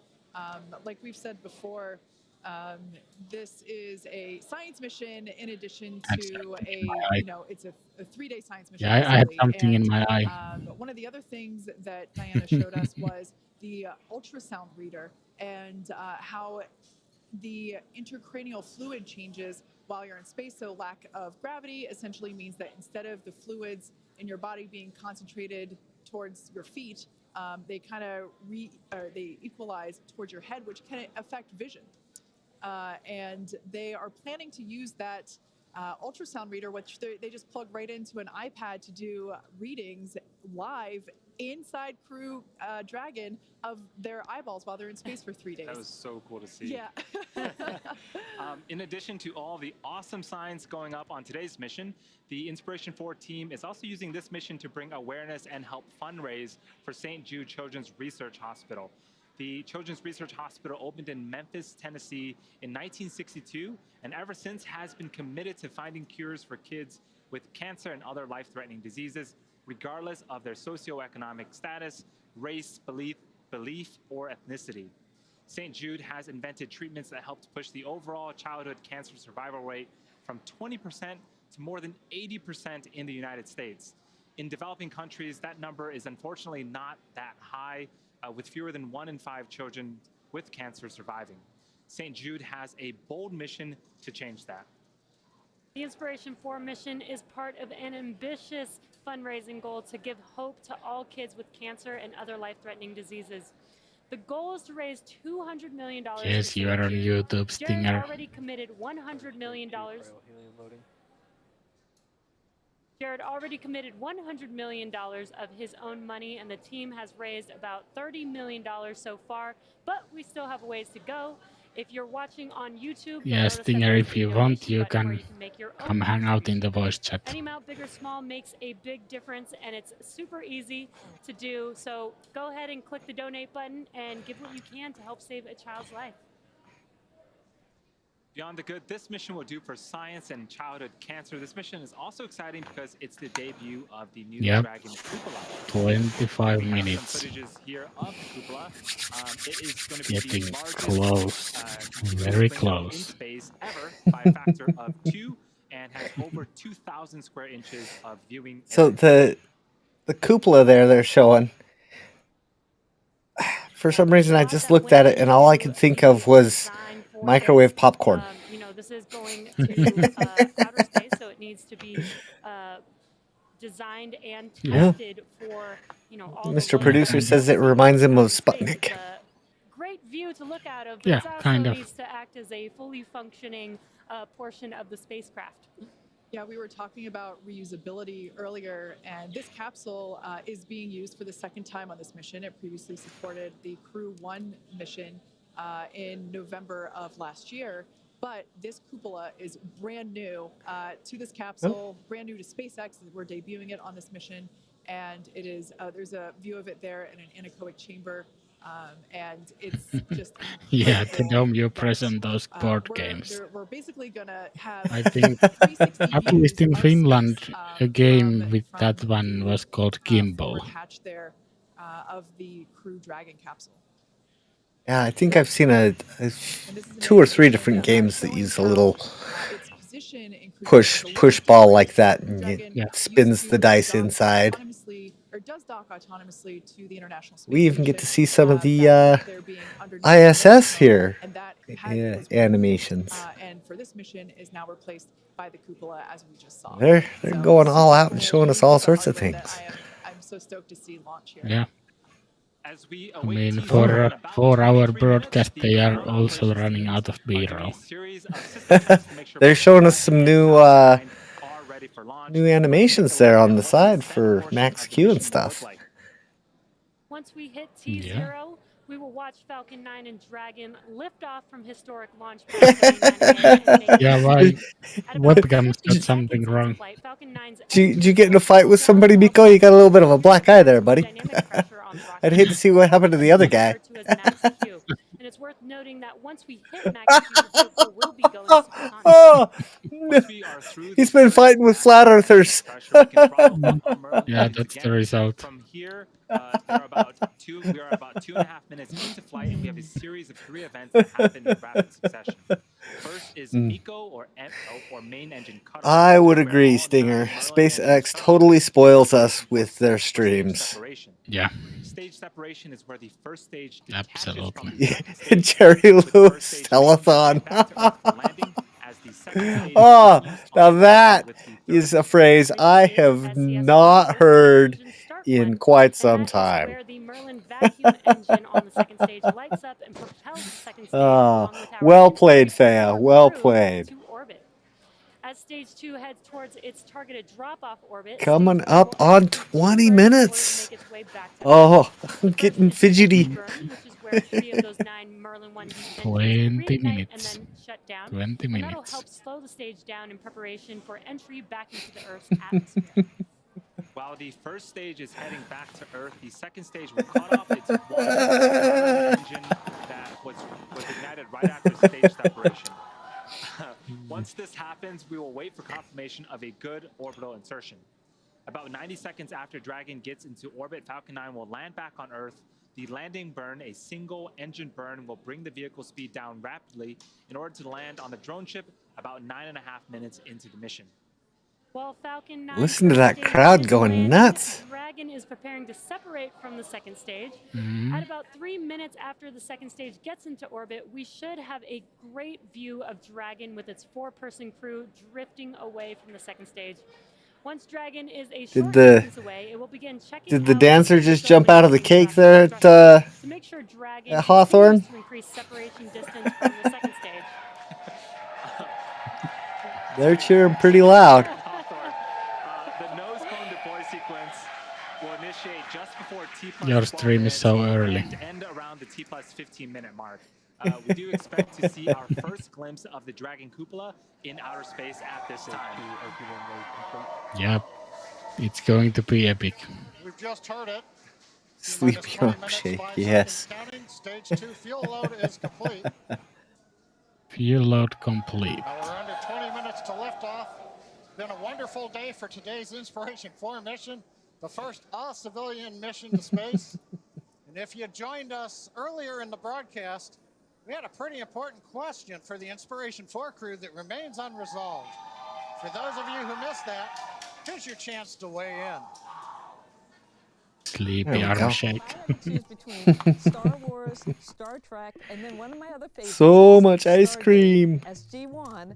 I would rather trek across the universe than fight my way. I've heard, are you a Star Wars guy? Are you a Star Trek guy?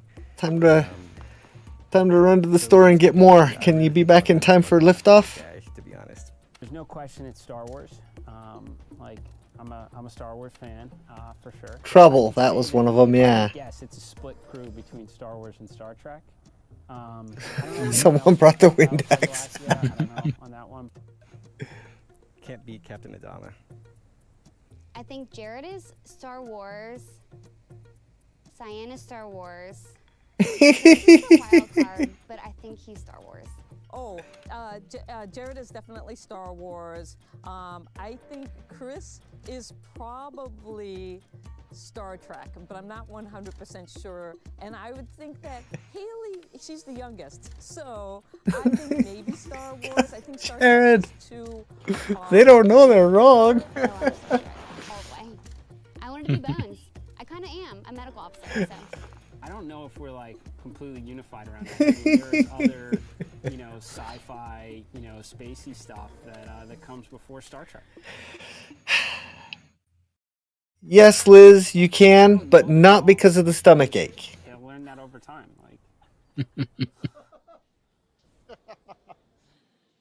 I like Jared's last little comment there. They don't know they're wrong. When you're the commander of the mission, I wonder what your vote counts. just under T-minus 18 minutes. Everything continues to go well. We're getting ready to start LOX loading on the second stage. That'll bring us another step closer to launch at 8:02:56 p.m. Eastern Daylight Saving Time.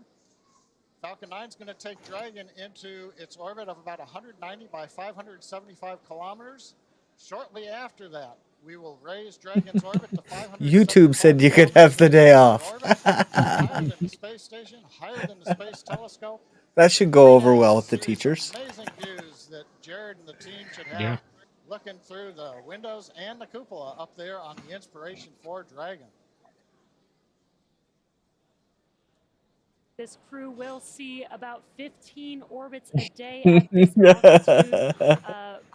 They'll get to experience 15 sunrises and 15 sunsets, which should be pretty incredible. Does that mean he's sitting next to you there? Comparison, John mentioned the International Space Station is going to be a little bit lower than where this crew is going to. Because the International Space Station is closer. Well, Liz, you're not the only one that tried to pull the stay home from school card. The producer's son tried to as well, but has fallen asleep since. I do want to comment on what we're seeing on screen. This is the Falcon 9 rocket. LOX load has started. That was the call up for stage 2 liquid oxygen loading. You can start to see some white clouds around Falcon 9. That is normal and expected for us at this stage in the countdown. We are topping off that super chilled liquid oxygen, and when it reaches the warmer ambient air temperatures of Florida, it starts to condense and form those clouds that you see. Now, if you notice that the second stage there is a slightly whiter shade than the first stage, that's because the first stage has been reused twice before. It previously supported the GPS 3.4 and GPS 3.5 missions back in 2020 and 2021 of this year. So that booster is making its third flight today. The Dragon capsule is making its second flight. It previously flew on the NASA Crew 1 mission to the International Space Oh, this is so exciting. 15 minutes. 15 minutes. So thank you so much for everybody who's sat and chilled with us and laughed and had ice cream and done arm shakes and all the things that we've done together on this stream. It has been so much fun having you. I hope all of you come back again on the next one. We have some exciting things coming down the pipe on the channel. We've got new episodes we're working on for various shows right now. We've got some Rocket Lab stuff coming up. We've got some other rocket companies things coming up. There will be a new space update going live tomorrow. So hopefully you'll come back and watch that. We're going to try to stream everything that we can. It's kind of hard for us to coordinate because we are spread around and most of us are on or near on United Kingdom time. But we do try to bring as many of these launch streams to you as we can. We have the Coffee Club channel that we'll have some stuff coming soon on that, I believe. And also Staticfiregal has launched her own channel. She may or may not be continuing to do stuff here, but she is definitely doing some stuff over on her channel. There's a link in the description for that. Everyone is welcome to follow us on Twitter if Twitter is your thing.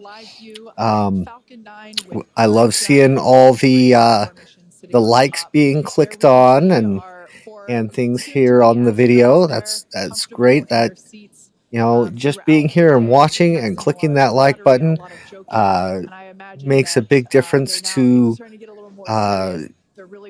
how we feel about what we're doing on here on Total Space. So thank you so much for everybody who has done that. You know, if you like what we do, I'm going to do one more little plug for our Patreon. If you like what we do and want to support us, we have a Patreon set up, patreon.com/totalspace, and you can gain access to our Discord and chit chat with us while we're working on projects or join in and ask questions when we do our interviews and things, or just plain share memes with us and pictures and fun things like that. If there's something not on our Patreon reward list that you would like to see, feel free to let us know. Or if Discord and whatnot are not your thing and you'd like to send us an email for video suggestions or interview suggestions, things like that, there's a contact form on our website, totalspace.net. So feel free to bounce on over there and tell us how you feel about things, and we would love to hear from you. And with that, I will let us get back to the stream. The liquid oxygen load will wrap up at about T-3 minutes on first stage, T-2 minutes on the second stage. Now a reminder, now that we are Yeah, at in least. loading, Yeah, we really would like to know what the astronauts are thinking, or the commercial astronauts. Those dreaded words, hold, we don't want to hear. We would have to scrub for the night and try again. We have a launch opportunity tomorrow, just a little bit And later. should bring everyone. Conditions allowed. Condition the Falcon 9 being go, the range is go. Weather, we've had great cooperation. Weather, both ground level, up altitude, and around the world at the contingency landing sites. It sounds like Mr. Producer and Astroliz are having a tweet war with ice cream right now. If you want to know what that's about, there's some links down in the description, and you can follow some of us on Twitter and get in on that as well. Coming up in about a minute, we're going to get final I look forward to seeing those when I get to the studio in the morning. I don't think I'm going to pull Twitter back up at this point. How the launch is proceeding, and it'll provide updates on vehicle health. And there's a link for Astroliz.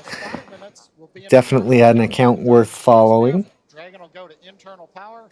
We'll hear continued callouts on the countdown net as we get close to zero and a liftoff. Now, next major event coming up right now, T-10 minutes, as I said. Dragon will get its final instructions. We will also do a final series of checks of Falcon 9 telemetry against a preset limits. Make sure that all systems are go, and then we'll be moving from there into the closeouts on propellant, chilling into the engines to get ready for engine ignition down at about T-2 seconds.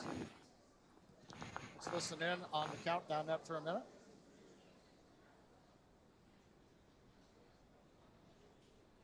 So, Dragon, SpaceX. because of all the things that Mr. Producer has been saying in my ear that I have not been able to repeat with the audience, I get to pay him back right now by saying, Mr. Producer, you want to know what's nice about this stream?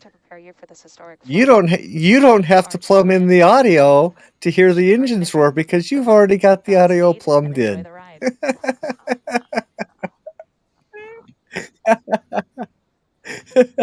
He says he has learned his lessons. The last two streams, we have been in the final seconds of the countdown when, oh no, I forgot to do this. And the audio is getting plumbed in at the last second. He has managed to pull it off, but it has been quite last second. So let's give a big hand for Mr. Producer for being ahead of the game today. Next major event coming up, I think you've got that event. Yeah, that was, I just want to note that was SpaceX4, which stands for the Crew Operations and Resource. You are welcome, Liz. Thank you so much for joining us. Yeah, absolutely. Is basically the primary resource to the crew. It has added to the fun atmosphere that we try to have here. I think they're really starting to realize that they're going to space in under 10 minutes. Now, the next major event that we have coming up will occur at T-7 minutes. You'll hear the call out for engine chill.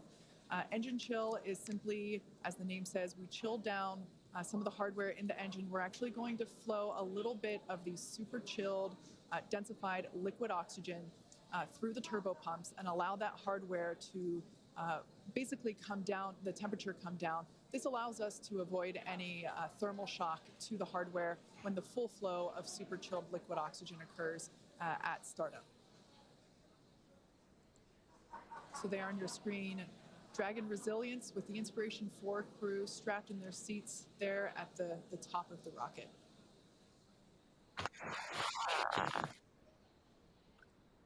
Once again, if you're just joining us, this is the first all-civilian mission to orbit, and they are going to space in 7.5 minutes. They will be ascending to an altitude of 575 check voice chat comments. and orbiting Earth at that altitude for 3 days.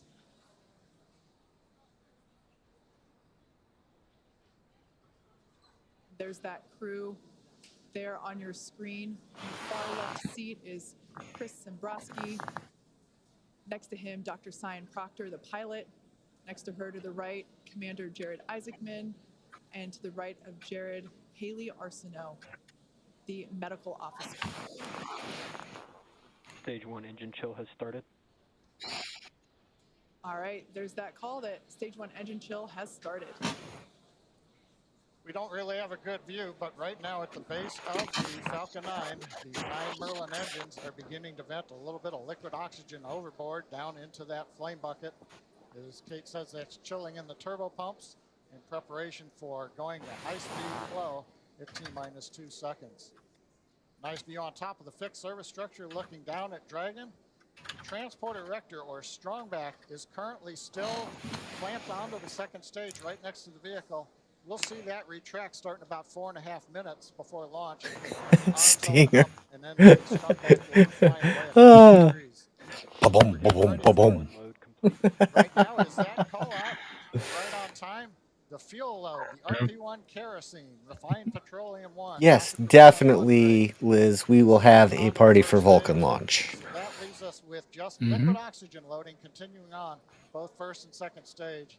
And you can see that moist Florida air slowly breezing by the 2 chilled down liquid oxygen tanks. And you can see the mist coming off. We'll have to talk about some options on that, Liz. Maybe we can do something a little bit more collaborative than chat, depending on what time of day it happens and whatnot. So be sure to have a chat with Mr. Producer Man and see what we want to do for the Vulcan launch. That would be a lot of fun. Coming up in just about 10 seconds, we should be hearing the call that Dragon has been transitioned to its terminal count configuration.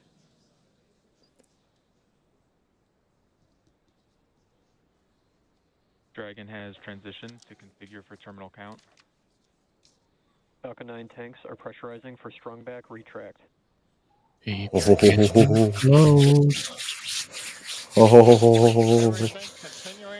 We're getting ready with that final arm shake. Everybody get your arms stretched out, ready for a good last minute shake. Finish up that ice cream so you don't spill it on you during liftoff. Strongback is lowering.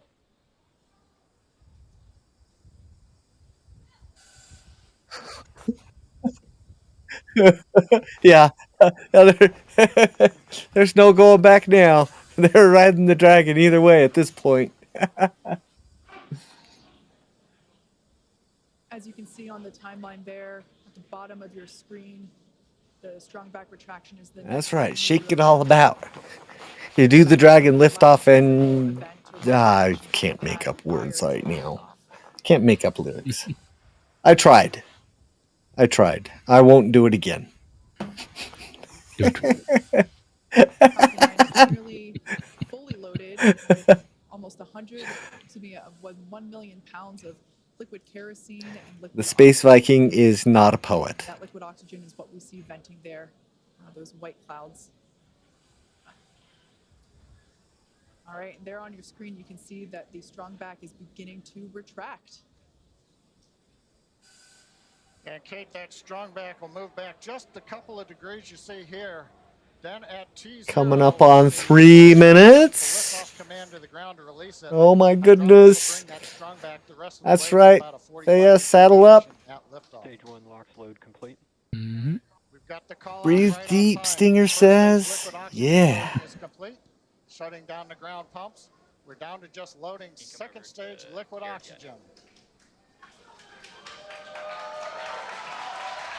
And now, under 3 minutes until launch of Inspiration4. Dragon has transitioned to terminal count and is on internal power. Well, All right, and there's that call out that Dragon is now running on its own power. It is no longer connected to the power systems of Pad 39A.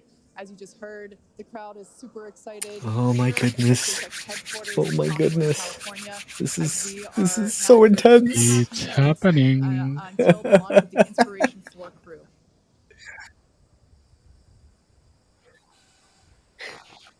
That crew there can be seen on the right-hand side of your screen. Buckled in and ready to go.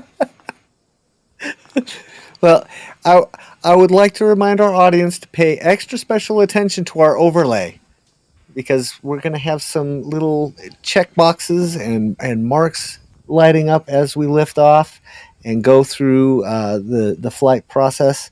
So pay extra close attention to that so that you can tell Mr. Producer Man what you think of it. Dragon is an auto idle.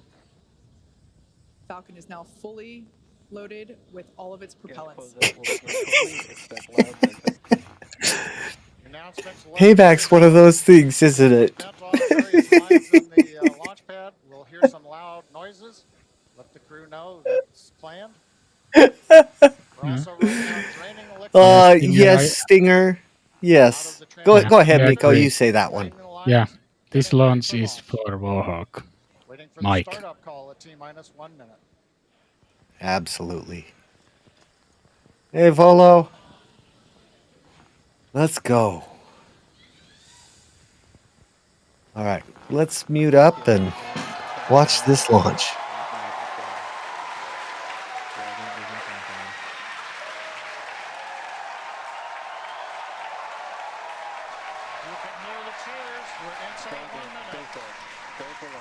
Go for launch.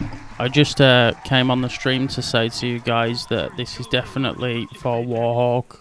Much love, one of the best men I ever got to meet, and I know he would have been here hyping along in the chat with us. He's much loved and much missed by the Total Space team, and was genuinely one of the best men I ever met in my life. T-minus 15 seconds. Let's go. 10, 9, 8, 7, 6, 5, 4, 3, 2, Let's go. Arm shake.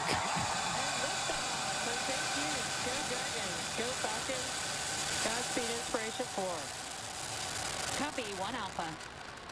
Vehicles pitching down. Add Astra, Godspeed, Inspiration4.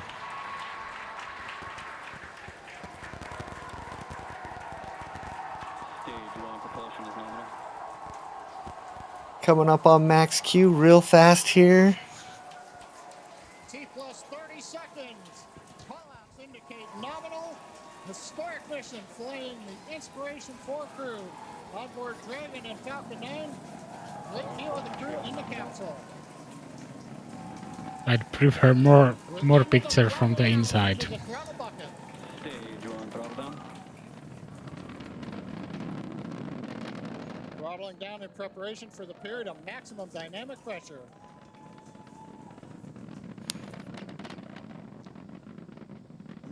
Starting to see the engine plume spread out right as we come up on max Q right here. I just love that. It's one of my favorite parts. It's just watching the exhaust plume flare out like that. Oh, that's so beautiful. Oh, that's just so beautiful. Oh, this camera guy following the rocket is doing a great job. Whoever they got is just doing great. Yeah. Looks like a smooth ride for the crew. Nice. Oh, that is some beautiful shots coming up here, guys. Oh my goodness. SpaceX has done it again. We are so spoiled. Always. Okay, we heard the call out. MVAC-D is chilling. We're beginning to get the turbo pump ready on the second stage engine for ignition. We're passing through 3 G's acceleration. Everything continues to look nominal.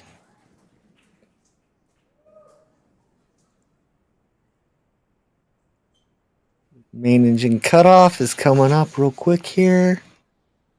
Merlin engines are throttling down for G limiting. 4 G's, we're holding it there for the crew. Major event coming up will be main engine cutoff, followed by stage separation, looking at the second stage engine nozzle, and then ignition of the second stage. Yep, there it is. And Mikko. Main engine cutoff. Can't even hear the announcer with the SpaceX employees in the background just hooting and hollering. Oh, that's how exciting this is, even for SpaceX. Yeah. Oh, for sure.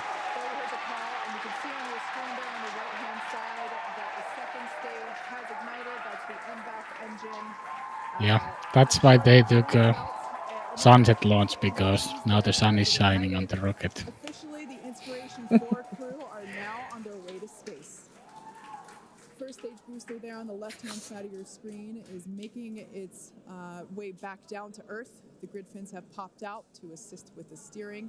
It will be making a landing attempt on our drone ship. Just read the instructions, which is parked out and holding position in the Atlantic Ocean. Yeah, so we have a couple of views on Acquisition screen. of signal, Bermuda. As Kate mentioned, left-hand side is a view from the top of our first stage looking down. That has already separated from the second stage, and it's making its way back to Earth. The velocity of the first stage, SpaceX, trajectory nominal, is being tracked on the bottom left-hand side of your screen.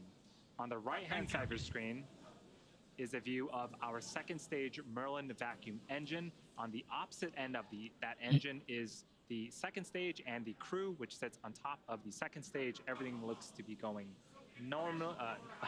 normally with them, and you can also track the velocity on the second stage on the bottom right-hand side of your screen. And we also have awesome views of the crew inside of their capsule as well. I'm pretty sure during first stage ascent, I saw Dr. Cyan Proctor. I'm pretty sure I saw Dr. Cyan Proctor give us 2 thumbs up. Yep. I'm sure she enjoyed this ride that she's been waiting for her entire life. Yes. One notable thing too is we're getting some twilight views. The sun just set in Florida, but we're high enough up where the light around the horizon is also reflecting off of very high altitude objects, such as the first and second stages. Dragon, SpaceX, trajectory nominal. Love to hear that call out, trajectory nominal from the guidance engineer. Also notice we're really up there now, well past 100 kilometers. Acquisition signal, New Hampshire. Just before that view switched, we saw some teammate fist bumps going on there. Yeah, they indeed look very relaxed. Yeah, they look like they're having a fun Absolutely. ride there. And their journey isn't over. We've got about 7 more minutes until Dragon separates from the second stage. Yes, next milestone for this mission is actually going to be happening on the first stage. It's going to be performing a re-entry burn that's going to be coming up around the T+7 minute and 30-second mark. That burn is used to slow down the first stage before it re-enters the denser parts of the atmosphere. A few minutes later, it will execute a landing burn and make an attempt to land on our drone ship that's currently parked in the Atlantic Ocean. Dragon, SpaceX, trajectory nominal. Dragon copies. This is just so exciting. So far. Yeah. I'm just going to say, so far, everything looking great for the Inspiration4 crew. Hearing that everything is proceeding nominally there with the second stage, which is what you see on the right-hand side. HT propulsion is nominal. I was just going to say that MVAC engine we just heard now is looking nominal.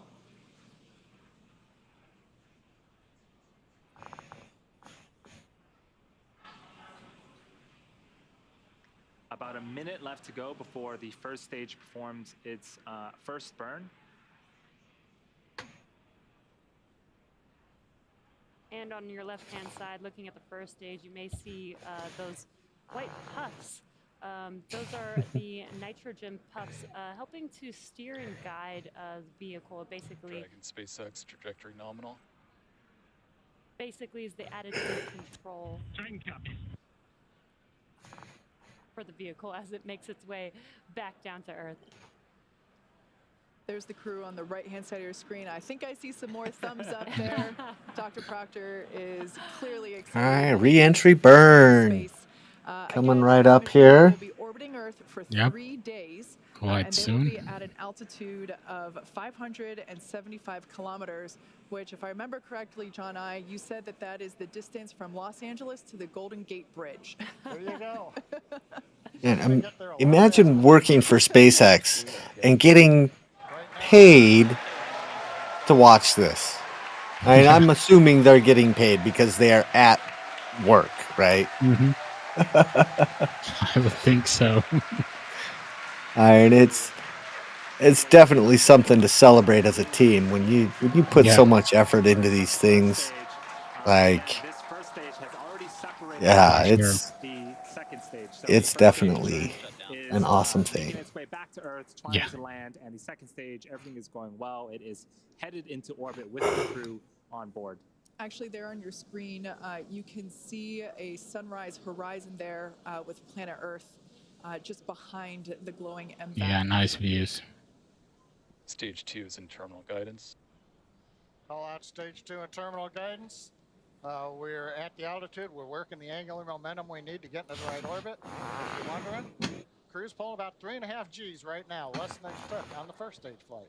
So in about 15 seconds, we are expecting. Copy, Shannon.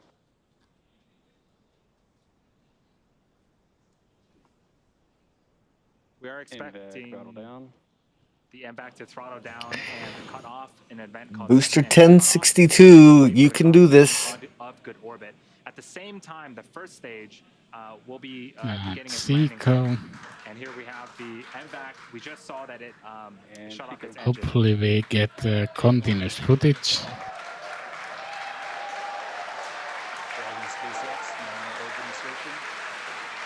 All right, good news there. Nominal orbit insertion. That's amazing news for Inspiration4 crew.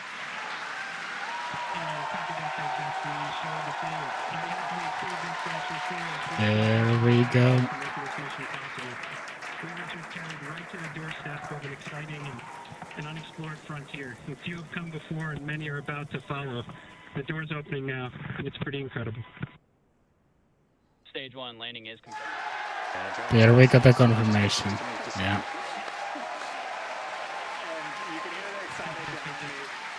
Well, is that a view from inside the nose cone? Just there, coming up? What? It'll be on our stream in just a couple seconds here. Excuse me. In a few minutes here, we'll separate from the second stage. And that there. After that, we'll begin opening that is inside the cupola. Which is super exciting. As if the second stage action wasn't exciting enough.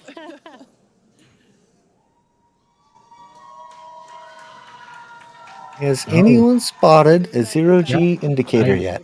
I saw it in the right corner. But what is this?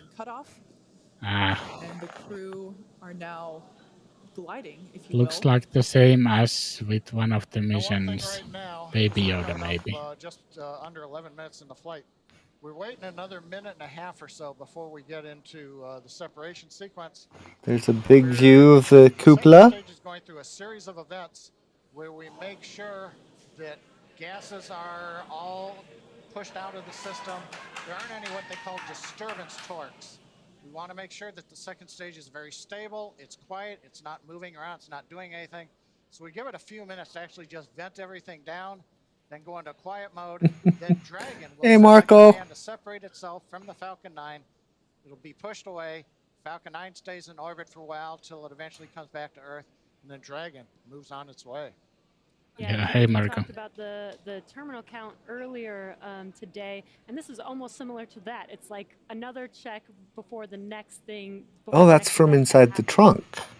Yeah, it's trunk. The beauty of the countdown. We're about 30 seconds away from separation of Dragon from the second stage. The view on the left-hand side of the screen is a view of the unpressurized section of Dragon. So it's the sort of back end, the trunk section of the Dragon. So when we do see separation, we'll see that kind of push away from the second stage and make its way into orbit.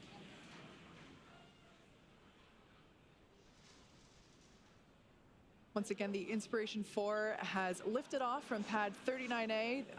They are now in orbit around Earth and where. And there's the separation. Separation confirmed. So that is the Dragon Trunk and Dragon on behalf of the Falcon 9 team, we gave you a great ride to orbit. Enjoy your time on orbit, and we look forward to you flying again with SpaceX. And copy that, Gers. We really appreciate everyone's help back in LCC. That was the voice of SpaceX Chief Engineer Bill Gerstenmayer communicating with Inspiration4 Commander Jared Isaac.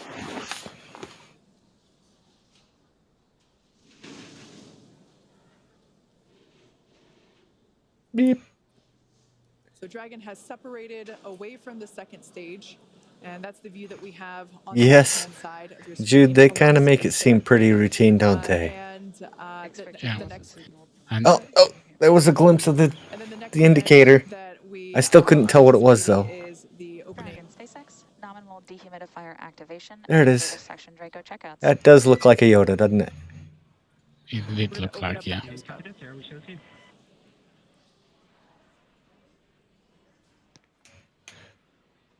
So we heard the call out, nominal Draco checkouts after separation.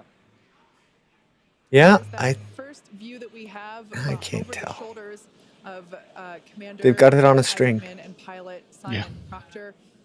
Dr. Simon Proctor is on the right-hand side, and Jared is on the left-hand side, and this is their dashboard for the a little next 3 days. puppy. These touch screens provide them all of the telemetry and data and information about the systems on board Dragon that they can interact with while on orbit.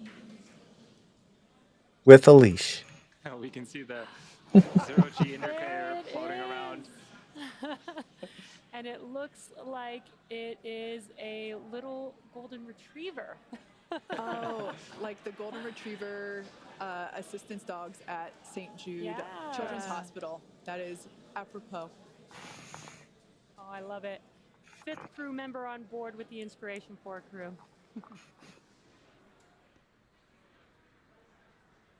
So in a few seconds here, we are expecting the nose cone to open up, and hopefully we'll be able to see the first views of the Dragon cupola in space.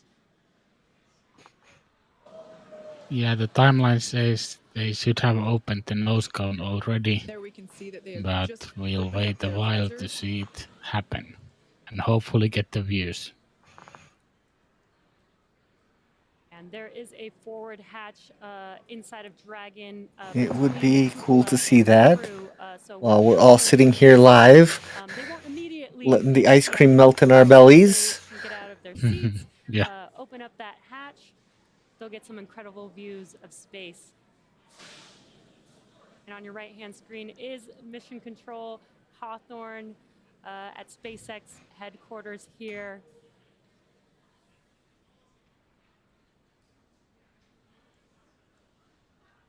Once again, the cupola is the observation dome that was installed. It's brand new hardware to this mission.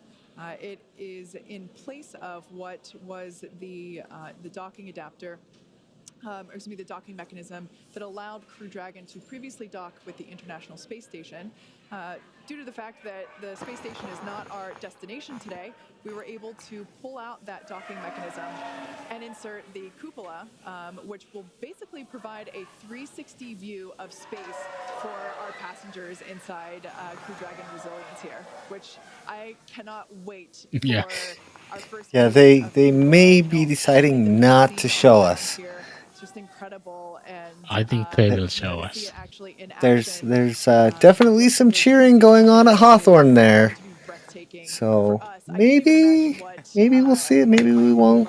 Sounds like things are going good. Yeah, this is going to be incredible. Yeah. And I can't wait for them to get the first look out, and hopefully Lost the signal, hopefully we'll get to see some of their reactions when they first look out that window.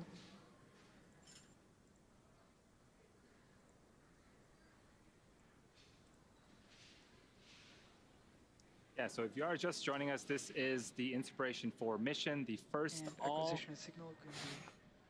all civilian crew into space. The team had a nominal ascent out of Pad 39A in Kennedy Space Center and are currently in orbit around the Earth. Yeah, what an incredible place to be in right now when we can say we have now put 4 civilians into Good space, night, into Liz and orbit. Jen. It's been an incredible Good night, journey Liz for and us to get Jen. here. Sleep tight. You know, we didn't do this Thanks alone. for Hopefully being no There's here. a lot of history working with Hopefully no folks tummy from aches NASA, tomorrow from all the ice cream. to get us to this point. A lot of efforts with reusability and reflying vehicles, which we've seen on this mission particularly. We've reflown the booster 3 times. Dragon, we flew for a second time here. First flew on Crew 1 last year. And now Fine. Jared, Cyan, Chris, and Haley are out in space. Yeah, it's pretty incredible. Just the fact that these are normal, regular people, non-professional astronauts, and they're now in space, and and it's just wonderful to know that the access to space has opened up. I believe in the note that Jared relayed back to ground. He said that the door is wide open and the view is spectacular. Of course, they can't quite see out through the dome just yet, as we mentioned before. But metaphorically, it must be an incredible feeling to be on board Crew Dragon at this moment. I bet everyone's super jealous of Haley and her window seat right now. Right. She can just turn to her left and see Chris everything. also has a window has seat. one, yeah. Speaking of window seats, we are approaching the coast of Ireland. We're 249 kilometers up, so we're heading from the 200 kilometers where we injected to 575, and then we'll begin circularizing the orbit. But more importantly, we got into contact with the ground station in England, and they confirmed the nose cone is open. Nose cone is So open. another major event. Yes, nose cone is open, Nose cone deploys itself up, and we still might see some pictures. the cupola, and we're going to see if Hopefully. we might get any kind of view here before we sign off. Yeah, and as you mentioned, we aren't going to the International Space Station. We're actually just going out into space, into orbit. So they will be doing a couple burns. Another one will be, or the first one will be 45 minutes into flight, and then another 90 minutes into flight, and that'll take them to their final orbit of 575 kilometers away from Earth.